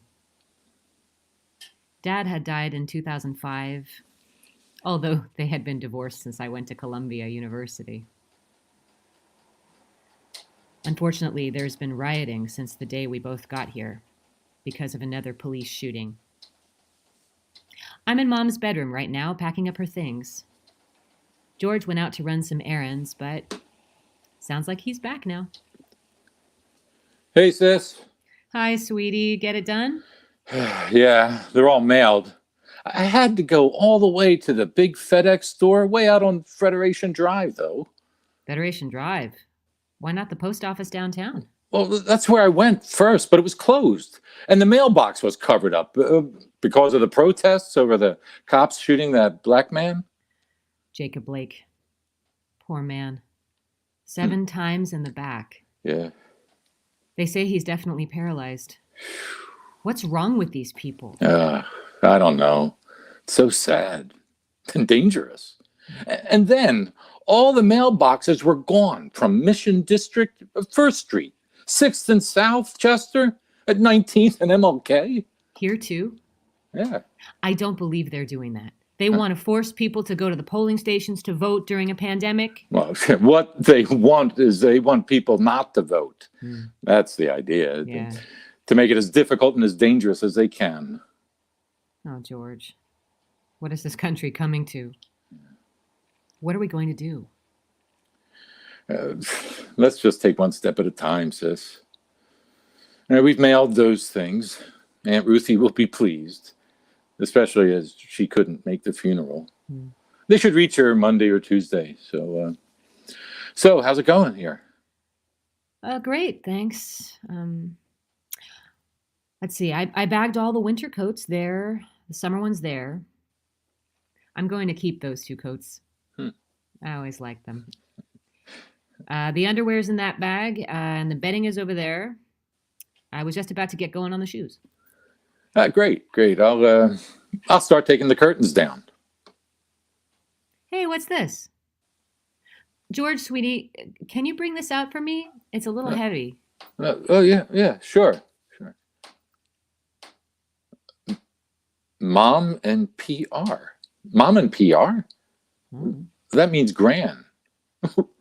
What did Gran have to do with PR? Press clippings, photos, playbills. All about Paul Robeson. What? PR is Paul Robeson. Well, what's this? Oh, look. It's one of those cute little old portable record players. And is that a record? Let's have a look. This is Granny's handwriting. Yeah. My song from Paul. June 12, 1949. What? Gran?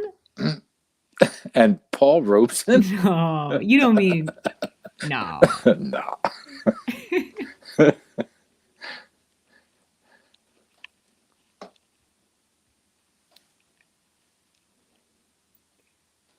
Hi.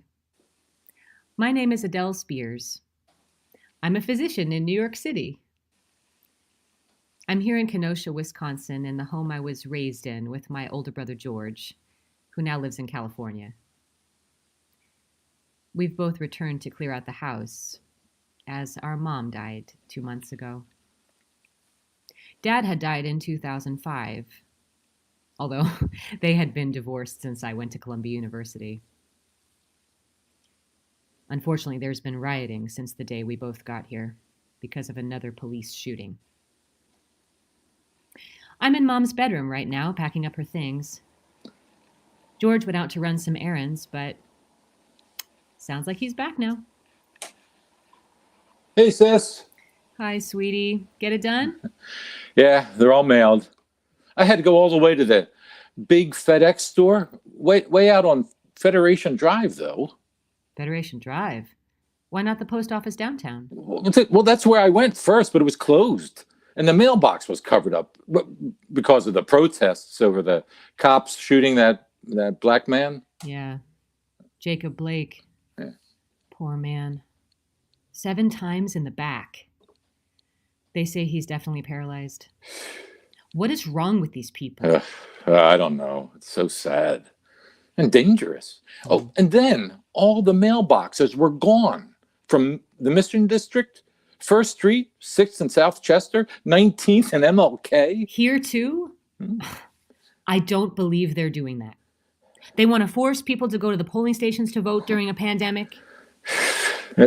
They want people not to vote. That's the idea. Yeah. To make it as difficult and as dangerous as they can.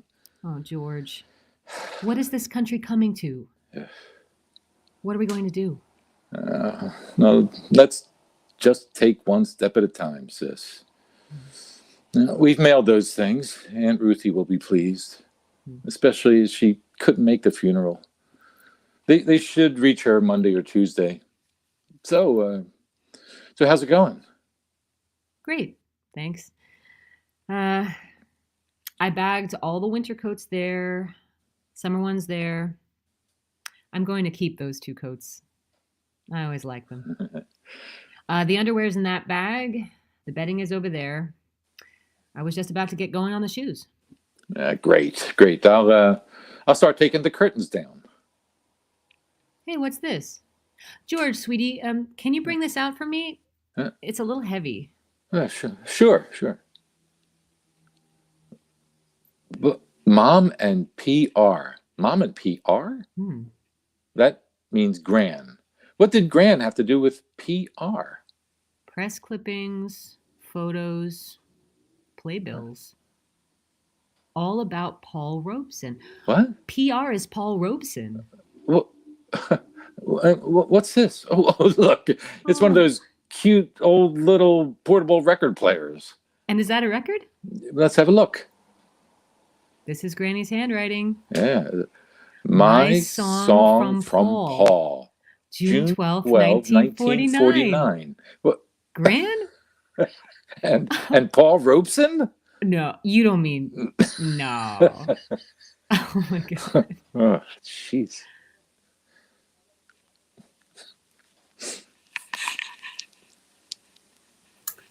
Wonderful. Thank you.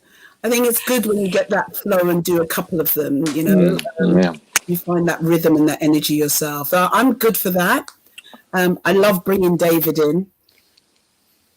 He just appears from nowhere, which is like magic. Ta-da! Good, David? Yeah, wonderful. Yeah, and just a lovely feel of that relationship between brother and sister. So let's now kind of like, let's take that into the next scene and do the same, really. I'm just going to leave it with you. Try and do one. If you want to do another one immediately, just indicate to me. Otherwise, I'll come back on and we'll talk about it. Yeah. Okay. Thank you so much. I'm scrolling down to the next page. Yeah, me too. Yeah. Which page are we looking to? It's page. I've got page 22, but you might. I've got scene 9. Is that the one? Yeah. Wait. 22. I've got 32. Sorry. Oh, okay. Yeah, 32. Sorry, scene 9. Oh my God, George, what's the date today? Oh, are you good for that? I'm still scrolling down to it. No worries. Good.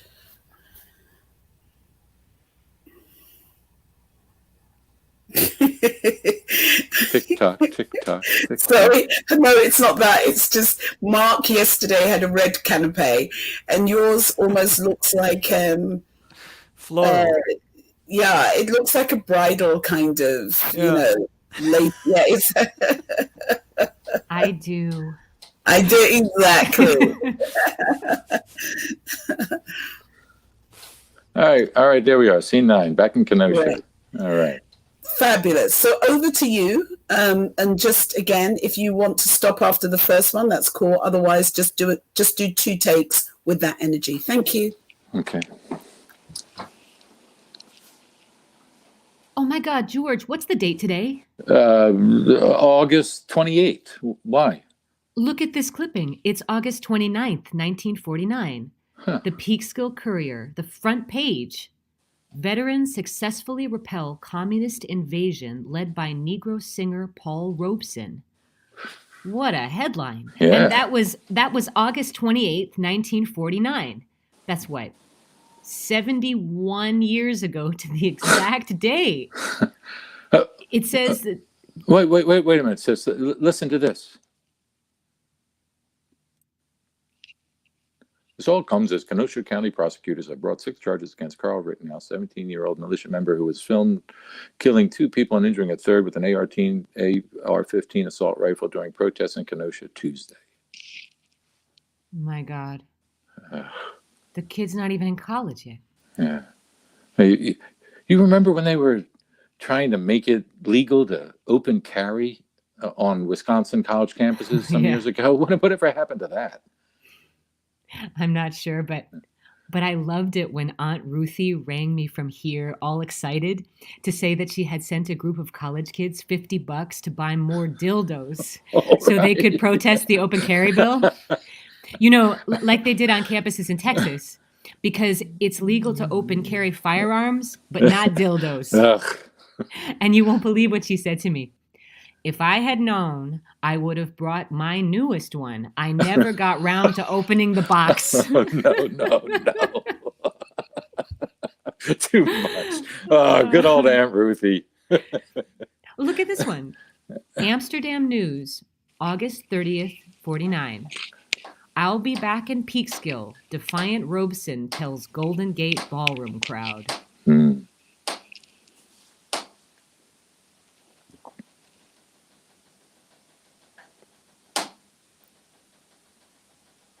So do you want to stop and get direction or go again? Would you like to jump in? Any notes for us before we go again? I was absolutely enjoying it. I did hear a little clicking sound, but no, I thought that was lovely. I love the laughter and the camaraderie that you had there. And I'm just looking at the script now, just a couple of things. Sorry. Oh, it sounds like... Thank you for reading the bit of the texting. Can you just make that clean, Bob? Reading I'm going to turn the heat off because I think I hear the heater clicking. Yeah, the clipping. I'm sorry. What was the note there? It's just you read the lovely Amy Goodman piece just to help. Right. To help. Right. Just keep those clean and keep the clipping clean. Oh, okay. Don't just blow through it sloppily to get yes. it. Okay. Well, I wouldn't use the word sloppily. Right. But that's what I did. Now, the other question, it was a question really about the dildos. Do you know this story? Does George know this story? Oh, yeah, I'll be a little more incredulous or shocked. Okay. Yeah. So, Ananda, do you think he knows this? Has he heard this? Is this a family story, or is this like something that you're hearing for the first time? Just a choice. Okay. Something about the wording made me feel like we'd already shared it before. But do you have a preference?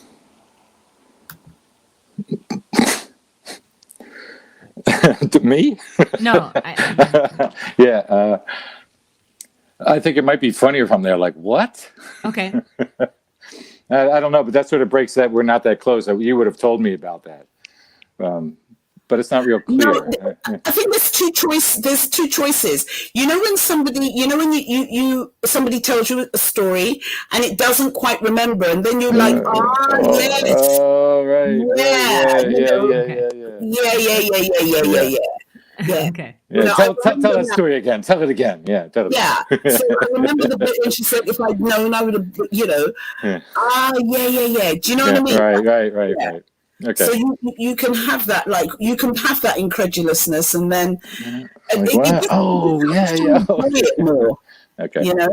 Okay. And it gives us a real flavor of the naughtiness of them. Yeah. Okay. Yeah. Yeah. So just enjoy it more.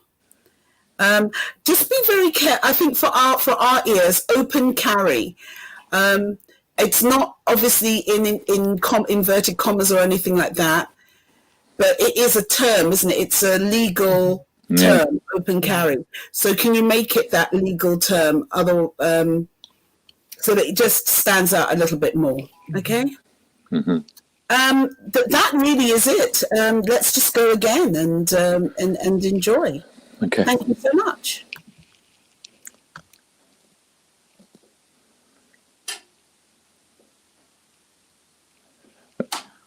Oh my God, George, what's the date today?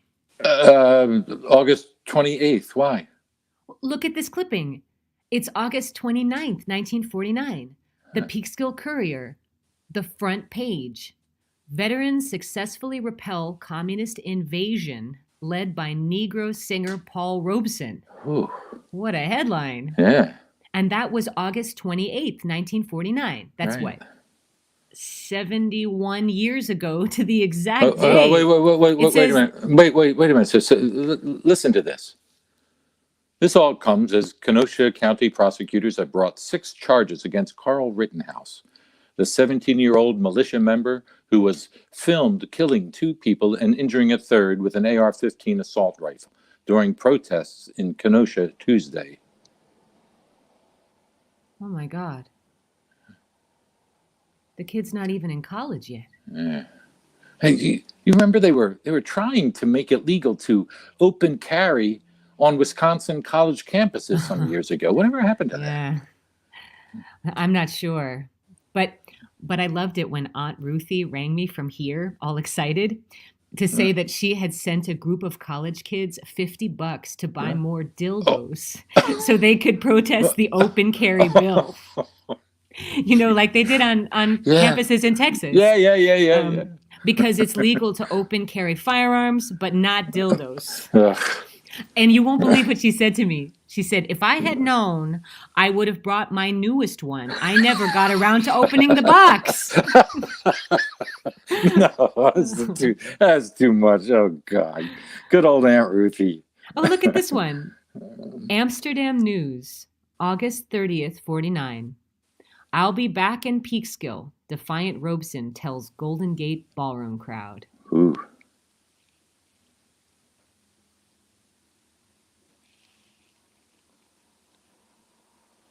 Scene. I think that was great. Thank you so much. David? He appears by magic. Really nice. Ta-da. It's really lovely. So should we go on to scene 14 then? Do you want to take a little bit of water or something? And I'm good. Actually, is it okay if I just sit up for a second? No, the reason why I'm saying it, yeah. Come on, sis, hang in there. What kind of trooper are you? Light, and there was light. And we have Michael and Leslie waiting in the wings too there. Okay. One second, just 1 second. And No. I think, David, when we finish this scene, I need to take a 10-minute break, and so do you. So I think if we just tell people that whenever we finish, we're taking a 10-minute break. Okay. Thank you. What's Scene the page number? Scene 14. I have page, sorry. Yeah, let me go. I have page 44 or 45. Mm-hmm. It'll be 43 for us. Oh, it starts with the president. Okay. Okay. Yeah. Okay. All right. Okay, so whenever you're ready, we're not in a rush, Ananda. You just get yourself ready. Flick that hair back. I just needed to crack my neck for a second. No, don't blame me. It's a whole different world when we see you outside of your shroud. I live here now. I know. Okay, so the same thing. Remember we used to build forts when we were kids, sis? Remember that? We used to build a fort. Yes, Yeah, so it reminds me of that. It's totally that. Yeah. Okay, so when you're ready, if you want to do it twice, do it twice. But, you guys are so good, you may hit it in one. I'm inclined to go one and then see if you really need to lift something out if we blow Yeah, past. sure. Yeah. Okay, thank you so much. Yeah. I'll be the president and just go right in. Okay. The Republican Party will remain the voice of patriotic heroes who keep America safe and salute the flag. Oh, God help us. I'm really scared. I'm not sure Biden will win in November. It's just too close for comfort. Now, if it had been Bernie with, say, AOC or even Elizabeth Warren, it would be in the bag. Even with this voter suppression and Facebook and everything else, I just don't get those Democrats. Yeah. Hey, George. This stuff is amazing. It's almost like how I used to collect Bruce Springsteen stuff as a teen. Well, not exactly. It's more serious than that. It's mostly newspaper clippings, and they don't seem to go back further than let's see, it's June '49. Well, this one, Rockland Palace hosts welcome rally for Paul Robeson. Gran would already have been in her mid-40s then? Yeah, you're right. And this, September 5th, 49. Robeson, sorry. I'm going to go. It's all right. That's okay, sis. Yeah, you're right. And this, September 5th, 49. Robeson Peekskill concert ends in violence. Remember, Mom used to talk about how she used to vacation with Aunt Ruthie and her parents in Croton. Yeah. They were there at that concert. She used to say it was both the best day of her life and the worst. Because, first of all, she heard Pete Seeger and Paul Robeson on the same day. But after that, there was all that trouble. Granduncle Saul's car had its windshield smashed, and for a few days after, they couldn't play outside because they were so scared of the local Gentiles. Well, Aunt Ruthie used to say how she could never forget seeing the woman from the candy store downtown standing there with the mob and screaming at them, screaming, nigger-loving Jews. Down south, we'd string you up. Go back to Moscow. You know, she didn't understand it then because, you know, she was just a kid. She just remembered being frightened and confused. Yeah. And last time she came up here, Mom's Alzheimer's had set in. Yeah. But she told me how Charlottesville took her right back to that time. Yeah, Jews will not replace us. Yeah. God. She thought it was a lucky coincidence that Mom's brain started shutting down when you know who won in 2016. Yeah. You know, it's such a terrible disease. All those memories just gone. Yeah. I wonder what she knew about Gran and Paul, though. Do you think Aunt Ruthie will know something? Oh, I don't know, sweetie. Maybe it's best just to leave it. Hey, you know what's interesting? There's no letters from Paul Robeson. So maybe it was nothing. Maybe it was just, well, that she was a fan. Well, yes, but what about the record? My Song from Paul, June 12th, 1949? Yeah. Shall we play it? Wouldn't do any harm, I guess. Open it. Okay, here goes. I hope the player still works. Oh, hey, look at the label. It's handwritten. Oh my God. It's not Gran's writing though. Look. Love Song, Paul Robeson, June 12, 1949. Love Song? Sweetie, this is... What do you think? What's on the other side? Strange. It's blank. It's and smooth. There's no grooves.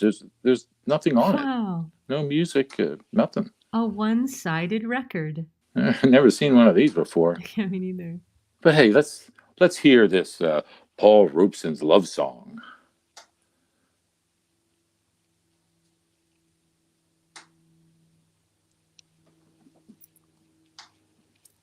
Scene. Okay, great. Thank you so much.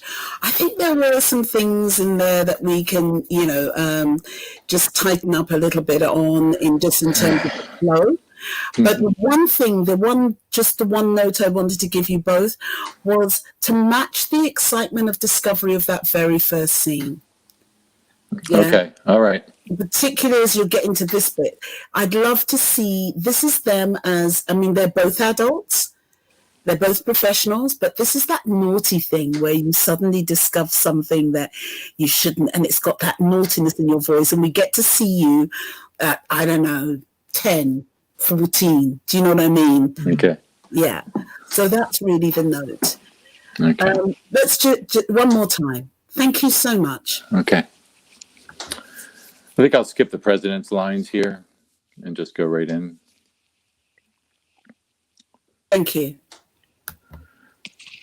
God help us. I'm really scared. I'm still not sure Biden will win in November. It's just too close for comfort. Now, if it had been Bernie with, say, AOC or Elizabeth Warren, then it would be in the bag. Even with voter suppression, Facebook, and everything else, I just don't get those Democrats. Yeah. Hey, George. This stuff is amazing. It's almost like how I used to collect Bruce Springsteen stuff as a teen. You remember that? But but it's not exactly. See, it's more serious than that. I don't know. It's mostly newspaper clippings, and they don't seem to go back further than, let's see, June of '49. Well, this one, Rockland Palace hosts welcome rally for Paul Robeson. Gran would have already been in her mid 40s by then. Oh yeah, you're right. Yeah. Well, and this is September 5th, 49. Robeson Peekskill concert ends in violence. Remember, Mom used to talk about how she used to vacation with Aunt Ruthie and her parents in Croton. Yeah. They were there at that concert. She used to say it was both the best day of her life and the worst. Because, first of all, she heard Pete Seeger and Paul Robeson on the same day. But then after that, there was all that trouble. Because Granduncle Saul's car had its windshield smashed. And for a few days after, they couldn't play outside because they were so scared of the local Gentiles. Aunt Ruthie used to say how she could never forget seeing that woman from the candy store downtown standing there with the mob and screaming at them, "Nigger-loving Jews down south, we'd string you up, go back to Moscow." And she didn't understand it then because she was just a kid. She just remembered being frightened and confused. Yeah, and the last time she came up here, Mom's Alzheimer's had set in. But she told me how Charlottesville took her right back to that time. Jews will not replace us. Oh, God. Yeah. She thought it was a lucky coincidence that Mom's brain started shutting down when you-know-who won in 2016. Yeah, what a terrible disease. All those memories gone. I wonder what she knew about Gran and Paul, though. Do you think Aunt Ruthie will know something? I don't know, sweetie. Maybe it's best just to leave it. You know what's interesting? There's no letters from Paul Robeson. So maybe it was nothing. Maybe it was just, that she was just a fan. Well, yes, but what about the record? My Song from Paul, June 12th, 1949. Shall we play it? Wouldn't do any harm, I guess. Okay. All right. Okay. Here goes. I hope the player still works. Oh, look at the label is handwritten. It's not Gran's writing, though. Love Song, Paul Robeson, June 12, 1949. Love Song. Sweetie, this is... What do you think? What's on the other side? Strange. It's blank and smooth. There's no grooves. There's nothing on it. No music. A one-sided record. Never seen one of these before. Yeah, me neither. But hey, let's hear Paul Robeson's Love Song.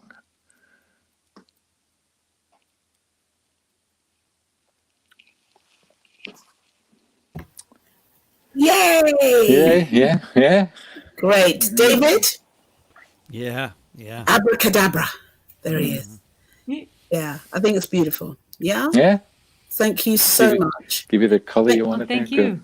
Thank you so much. It's been an absolute pleasure working. You guys too. Likewise. The delight. Yeah, absolute pleasure.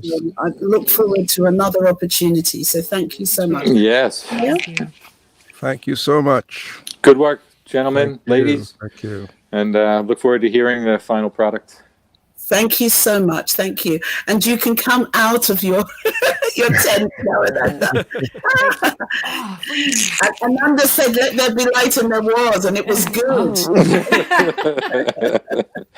And as I said before, Good luck. Good luck on Tuesday. Oh, jeez, yeah. Here in Oh, Pennsylvania, God. key swing state, man. It's crazy. Oh Oh, boy. you're in Pennsylvania. Yeah, God bless. yeah. God bless. Stay I didn't mail safe. my ballot, and I'm going in person, so it Me counts too. I'm that going to go night. in person. I didn't trust it, so I'm going to go. Yeah. Voted it in Well, person. So- good luck. Whatever the journey. Good Yeah. luck. Yeah. Thank you all. Okay. Thank you. Love Thank you you all. so All the much. best. Thank you. Bye. Bye-bye. Thank you. Okay, so we're 21 past. Can we start again at past? I have a room I need to visit very quickly for the Sure. 4 We'll hours. 10-minute break so, and then we'll reconvene. I yeah. just brought everybody onto the screen who's in the green room. Yeah, brilliant. Thank you so much, everybody. If you don't mind, we'll reconvene at 9:35. Okay, but what you could do, let's reconvene at 9:35. If I think you need a break, David, as well. The only person we haven't checked sound-wise is Michael. Okay. And we could do that, but you need also to take a little bit of a break. So maybe if you could check Michael's sound so that we're ready to go. Yeah. Good. And then Michael, if you could put your characters on the screen as well. So I'll see you all at 9:35, please. Okay. Thank you Okay. very And much. Michael, we can just let's just check your sound. Okay. Just- Testing. Wait a sec. I'll just remove everybody else, and then I can hear just you. Testing. Testing. Oh yeah. Can you hear me? Yeah, that's good. We okay? I'm in a closet. Yeah, yeah, that's really good. It's so good that it almost sounds like there must be something wrong, but no, that's Okay. that's just great. So Yep. we're good. Excellent. Yep, we're good. All Good, right. we'll So I'll see see in 10 you minutes in or so then. 15, I think she said. Okay. Cool. Yeah, 15. I'll be back. Yeah, great. Okay, great.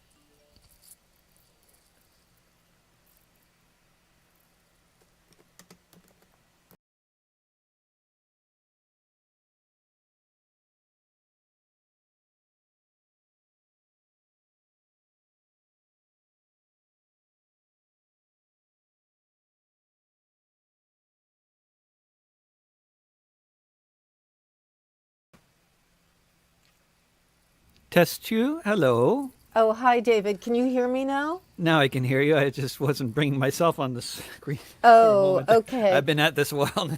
Oh, all right. I found I'm fuzzy. on another laptop that connects to these earphones. So I was wondering if this is better. Oh, it is much better than you sounded before. Yeah, yeah. Okay, actually. good, Yeah, good. Yeah, much better. Yeah, And sorry. it's just yeah. But before it was kind of like going in and out with the connection, but it's not doing that either now. I don't know. That seems so interesting. weird. Yeah, because this is an older laptop, and I'm sorry that scene with Daryl. I'll forward you the. I taped it. I did the voice memo so that good. you've got so that. hopefully turned out good. But this Right. is much better. That's Okay, It's good. weird. The older laptop might just have a better Wi-Fi. Connection better, or something, stronger thing. And I've had older laptops that are better that way too. Okay, Yeah. good. I think Hello. Shola signed off, but she can probably click that link again and come back. Hear me? Oh, sorry. Just bringing everybody on now. Now everybody's on. Yeah. Except I don't know where. Well, Shola might have signed off. Hi, Leslie. Hi, Michael. Hello there. Hi. Hi. Hi.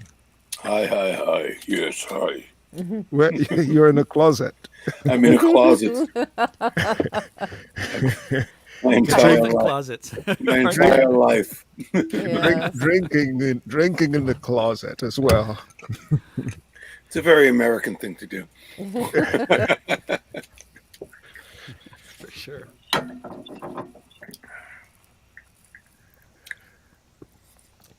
Those were nice scenes with Adele and Bob. Yeah, Adele they were and lovely. Those were Adele lovely. and Yeah. George.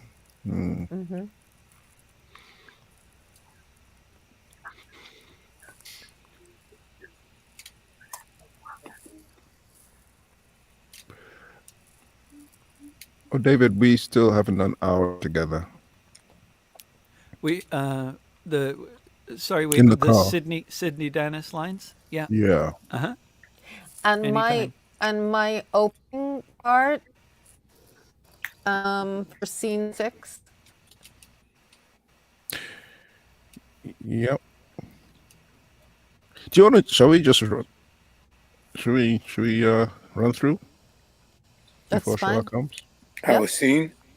Yeah. Yeah, hold on, let me get it up. Which scene, Tayo? Let's start with 2. Oh, with 2. Okay. All right, hold on. Who's in this scene? I think all of everybody. us. All of us. Well, no, you, George. Sorry, David. You can read Charlie. Charlie. Yeah. Well, let me figure out what's going on here. So this is page.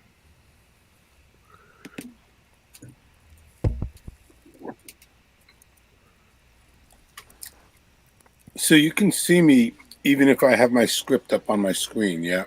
Yeah. Okay. Page 6.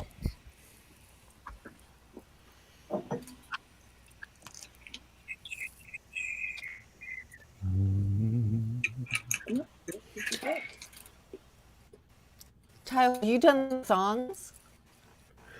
I have the music. I haven't recorded the songs yet, but I will record them in the next day or 2. Okay, because when I do that opening of 6, I'm talking over you singing. Correct. Yeah. Yeah. So I don't know how David wants to do that. Oh, probably just that'll be mixed in later. You Oh, just do okay. the So talking, we'll and then later Adrian will mix that in. And you are breaking up again, so it's good to whatever the connection issue is back. So if you're recording your lines with the phone, that'll be good. Yeah.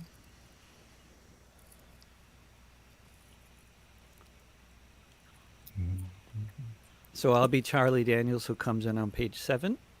Mm-hmm. Looks like, with one line. Are we recording this or just reading through? Just reading through. Okay. Although everything's recording anyway, so but Oh, right. as it is. I'm Eslanda Robeson, chemist, journalist, anthropologist, mother, and wife of Paul Robeson, the singer. I'm also his manager. We are in the recording studio of Embassy Records. We are friends with the owner, Ben Winkler, and his wife, Jessica, who are here in the side room with me. Ben kindly agreed to open early and give Paul the very first slot of 1949, as Paul is off traveling to Europe tomorrow. Paul and Larry Brown, his accompanist, are recording a new album over the next few months. Have a listen. How falls the lily all her sweetness up, and slips into the bosom of the lake. So fold thyself, my dearest, thou, and slip into my bosom, and be lost in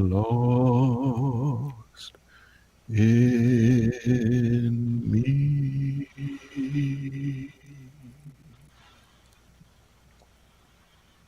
That's great, Mr. Robeson. Thank you. Thanks, Charlie. You were right. It was a better piano sound than that one on the third mic there. Thanks, Larry.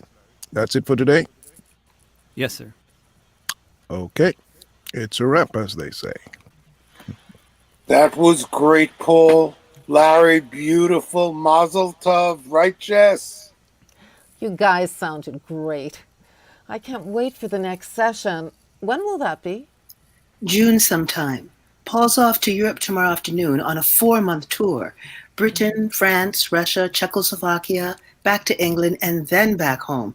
After that, he'll be needing a rest. So it'll be mid-June, I'd expect. Rest? Rest? The man doesn't know the meaning of the word. He never stops. He's like like a big curry. You know what, Paul? You should have spent the last 6 months resting instead of going around the world with Henry Wallace. Don't start. If you had asked me, I would have told you you were wasting your time. No communist will ever come close to being president. Yes, my friend, but you know and I know that Wallace ran as a progressive and not a communist. Yes. And how much of the popular vote did the progressive get? What, 1%? 2%? 2.4. As against what, nearly 50% for the Democrats?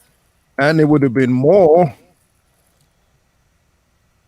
And it would have been a lot more if the Democratic Party establishment hadn't conspired to force Wallace out of the party for being too progressive. That's enough, boys. Too much politics already. I'm always telling you, let's just enjoy each other the way we used to. It's your husband, Jess. He just loves to get me going. Oh, ignore him, Paul. I keep telling him he's no fun anymore. You guys come round next time you're in town, Paul, and we'll have dinner.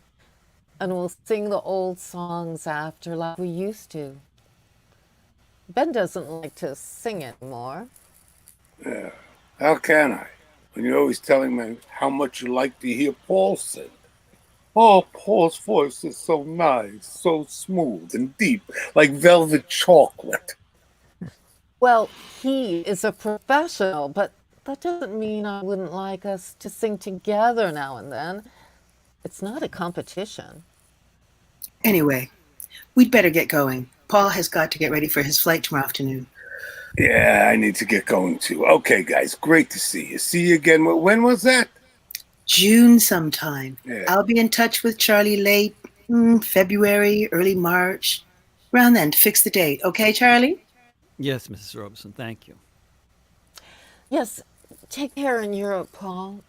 See you, Essie. Come here, you big black Russian bear. Little Rabbi. Bye, Essie. Bye, Ben. Bye, Paul. Bye, Jess. All right. Oh, Shola's back.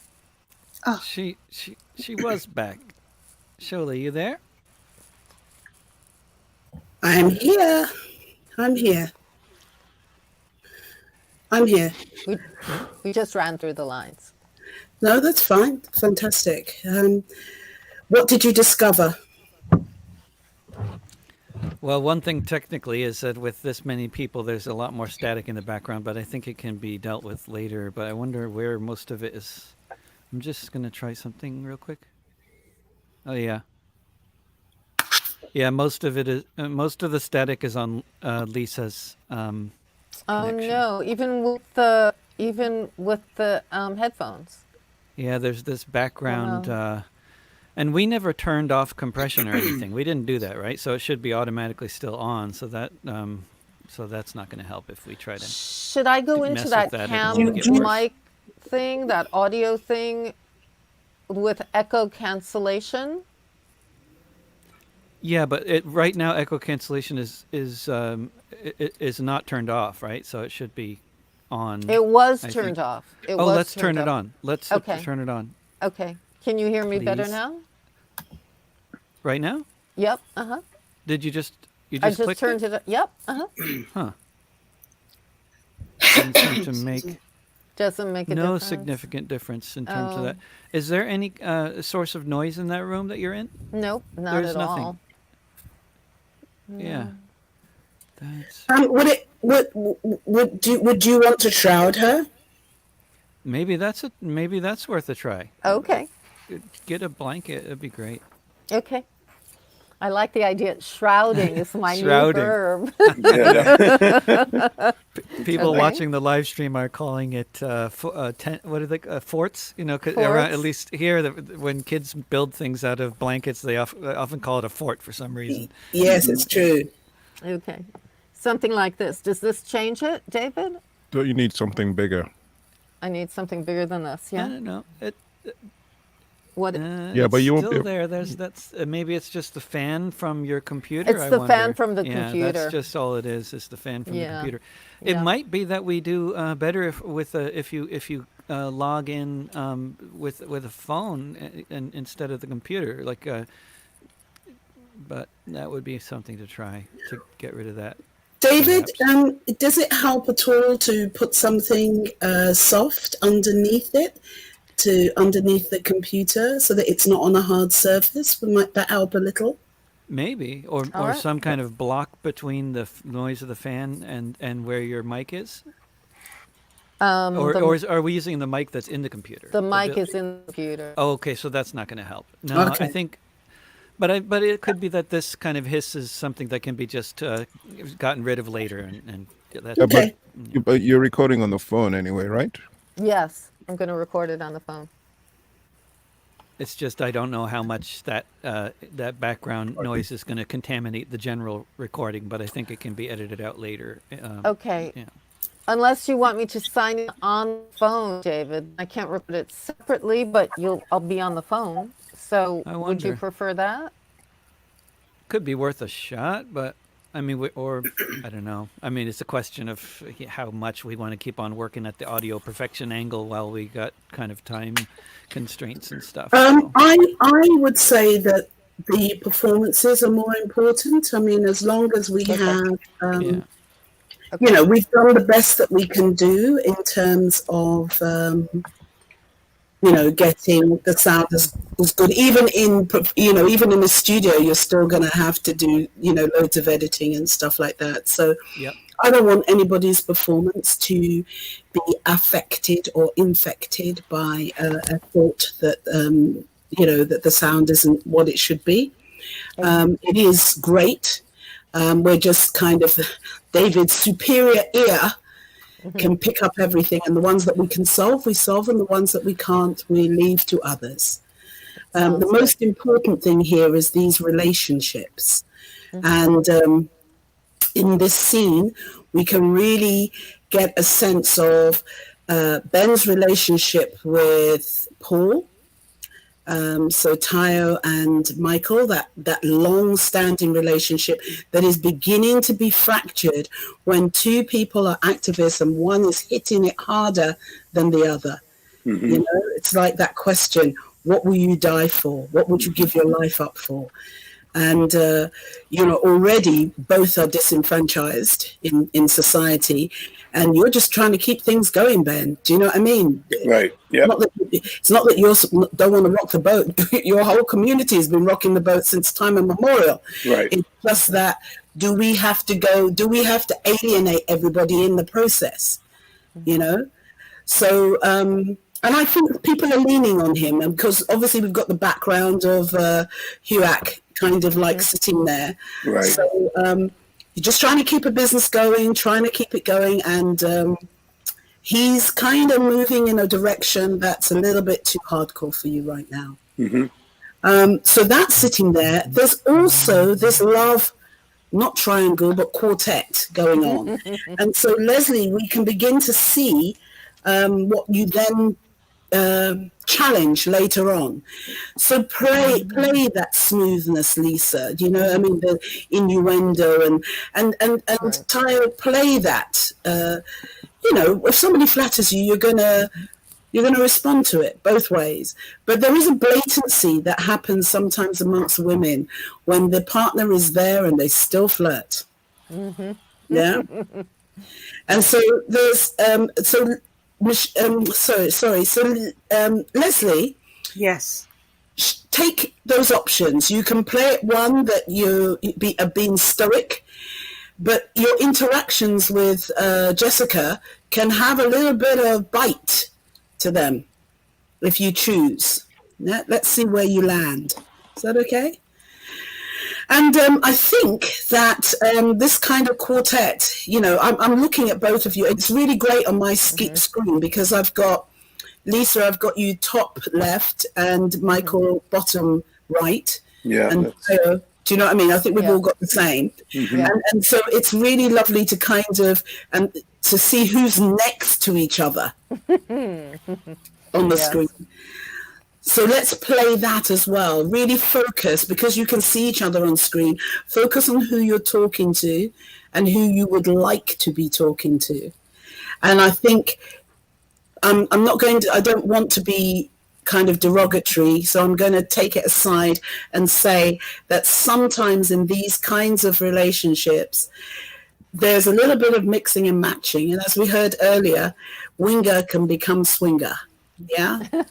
Right. Mm-hmm. Yeah. Mm-hmm.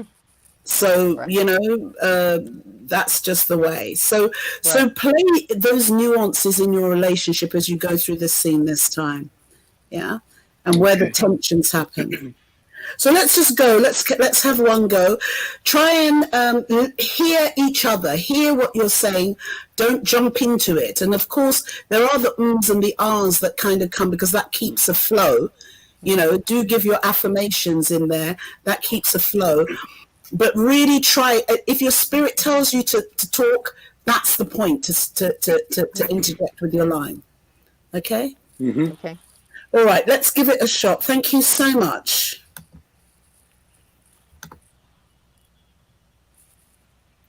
Now sleeps the crimson petal. I'm Miss Linda Robeson, chemist, journalist, anthropologist, mother, and wife of Paul Robeson, the singer. I'm also his manager. We are in the recording studio of Embassy Records. We are friends with the owner, Ben Winkler, and his wife, Jessica, who are here in this side room with me. Ben kindly agreed to open early and give Paul the very first slot of 1949, as Paul is off traveling to Europe tomorrow. Paul and Larry Brown, his accompanist, are recording a new album over the next few months. Have a listen. Now falls the lily all her sweetness on, and slips into the bosom of the lake. So fold thyself, my dearest, thou, and slip into my bosom, and be lost be lost in me.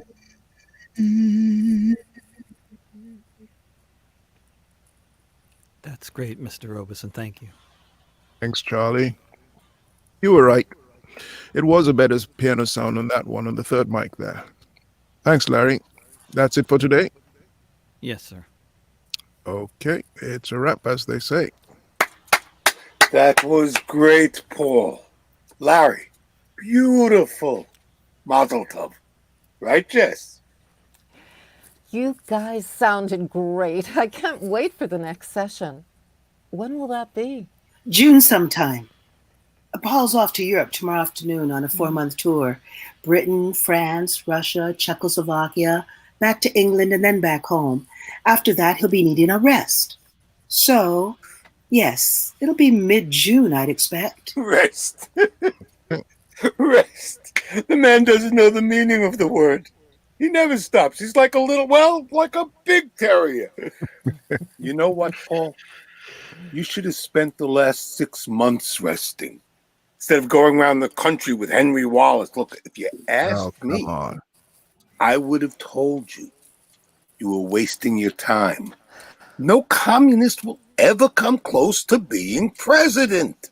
Yes, my friend, but you know and I know that Wallace ran as a progressive and not a communist. Yes. And how much of the popular vote did the progressive get? What, 1%, 2%? 2.4. As against nearly what, 50% of the Democrats?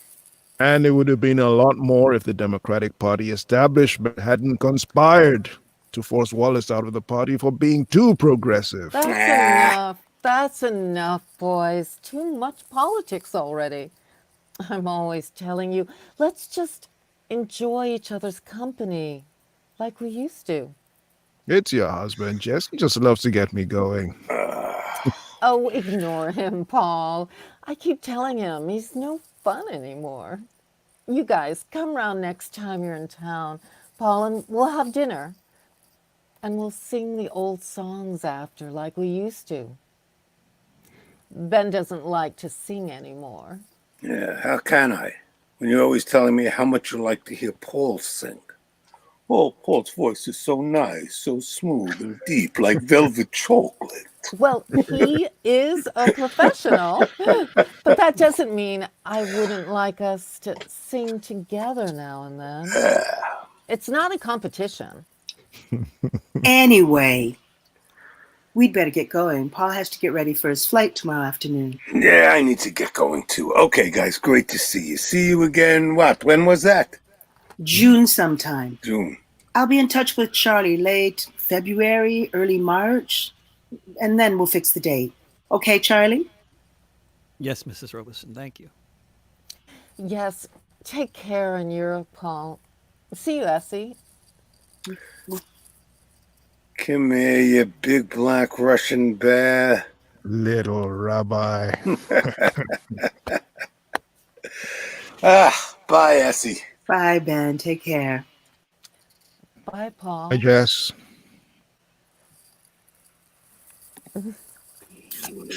Okay, great. Thank you so much. That was really wonderful. Can I ask that we end it with Ben's line? You know, come here, you big Russian bear, bite. You know, something kind of powerful like that. It kind of sounds a little bit like an episode of the Waltons. Right, John So I don't know if it makes a difference or not, but I messed up a line. I messed up. I said of Democrats instead of for Democrats. Sure. I mean, I think it's worth us giving it another shot. Right. But I've got some specific things to say to you. But before I do that, Tayo, can you look at the ending while I'm doing this and just decide on how you want it to end? Because it's the kind of thing where you can just fade out after into something else. We know they're going. We don't have to have an episode of the Waltons. So, David, how did that sound to you? I mean, it's like a lot messier with all these different voices compared to when it's just 2 or 3. I know. It makes a big difference. But one thing is, Tayo, I think if you turn down your mic's input level, especially for when you're singing, because that was clipping all over the place.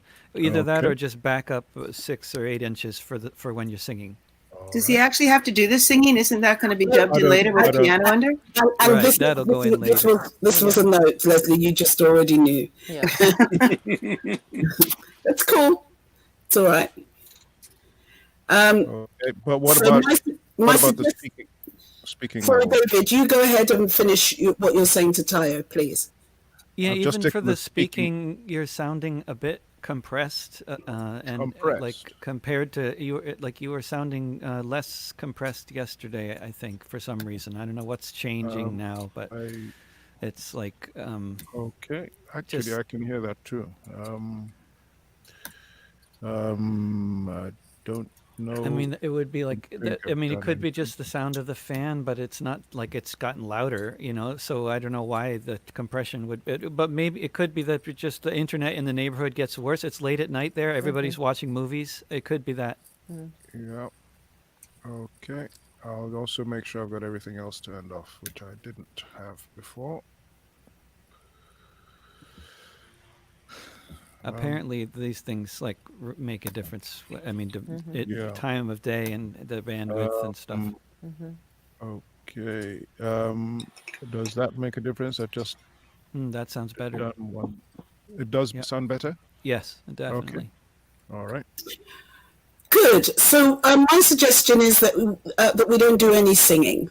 Because that can be brought in and faded in afterwards, and that it's better done like that. Otherwise, it sounds like, to me, it sounds like interference in the background of everybody's speaking. It's just so much easier just to do it in post. Okay, so if you don't mind, we'll keep that, and we'll just leave a little bit of a pause there, even with the just that sound. Do you know what I mean? That kind of sound that comes up after you've heard something that sounds really good. Okay, just a couple of thoughts that I hope will help us as we go along. Leslie, I love the way that you are, you're introducing yourself. Celebrate it. Celebrate all the things that you are. Without kind of pointing them out. I mean, you're doing it really nicely, but I want to feel the chemist, the journalist, anthropologist, mother, and wife. Yeah, it's kind of quite important for me right now, considering what's going on in this scene. Yeah. Okay. So, yeah. So, and I mean, if we wanted to, we could even put filmmaker. I'm working with my students at the moment about, with her and basically her films and her anthropological films. So she's just this multiplicity, that was a new made up word, talented woman. So celebrate all that you are, all that she is. That's in all of those. Otherwise, it just becomes a list. But the mother and wife of Paul Robeson, the singer. And then let that land.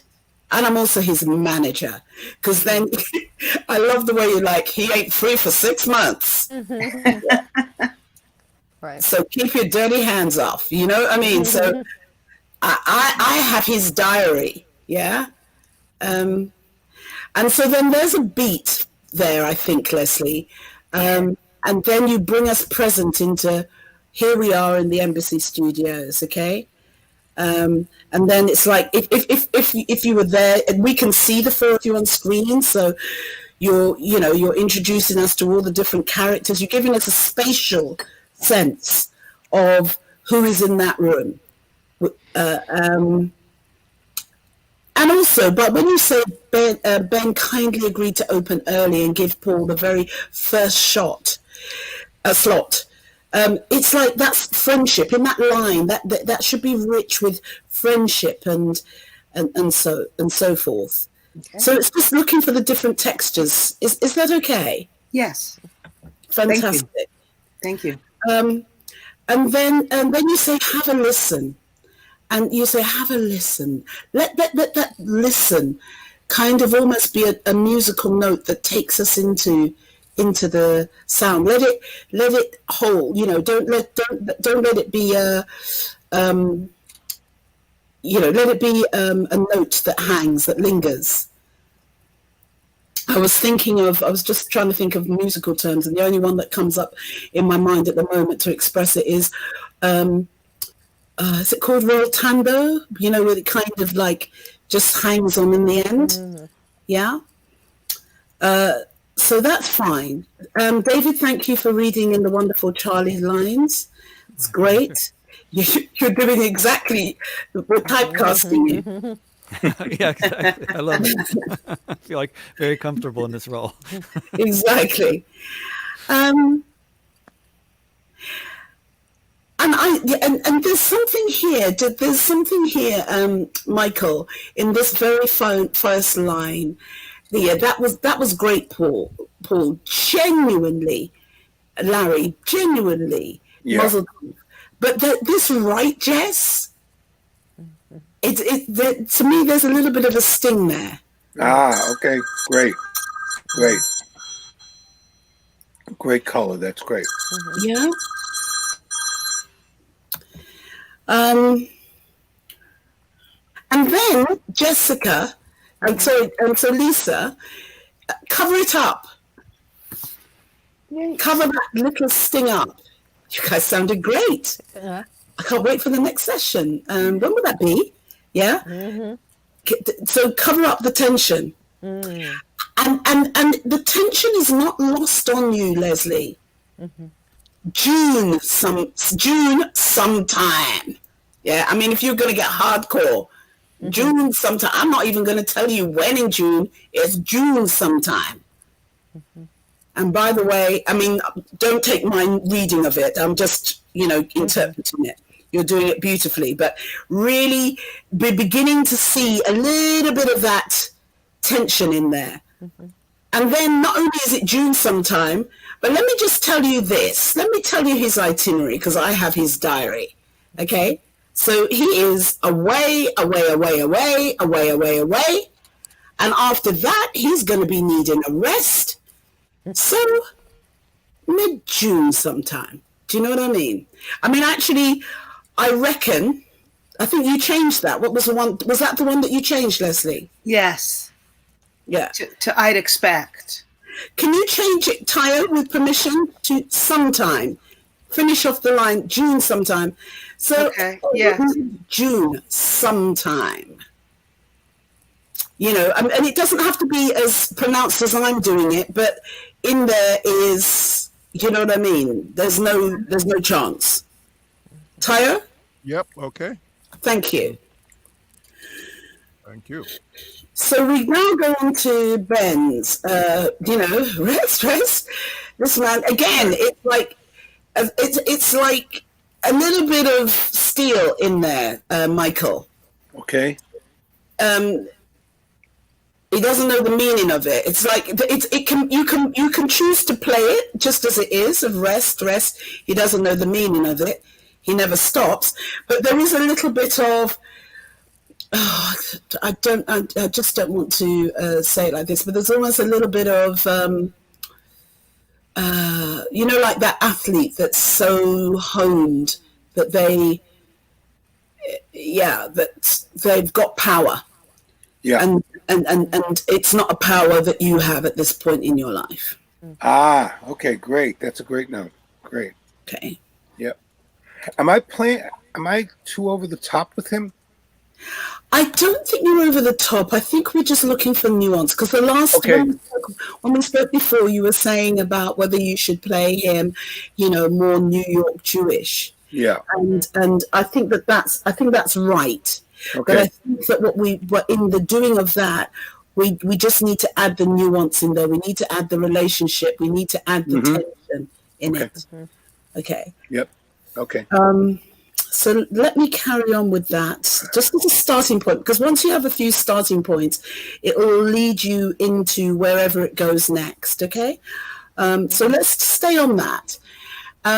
So we've got that nuance there for where you are. And remember, Paul Robeson's a big man. He's an athlete and so forth like that. And whatever that means to Ben, you know, he keeps on referring him to a big terrier, a big black bear. Do you know what I mean?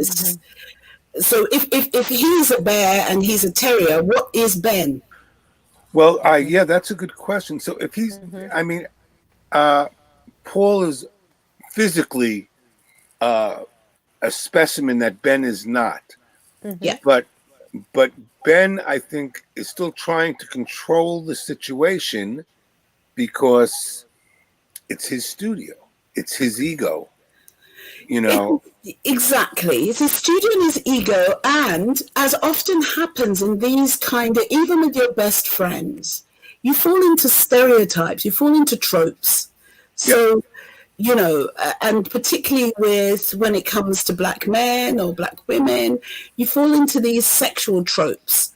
And I think this is one of them, where unwittingly there's some kind of comparison. And it's so deeply embedded that, you know, the friendship still sustains, but it's there. Yeah. And it's there also because he's seeing it through his wife. Right. You know, and that is not lost on the chemist, the anthropologist, it's not lost on her. Yeah. So we need to just try and get that nuance so that we get the tension in there. I just want to, so just let that land for a bit.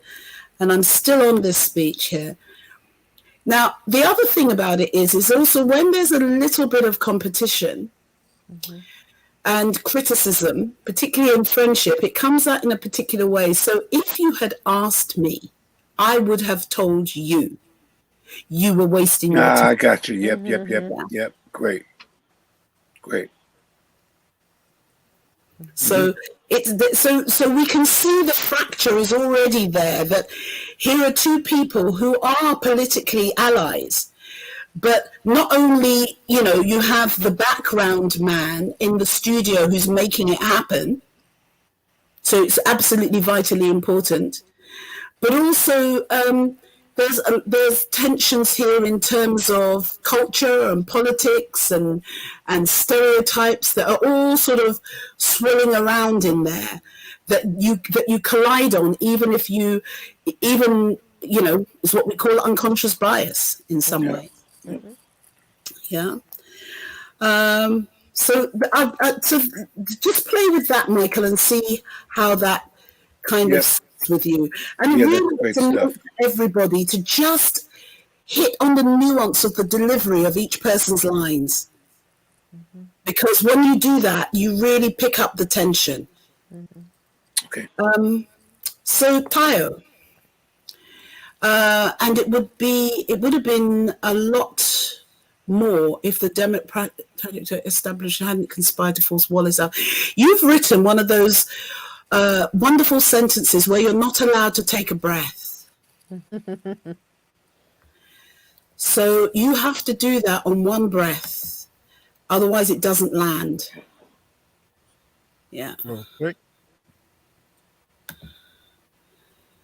And that allows you then, Lisa, because that's such a big sentence and it's like it's going to go on into something. Enough politics already, boys. Right. You know? Because it's turning into something. It's actually turning into something else, which started about, you don't allow me to sing, do you know what I mean? It's just... That's good. Yeah.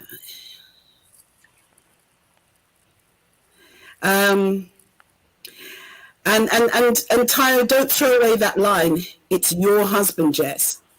He just loves to get me going. Yeah. I mean, again, just see if there's something that you can tease out of that has the underlying tension with friendship, or You can choose to throw it away. It's one of the choices. See how it lands with you. Okay. But if you sorry, Tayo, go ahead. I'm feeling that I may be oblivious to the tension myself. You see, you've been playing that quite a lot, and I don't think it's serving the character. All right. I think what it's doing is it's almost trying to deify him in a way that isn't necessary right now. It's like, it's like suggesting things are happening to him that he is not aware of. He's intelligent. He's a lawyer. He reads nuance. You can choose to ignore it, but that's a different choice than playing that you don't see it or you don't hear it. And I don't think I'm not sure that that's the right choice, that you don't experience it at all. But you can choose to play that you hear it, but you're not sitting in it. And that's a different choice. Okay. Yeah. Let me just do a couple more things.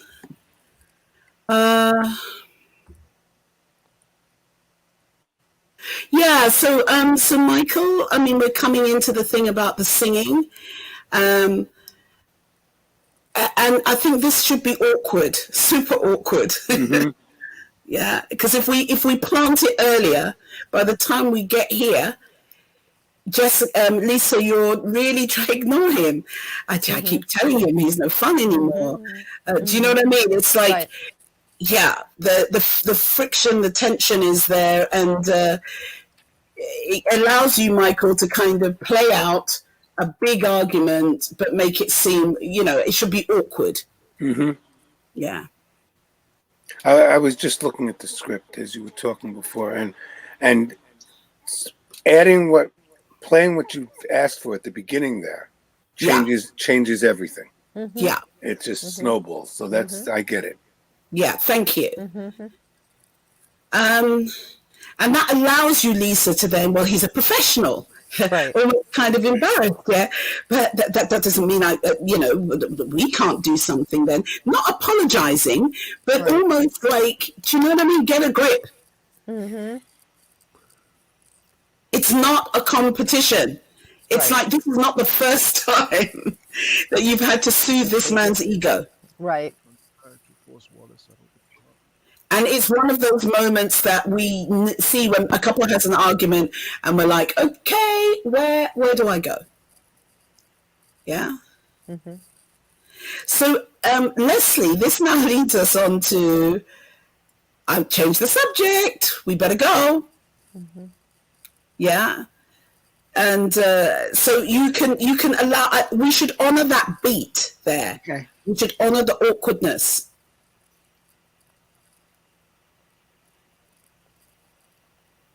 So I'm just going to leave it like that. And then, Tayo, what's the ending?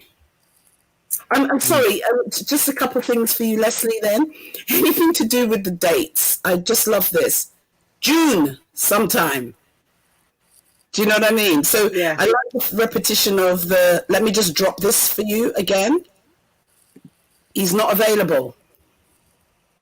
And this, this allows you afterwards. This then feeds into the scene that you've already done. That what happens between you guys later on.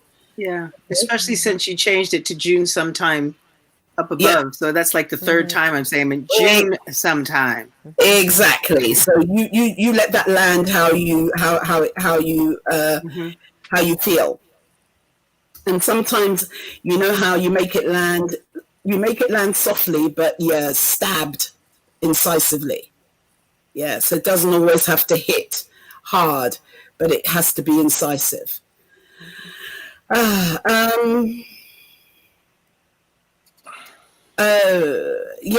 and I think you can still, Lisa, you can flirt, you can wrap yourself around him with your words, okay? Because when somebody tells you can't have, that doesn't mean to say that you can flirt openly. Right. Yeah.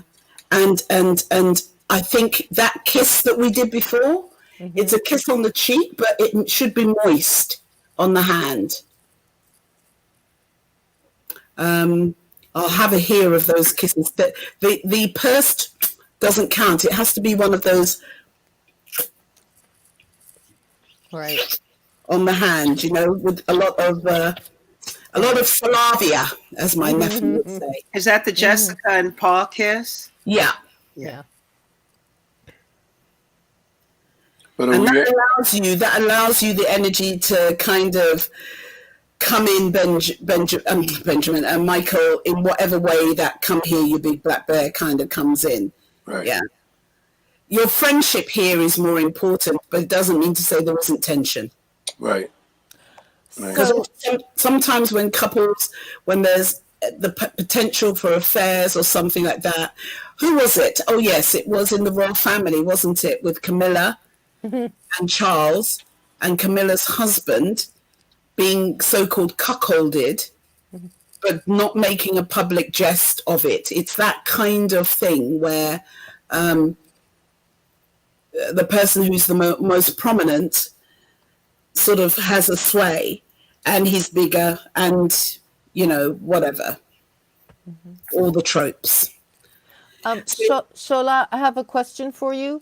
Please. With the kiss, since we've cut the by Essie, by Ben, by Paul lines, I thought the take care in Europe, Paul, see you, Essie, I thought that was kissing Essie on the cheek. I didn't think that was, I thought the kiss to Paul was later in the goodbye thing. Do you want to change that? Okay, no, I mean, I'm just gonna, let's have a,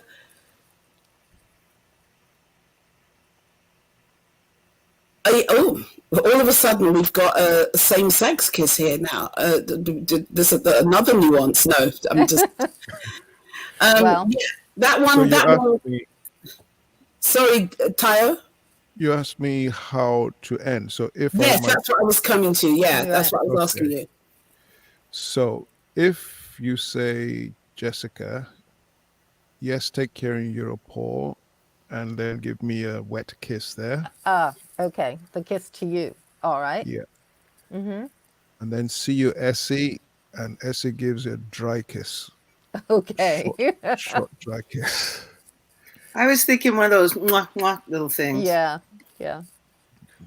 And perfect. And then Ben and I do the 2 lines, and then we finish there. That's good. Okay, so the kiss, they'll be kissing before. Okay. But Ben and I don't kiss. Unless You do. You bear hug. You bear hug. Hey, come here, you big Russian bear. Come here, you Russian bear. Yeah. I think Paul needs. Yeah, I know. I'm not going to give you more lines. You're the writer. You don't need any more lines. Little rabbi. I love that. Big bear, little rabbi. Yeah. It says it all. Okay.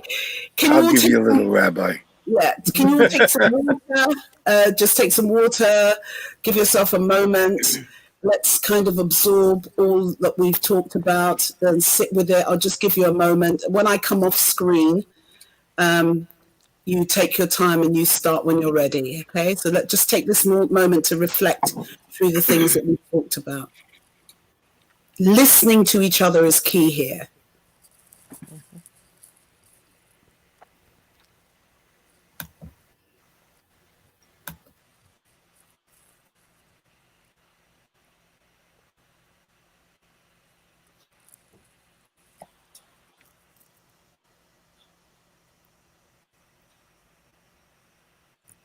I'm Eslanda Robinson, chemist, journalist, anthropologist, filmmaker, mother, and wife of Paul Robeson, the singer. I'm also his manager. We are in the recording studio of Embassy Records. We are friends with the owner, Ben Winkler, and his wife, Jessica, who are here in this side room with me. Ben kindly agreed to open early and give Paul the very first slot of 1949, as Paul is off traveling to Europe tomorrow. Paul and Larry Brown, his accompanist, are recording a new album over the next few months. Have a listen.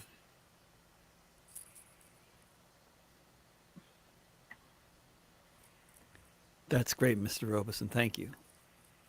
Thanks, Charlie. You were right. It was a better down on that one with the third mic there. Thanks, Larry. That's it for today.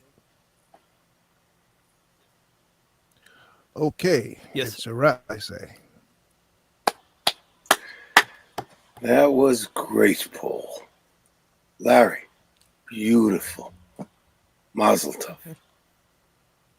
Right, Jess? You guys sounded great. I can't wait for the next session.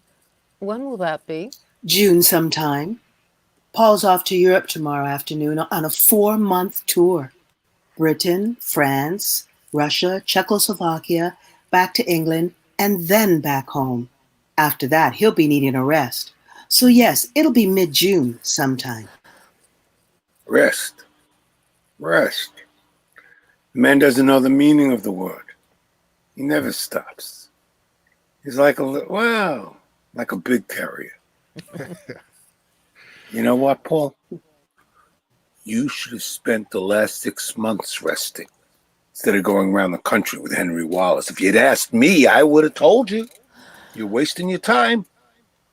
No communist will ever come close to being president. Yes, my friend. You know and I know that Wallace ran as a progressive and not a communist. Yeah. And how much of the popular vote did the progressives get, huh? 1%? 2%? 2.4. As against nearly, 50% for the Democrats? And it would have been a lot more if the Democratic Party establishment hadn't conspired to force Wallace out of the party for being too progressive. That's enough. That's enough, boys. Too much politics already. I'm always telling you, let's just enjoy each other's company like we used to. It's your husband, Jess. He just loves to get me going. Oh, ignore him, Paul.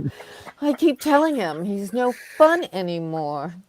You guys come round next time you're in town, Paul, and we'll have dinner. And we'll sing the old songs after like we used to. Ben doesn't like to sing anymore. How can I? When you're always telling me how much you like to hear Paul sing. Oh, Paul's voice is so nice, so smooth and deep, like velvet chocolate. Well, he is professional. That doesn't mean I wouldn't like us to sing together now and then. It's not a competition. Anyway, we better get going. Paul has got to get ready for his flight tomorrow afternoon. Yeah, I need to get going too. Okay, guys, great to see you. See you again when was it? June sometime. I'll be in touch with Charlie late February, early March to fix the date. Okay, Charlie? Yes, Mrs. Robeson, thank you. Yes. Take care in Europe, Paul. See you, Essie. Bye. Come here, you big black Russian bear. Rabbi. Yeah.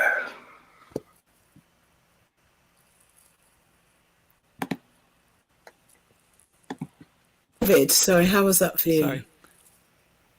Yeah? Yeah. That was, it was pretty good in terms of the sound. Okay, good. I would like to ask you, it's a lot, because we've still got a lot to do, so I'm conscious of not kind of doing it again. How was that for all of you? Fine. That was good. Is that more what you wanted? Yeah, definitely. It felt more grounded, yeah. Yeah, so if you're all happy, I think we'll just call that a wrap and move on to the next one. Mm-hmm. Yeah? If you're happy, I'm happy, yeah. Yep. Yeah, good. Well done.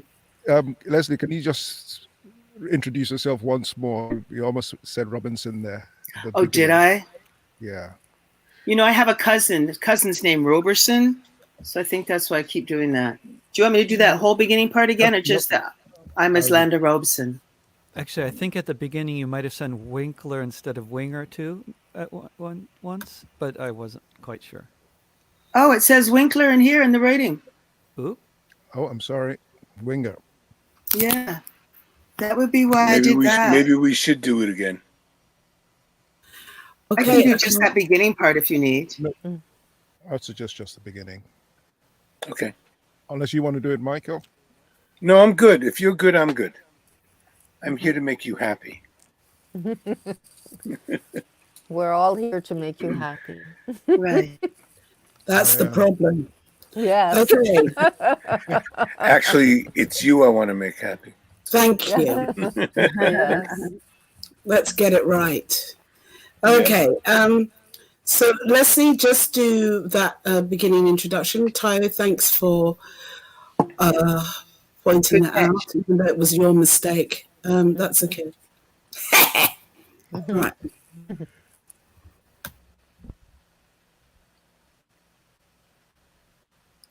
I'm Eslanda Robeson, chemist, journalist, anthropologist, filmmaker, mother, and wife of Paul Robeson, the singer. I'm also his manager. We are in the recording studio of Embassy Records. We are friends with the owner, Ben Winger, and his wife, Jessica, who are here in this side room with me. Ben kindly agreed to open early and give Paul the very first slot of 1949, as Paul is off traveling to Europe tomorrow. Paul and Larry Brown, his accompanist, are recording a new album over the next few months. Here, have a listen.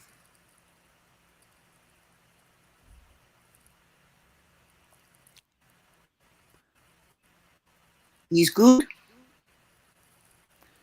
I mean, actually, we could just take everybody out and just have, because that's pretty long. Could you just maybe do that again, and we'll just take everybody out and it'll sound better. Okay.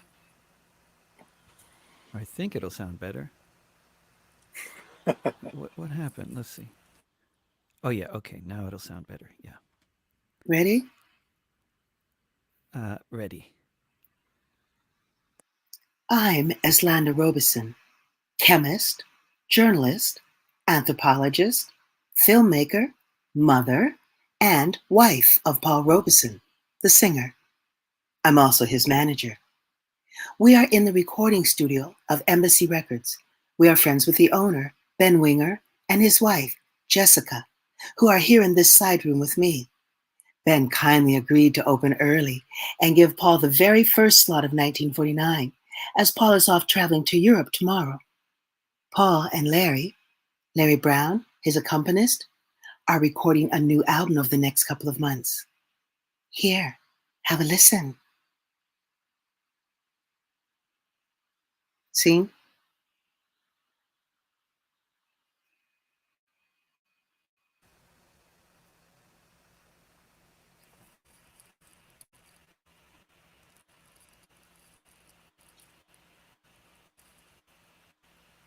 Sounded great to me. Well, thank you. Me too. I can't hear David. He's muted. And me.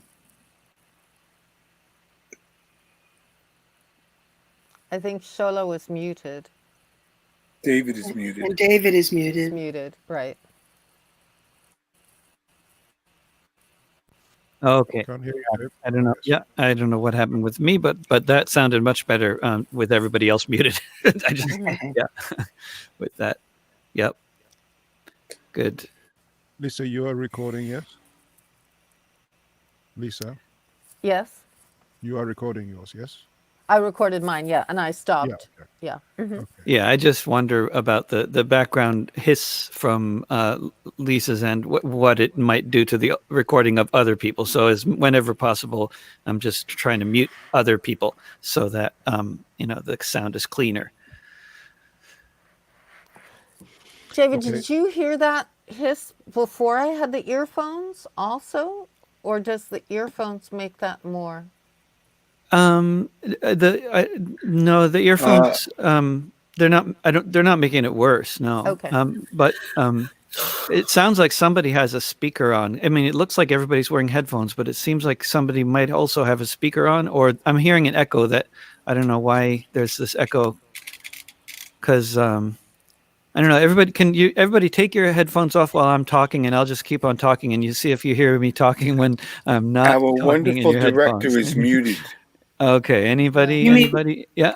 Okay. You mean no. unplug our headphones so we can hear you like without them, like this? Yeah. Like, can you hear me now through a Yeah. speaker? Yeah. You hear me through a speaker? Okay. Yeah. Then that speaker should be off. But I that's mean, what's put in my headphones. Then I don't. Oh, so you're hearing me through speaker and headphones at the same time? No, I had okay. my headphones. Oh no, That's what I never was mind, asking. never mind. Sorry, I meant sometimes people can have a speaker on and headphones on at the same time. That happens. Yeah, no.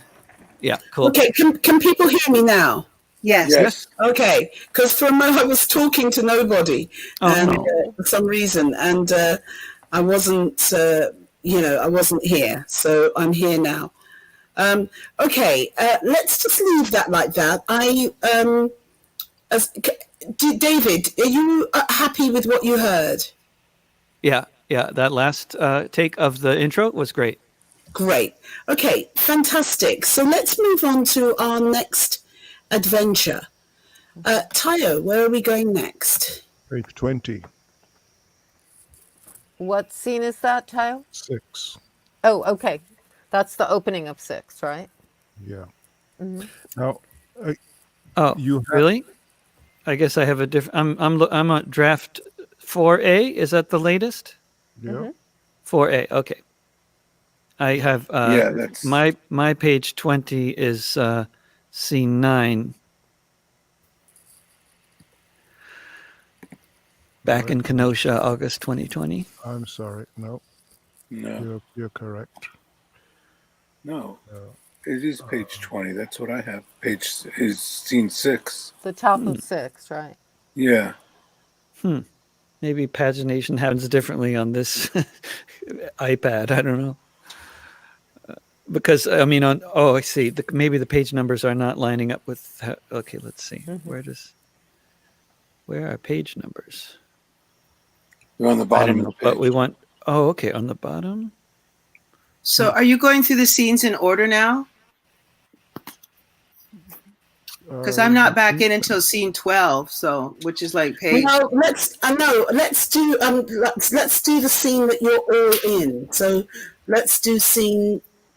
That's 6, I think. Scene 12 is the next one I'm in with everybody. Scene 12, sorry. 30. Is that you, Lisa? Sorry, I've got my screen up at the moment. Is that your voice that I'm hearing? Yes, I think so. Okay. Or is that Essie? That's Essie. Essie. Okay. Can we do scene 12? Because all three of you are in that scene you're in that scene as well. Okay. Great. Please, because that's a big scene for all of you together. And once again, we won't be singing. We'll just get the essence of the song. And David, in his wonderful position of being Charlie, gives us a sense of that. Okay. And Jessica only has one line in there, or a couple of lines. So Jessica, Lisa, if you can mute your mic right up until soon before you say your lines, and then mute it again, that would be great. Okay, where are we? This is scene 9. 12. We're talking 12. about scene 12 on page 23 on version 4A that I'm looking at anyway. I don't have. That's not the same pagination I have. Page 36. It's page 36. Yeah. I must be looking at the. I don't know why the older scene. I think I don't know if you've got 4 there, Lisa. I might have 4 and not 4A. This is the one that starts with Jessica on the phone, right? No. This is the one that starts with Paul Robeson here. We're back at Embassy Records. Oh, okay. Okay, wait. Sorry. Okay. It's not by the pagination's not right. So yeah, the little girl of Hiroshima. Oh, okay. Oh, so right. we know it's after June anyway. So we're not doing the Jessica Winger here. I just want to do this scene because it's a scene with all of you all together. Right. No, that's fine. I'm just trying to find it. Look for the scenes, the scene 12. Just look for scene 12. Yeah, but this doesn't go up. The scene numbers are different on this too. I think. Are they? Yeah, Tayo. Really? Yeah, it says 7 and 8 over and over again. Okay. This is all right. So let me just find it by. It's the same where we're breaking up. Why don't you just, I'm gonna just download 4A. I see where it is. I see where it is. It's for some reason on this one it says scene 8, but it starts as Landa Robeson here, right? Correct. Yeah. Yes. Okay. I see where we are. Okay. Am I whispering again? There's no direction here, but am I whispering again here or no? Yes. I think it's the same kind of. It's another recording session, and keep the intimacy of it as we would do with somebody who's recording. I mean, this is. If we take Michael, the energy from that scene and the nuance from that scene into this scene. Yep. That helps us now because we've already seen that there's a tension there which now overflows. Yeah, and it's more pointed than yelling than it's more pointed than volume, really. Yes, exactly. Yeah, exactly. I got you. Okay. So let's have a go at it for everyone. Okay. And then we can talk and reflect on it afterwards. Thank you. Do you want us to record this one also? Yes, please. All right. Record everything. Okay. Record everything. They heard that because you were still on the screen, even if your face wasn't. Yeah.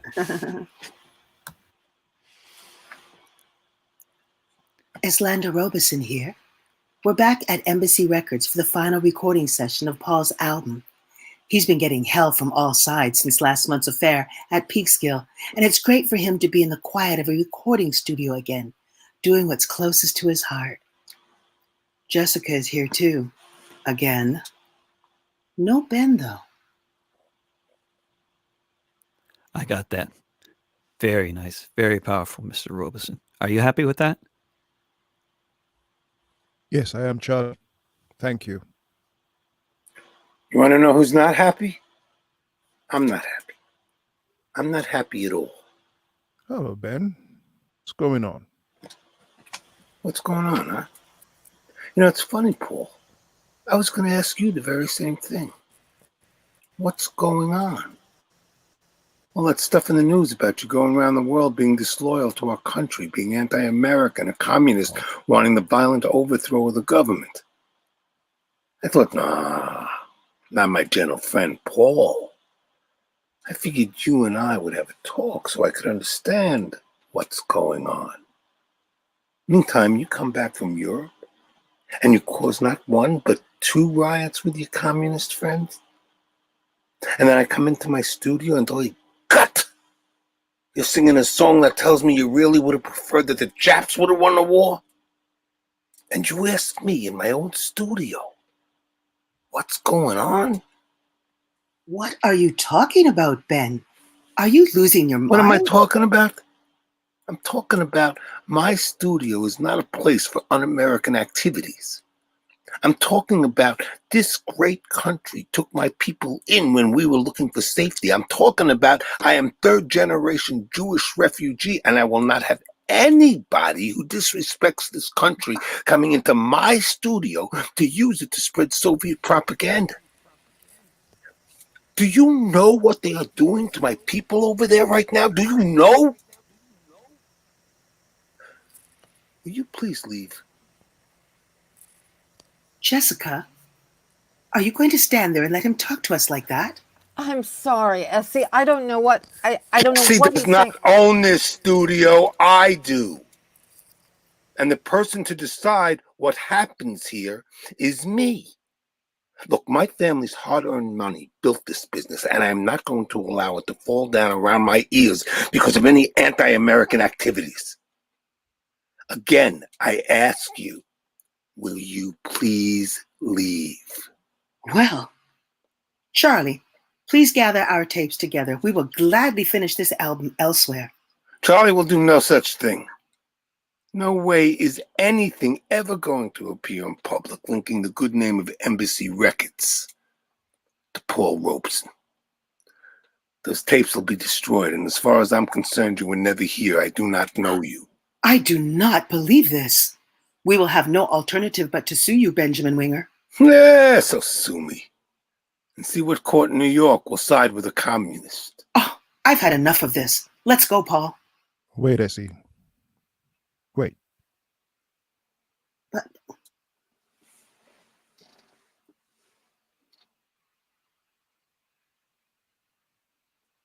I've already done the speech.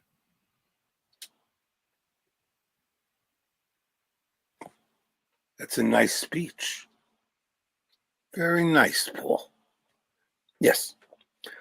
You go ahead and record somewhere else. But don't be surprised when nobody buys your records. You're finished. Charlie, come up to my apartment with the tapes in an hour. I want to watch you cut them up. I'm sorry, Mr. Winger, but Miss Fox and her band are due in at 7, and I need to prepare for How them. long are they in for? 4 hours, sir, maybe 5. All right, in the morning then, 10 o'clock sharp in my office. Oh, Paul, Essie, I'm so sorry. I don't know what he's thinking. I just don't.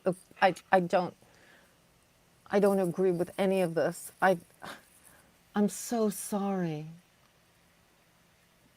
save it, Jess. Just save it. Bye, Jess. Okay, Tayo, you needed to do that speech, and that's the reason why I didn't say not to do it, because this would be the first time that it's being done with all the actors. So even though we recorded it before, it hasn't been done in context. So when we do it again, could you please do the speech? Excuse me for a hot sec, please. So if I don't want the speech done, I will say that it doesn't need to be done, okay? So that was a really good run through, but what we're not getting is the real tension, the real argument here. We need to, it's still a little bit too gentle. You talking to me? I'm talking to everyone, really. We need to take everything up a huge notch by the time, so for example, Leslie, you have to be apoplectic. You're his manager. Sorry about that. She's not on the headphones. Yeah, sorry. Let's just I'm here. Okay. I had someone knocking at my door. Mm.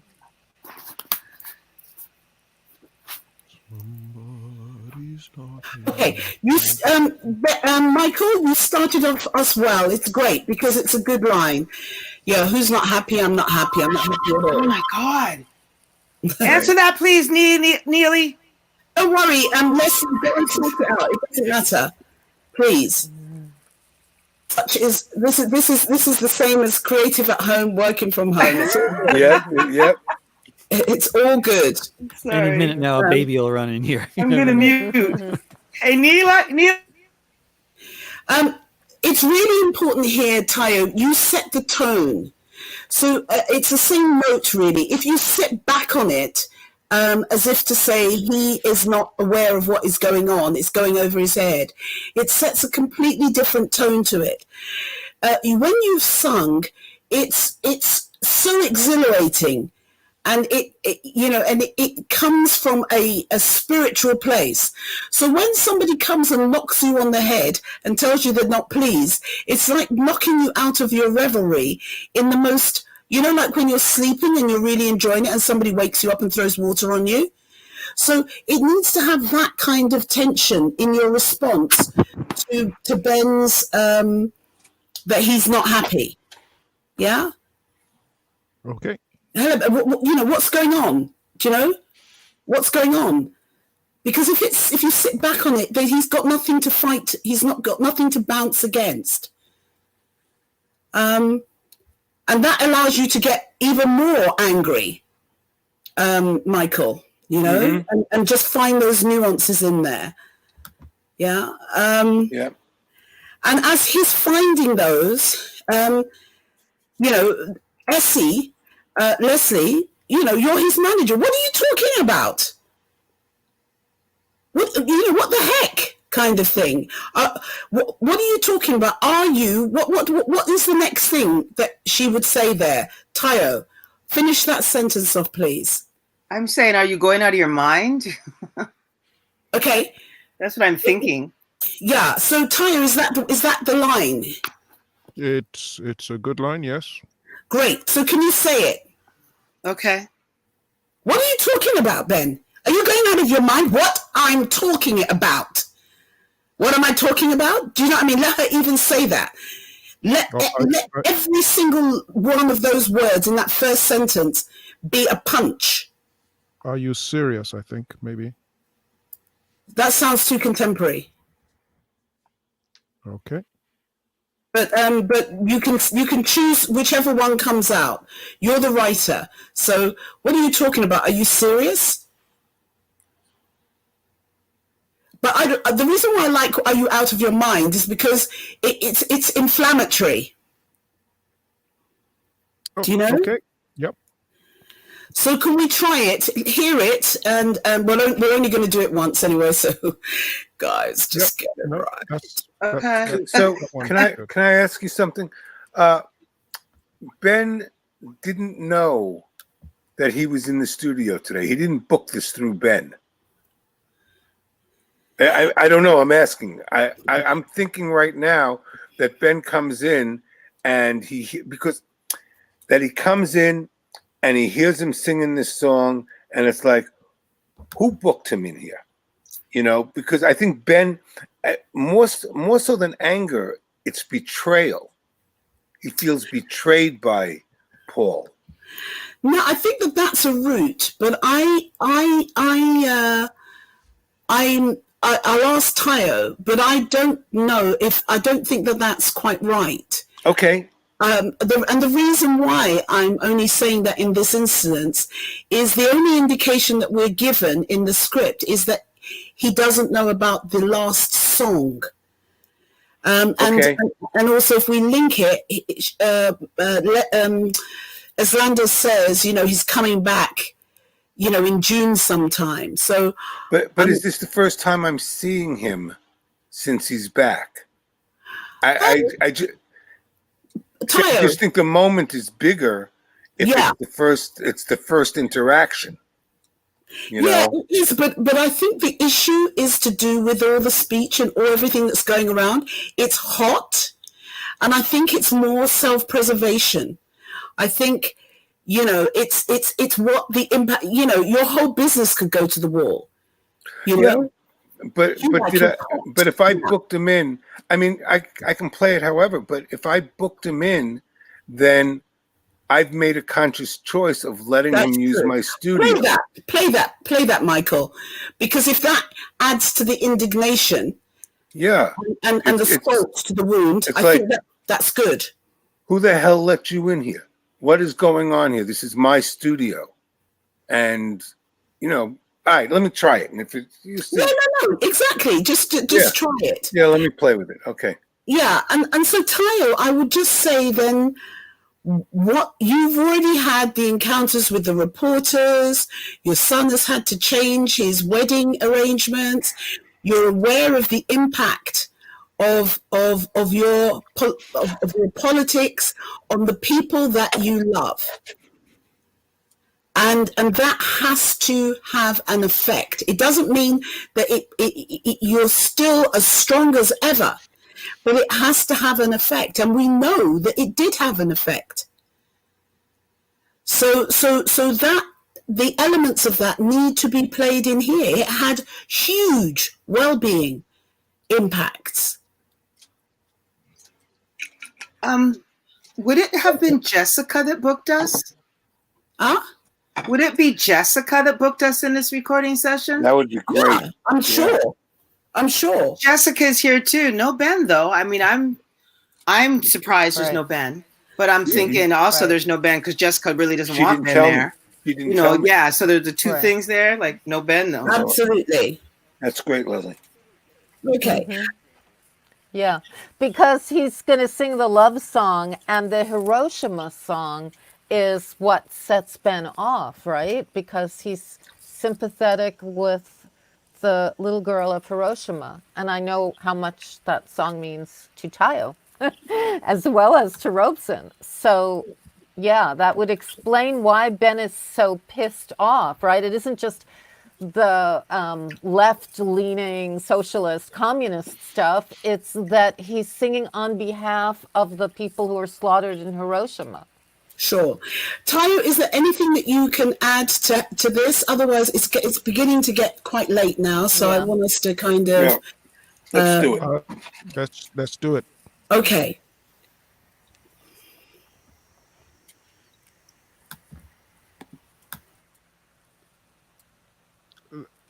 Leslie wanted to say something. You're mute. Leslie's muted. Sorry, I was interrupted with home stuff again.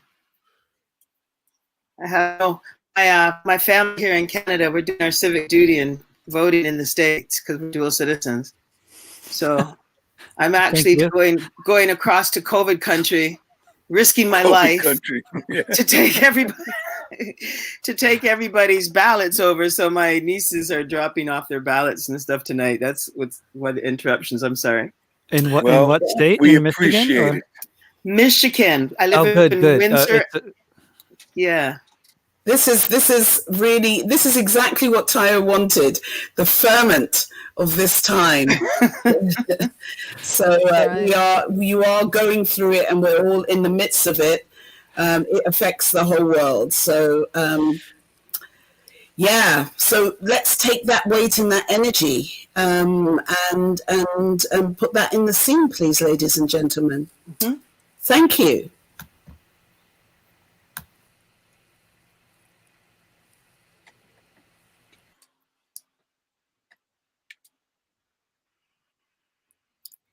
Islanda Robeson here.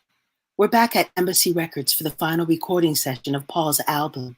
He's been getting hell from all sides since last month's affair at Peekskill, and it's great for him to be in the quiet of a recording studio again, doing what's closest to his heart. Jessica is here too, again. No Ben, though. I got that. Very nice. Very powerful, Mr. Robeson. Are you happy with that? Yes, I am. Thank you, Charlie. You want to know who's not happy? Hello, Ben. I'm not happy. I'm not happy at all. What's going on? I'm sorry. Can we take that again? I just didn't feel good, and I don't want to go through the whole thing. Sure. I'm real sorry. Going from... Michael, if that happens again, just don't bother to apologize. Take a beat and just start where you want to. So for anybody, if you make a thing, just take a beat and then... I just didn't feel connected. Okay. Yeah, that's okay. That's okay. Right. Is it okay for me to call Hello Ben where I did? You okay? It's much easier. Sorry, ladies and gentlemen. It's much easier. Sorry, Leslie. Just to start from the beginning and get a clean take. Okay. Okay. Mm-hmm. Right. Are you going to put the Hello Ben in there? Is that? I'm suggesting it. Is that okay? I thought it got lost. As long as I know it. Yeah. Yes. I mean, this is you as the author. If you want to put it in, put it in. But let's just focus. Sorry, go ahead, Michael. No, I'm sorry. So are you going to break up the line "Hello, Ben" and what's going on?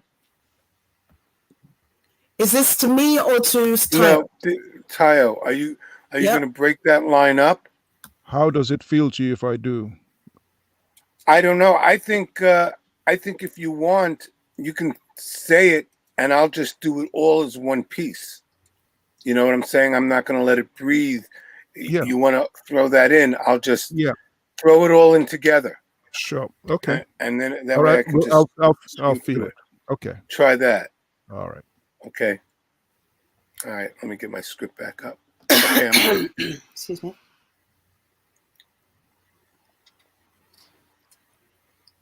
Islanda Robeson here. We're back at Embassy Records for the final recording session of Paul's album. He's been getting hell from all sides since last month's affair at Peekskill, And it's great for him to be in the quiet of a recording studio again, doing what's closest to his heart. Jessica's here too, again. No Ben, though. I got that. Very nice. Very powerful, Mr. Robeson. Are you happy with that? Yes, I am. Thank you, Charlie. You want to know who's not happy? I'm not happy. I'm not happy at all with this. Hello, Ben. What's going on? What's going on? You know, it's funny, Paul. I was going to ask you the same thing. What's going on? Well, there's stuff in the news about you going around the world being disloyal to our country, being anti-American. What? You're a communist wanting to violently overthrow the government? I thought, no, not my gentle friend Paul. I figured you and I would talk so I could understand what's going on.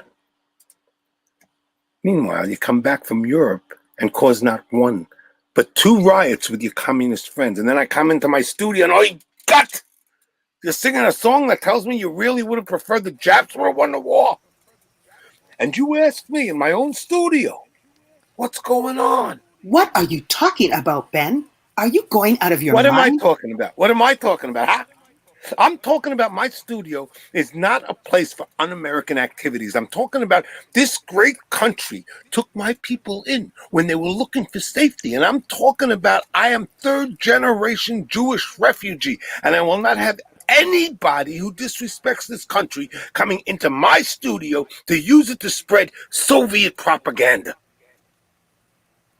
Do you know what they are doing to my people over there right now?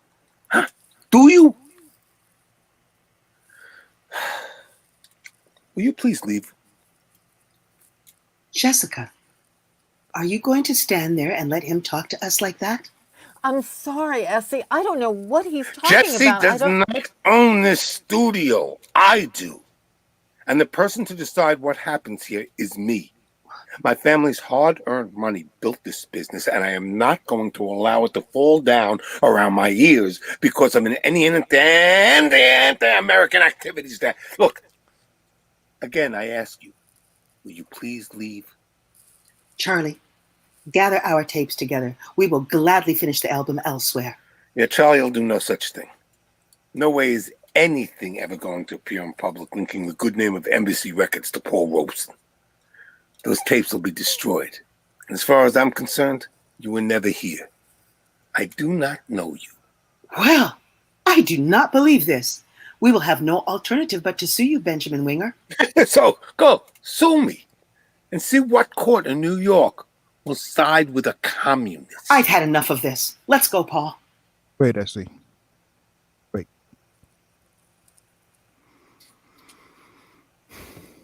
Ben, as you know, I was raised in Princeton, New Jersey by my father. Pop was born a slave. My own father, enslaved in North Carolina, but he escaped and became a minister in New Jersey. You know, I've told you this before.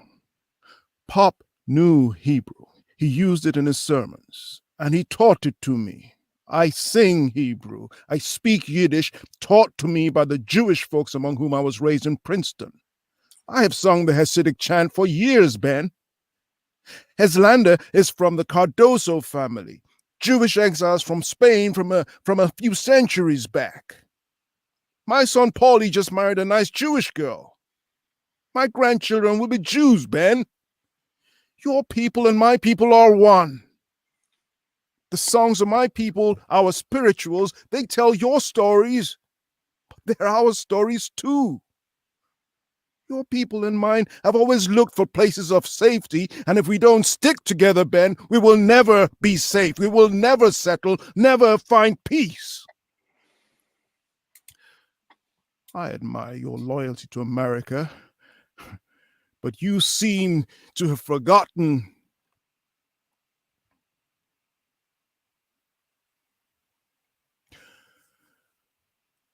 I admire your loyalty to America, but you seem to forget how hundreds fleeing Nazi Germany were turned away by this government. Oh, And I didn't tell you about the dozens of letters from so-called patriots telling me I should be happy now that my son married a white woman, even if she's only a kike. Only a kike, Ben. You were not there in Peekskill to hear the patriotic Americans yelling for the white niggers, the kikes, to go back to Jew City or to go back to Russia. And yet Jewish people stood there by the hundreds to protect me, to protect us from the America you love so much, the America that is forcing so many Jews to leave for Israel. I love America too, Ben, but in a different way from you. When I use my platform to speak out, I am speaking from a place of love. My songs will be heard, Ben, even if I have to build my own damn studio to record them in.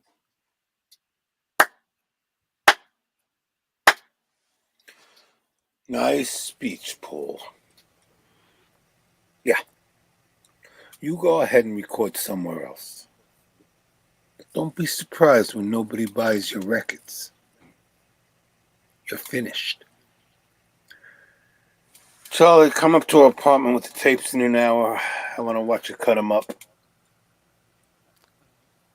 I'm sorry, Mr. Wingerham, but Miss Fox and her band are due in at about 7, and I need to prepare for them. All right, how long are they in for? 4 hours, sir. Maybe 5. In the morning, then. 10 o'clock sharp in my office. Oh, Paul, Essie, I'm so sorry. I don't know what. Save it, Jessica. Just save it. Bye, Jess.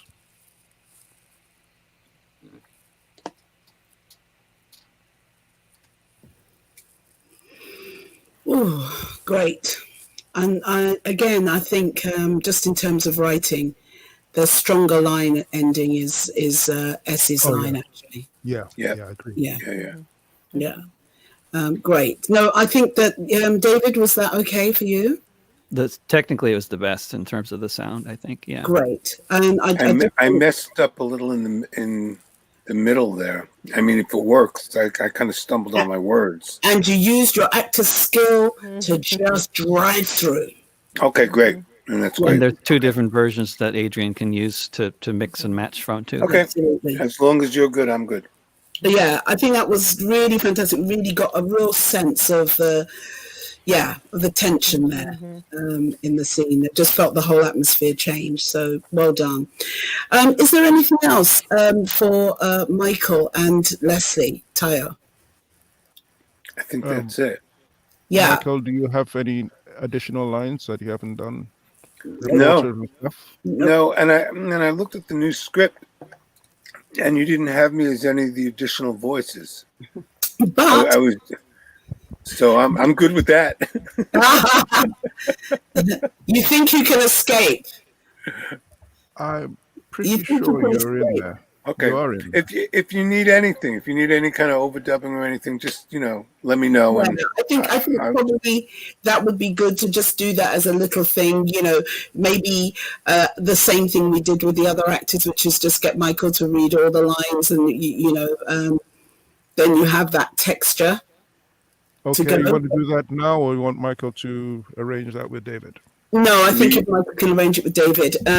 Michael, what I did was all the reporters' lines. I just said, read them in different, have a sense of being close or far, and just give a few readings of them. Some of be all the reporters and all of the little intersectional lines there. Yeah, so and David was there anyway, so he knows what it was that we did. So so David, just reach out, and anytime during the week, if we catch an hour or something. Sounds great. Cool. Guys, Michael, thank you. Go ahead. Before you even thank us, can I thank you? And Leslie, can I thank you? For me, it's a pleasure and a real opportunity to meet wonderful creatives across the pond. I am praying for you all on Tuesday. Thank you. Thank you. We don't know. We live in this crazy world where we're reminded that our humanity and what we think of are what we think is, I don't know, which we you know, all human beings have an opportunity, that some people don't think that way, and that it's kind of bizarre. But you know, we didn't get it here. We got an 80-seat majority of somebody else, and people are regretting it now. So, now they kicked Corbyn out of the Labor Party, suspended him from the Labor Party. It's ridiculous. Yeah. Totally. I think the same kind. I mean, obviously, this is not for politics, but politics is also Yeah, it's all about politics. Yeah, but I think there are many similarities between the democratic machine that runs and the socialist progressive machine that could potentially make them lose the election. Right. Yep. If Sanders were the candidate. World. Yep. It's a crazy world. What happened last time, you know? So you saw it happen though, right? As soon as Bernie got ahead, socialist. Everybody threw that word out there, and Americans are so afraid of that word because they don't know what it means. Yeah. They don't realize that how much socialism we have in our system. That's right. Right. You know, they just, especially going for big corporations. Yeah, that's right. That's where it's lots of that. So for the military. It's just a crazy world. I noticed the actors are not out in full force this time because they got it so wrong. You know, when I say the actors, but, you know, there's I don't even want to mention people's names because it sounds really horrible, but... Go for it. Well, Susan Sarandon, certain people like that. Who were out, who gave the impression that, you know, voting for Hillary would be the worst thing since sliced bread. Right. And that allows a different situation. Right. You've got to vote for somebody. You've got to, you know, nobody's perfect. So let's see what happens this year. Yeah, well, the problem... Thank you so much, gentlemen and lady. Thank you very much. It's been an honor and a privilege.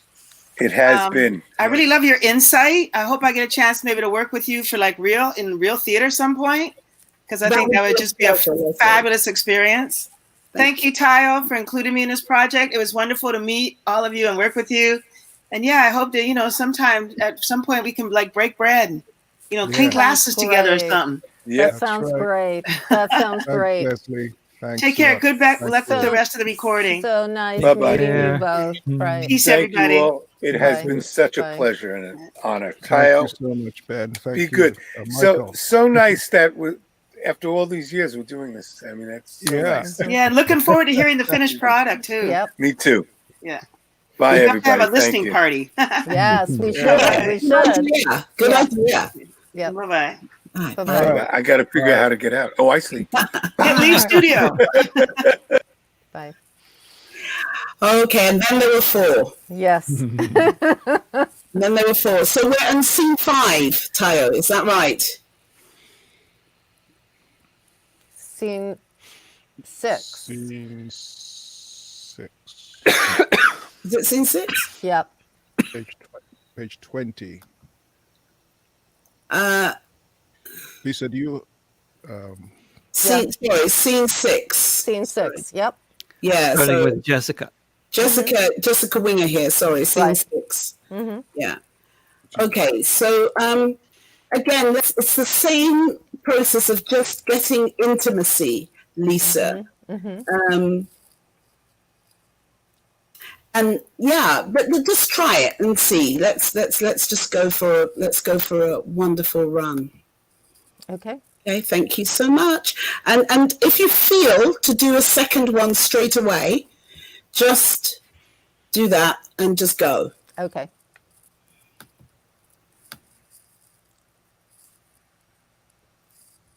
Jessica Winger here. Met me earlier with my husband Ben and Essie. We're back in the studio now. Sorry. Jessica Winger here. You met me earlier with my husband Ben and Essie. We're back in the studio now. few days after Paul returned from his European tour. Ben isn't here today, and neither is Essie. Paul's secretary, Lloyd Brown, is, though. I've met him once before. He's a little quiet and distant and formal. Paul is recording this beautiful song, and it's in Yiddish. Listen.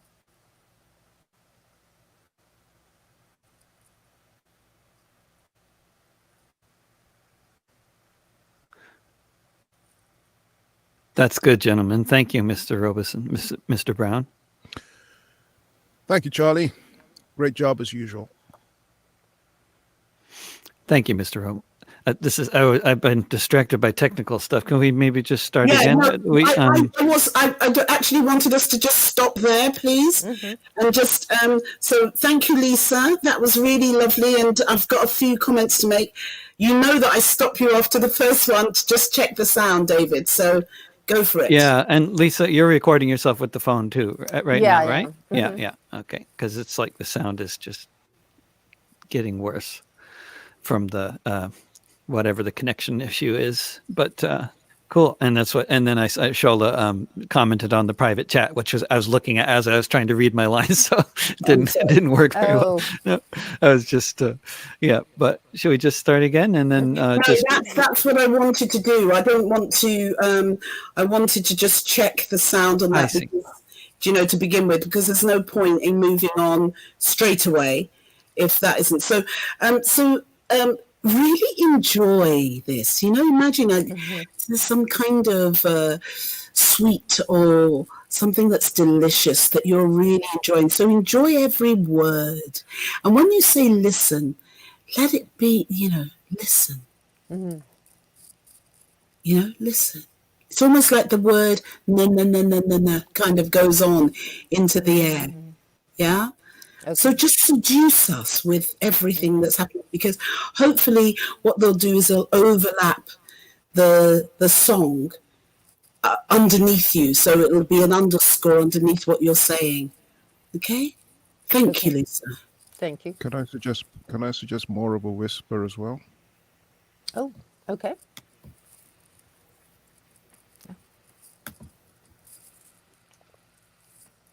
Jessica Winger here. You met me earlier with my husband, Ben, and Essie. We're back in the studio now, a few days after Paul returned from his European tour. Ben isn't here today, and neither is Essie. Paul's secretary, Lloyd Brown, is, though. I've met him once before. He's a little quiet and distant and formal. Paul is recording this beautiful song, and it's in Yiddish. Listen. That's good, gentlemen. Thank you, Mr. Robeson, Mr. Brown. Thank you, Charlie. Great job as usual. Thank you, Mr. Robeson. So that's 8 done so far. I'll add these to the others, but won't work on mastering till we do the last ones. Any idea when that'll be? I don't know, Charlie. I'll get Essie to let you know. She's in charge, as you know. Yes, sir, Mr. Robeson. Oh, Paul, that was so beautiful. That Zog nicht keinmal. Thank you. Why, thanks, Jess. The passion, the anger, so powerful. Yes, I feel it has to be sung that way, considering what Jewish folks went through in Warsaw, throughout Europe, and throughout history. The defiance in the words is so inspiring.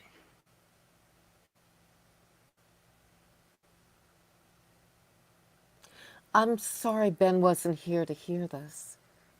He would have loved this to death.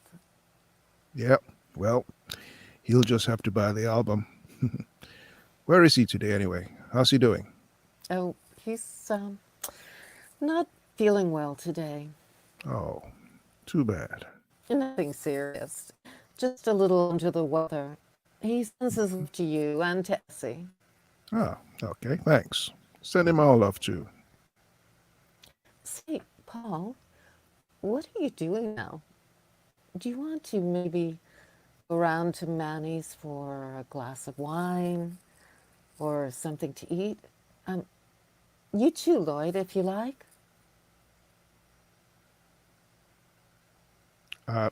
No, I can't either. Sorry, Jess. Lloyd and I need to talk over some stuff. Another time? Sure, Paul. That would be nice. Give my love to Essie. I certainly will. I hope Ben gets better soon. Thanks, Paul. And thank you so, so much for doing the love song. I guarantee it will make the album a million seller. If it has the same effect on other women as it has on me, Paul, every woman in the country will want her own personal copy, just for that one track alone. Oh, please, Jessica. Bye. Bye.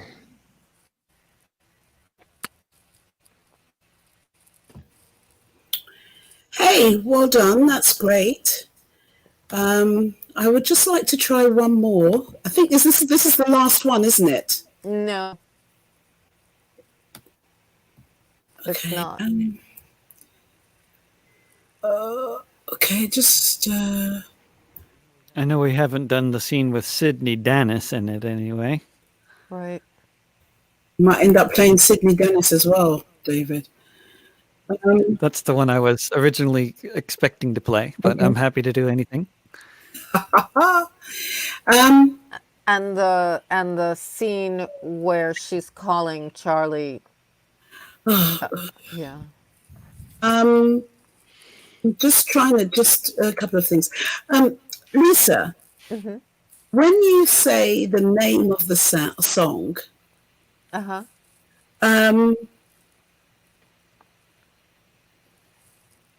I believe the translation is "Never say that you're going your last way, although the skies are filled with lead over blue days."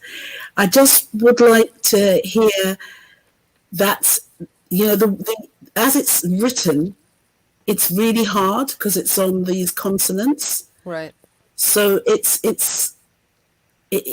a way of creating beautiful in the word itself. Does that make sense? This is about the Warsaw Ghetto song we're talking about, yeah? Yeah, it's just the way you're saying it. If it's if you're saying it's beautiful, let it sound beautiful as you say it. Okay. Does that make sense? Yeah. I cannot pronounce it. I can only try. Zognit Kaimel. Zognit Kaimel. Yeah. Zognit Kaimel. Zognit Kaimel. Just to soften it a little bit. Okay. It is the Holocaust song, but it's just trying to get that softening of it. How did everybody feel about that one? I felt okay.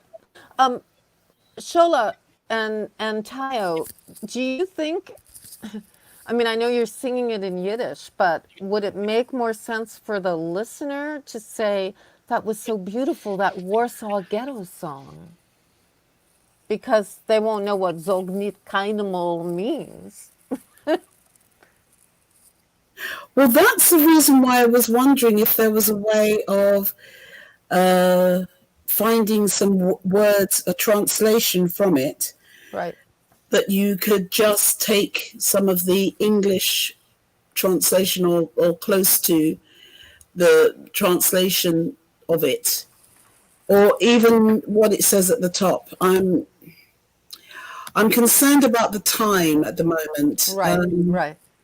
So my feeling is right now that we have this one in, that I am...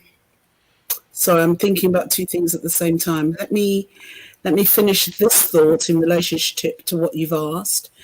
At the top of the scene, it says, doesn't it? What I thought you said.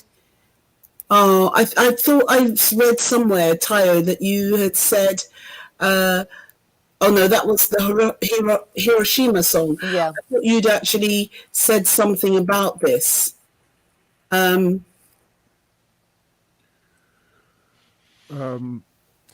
he says that I sang not the Kaddish, the Hasidic other chant. the Hasidic chant, but that's not what this is. No. This is the Warsaw Ghetto song. Yeah. Okay, what I can do is I can say the translation when I'm saying, I felt it needed to, those last words ring true. This song will go from generation to generation. Is that what you're saying? No. Okay. I will give a translation when I'm responding to her. Okay. All right. Okay, so we can try that.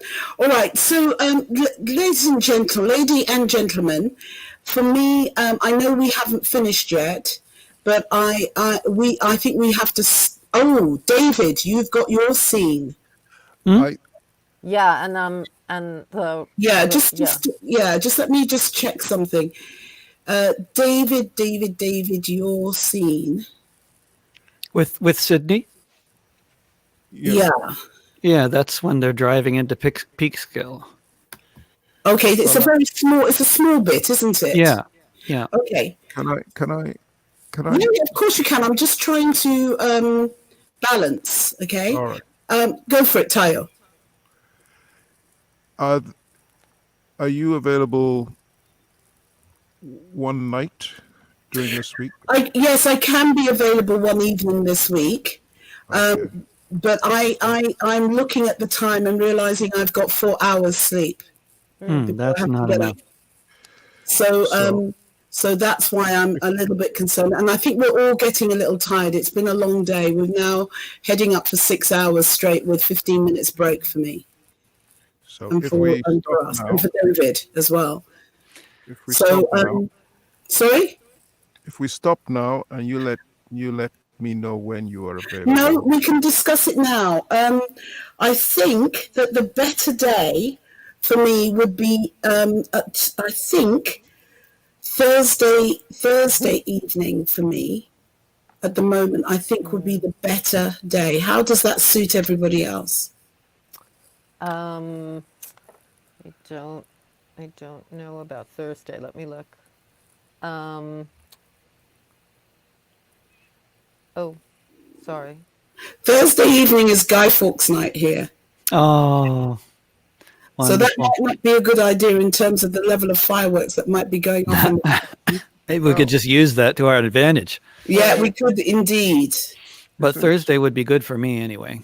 Well, that I think would be better for me than the Friday. But I can't do the Tuesday and Wednesday because I don't get back in time. Whereas I know I'll be from about 7 o'clock UK time, I can be free. Okay, I can do Thursday a little bit later than that. I could do Thursday. Yeah, well, I mean, I'm happy to do. I'm happy to do 9 o'clock or something like that. Do you know what I mean? On Thursday, yeah. I'll get my rest in and go for the long haul on Thursday. But I'd love us to kind of approach these scenes fresh, right?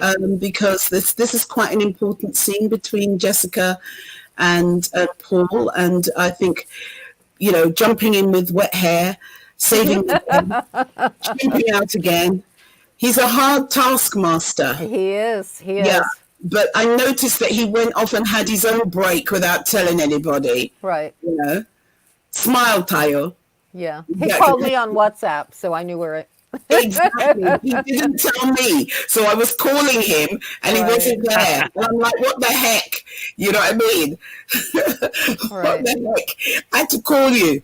Okay, but it's good. I think we've done a really good day. I do too. A lot of wonderful work, David. Thank you so much. Thank you. It's been a pleasure. It's so cool David. working with you. It's so I'm learning great. so much. I've never worked with a director before, only with a producer in a studio. So this is a whole new experience for me. I love it. And Tayo, once again, thank you for creating a piece and bringing everybody together. That is a skill in and within itself. Let's arrange, you confirm it please, that we are going to meet whatever time, Lisa, is convenient for you and David. Right. Somewhere between 8 and 9 as a starting point. Either one of those will be fine for me. Me too, but later than that wouldn't be so good. But either one of those. Okay, so I think that in order to do it, if we can compromise on an 8 o'clock start, that gives us, an hour, a couple of hours to play around if we need it. Oh, yeah. I mean, I can go later. It's just that by the time we're getting into late afternoon over here, then the kids will be around and dinner and all that stuff. Yeah. Well, guys, what Tayo knows and you two don't is I'm supposed to be flying to the UK on Saturday. So I will, that's why I'm trying to sort out what I'll be doing, if they will let me in. Because Thursday is the lockdown day. The lockdown. You're getting tested and all that.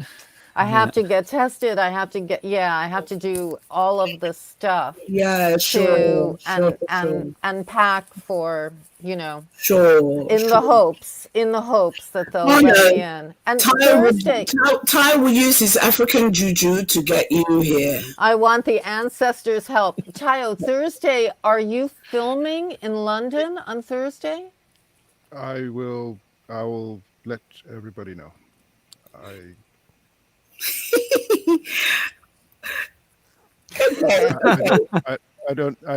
don't think so, but I can't find the schedule right now.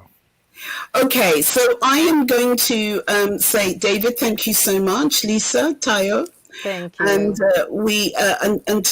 unless I hear otherwise, we're meeting together on Thursday at 8 o'clock. Right.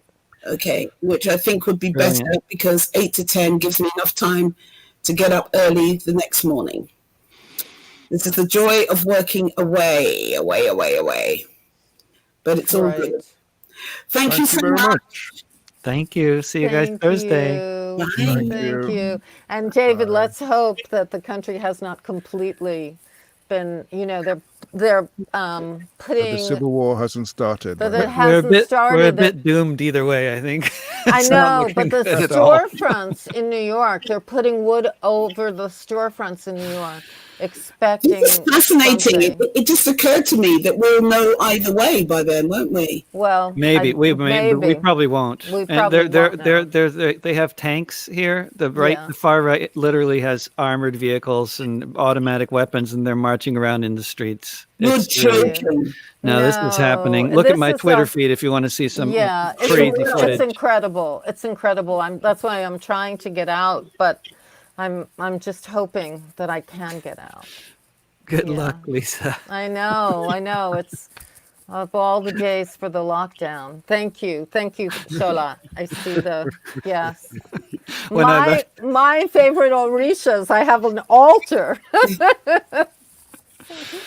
Get some sleep, so take care. Isn't it that in one moment everything is okay, and the next moment that everything shifts? Yeah. You'll get out. Thank you. I hope you'll get out. You'll fly out, and you'll fly out well, and you'll fly out safely. That's the important thing. And then at least you'll be on the same. And if the north of England isn't in total lockdown, right, you might actually get the chance to meet while you're here. So I would love that. Shola. It's been great. Okay, good luck, everyone. Thank you so much. David, it's been real. Thank you. Absolutely. See you soon. Looking forward to Thursday. Bye-bye. Thank you.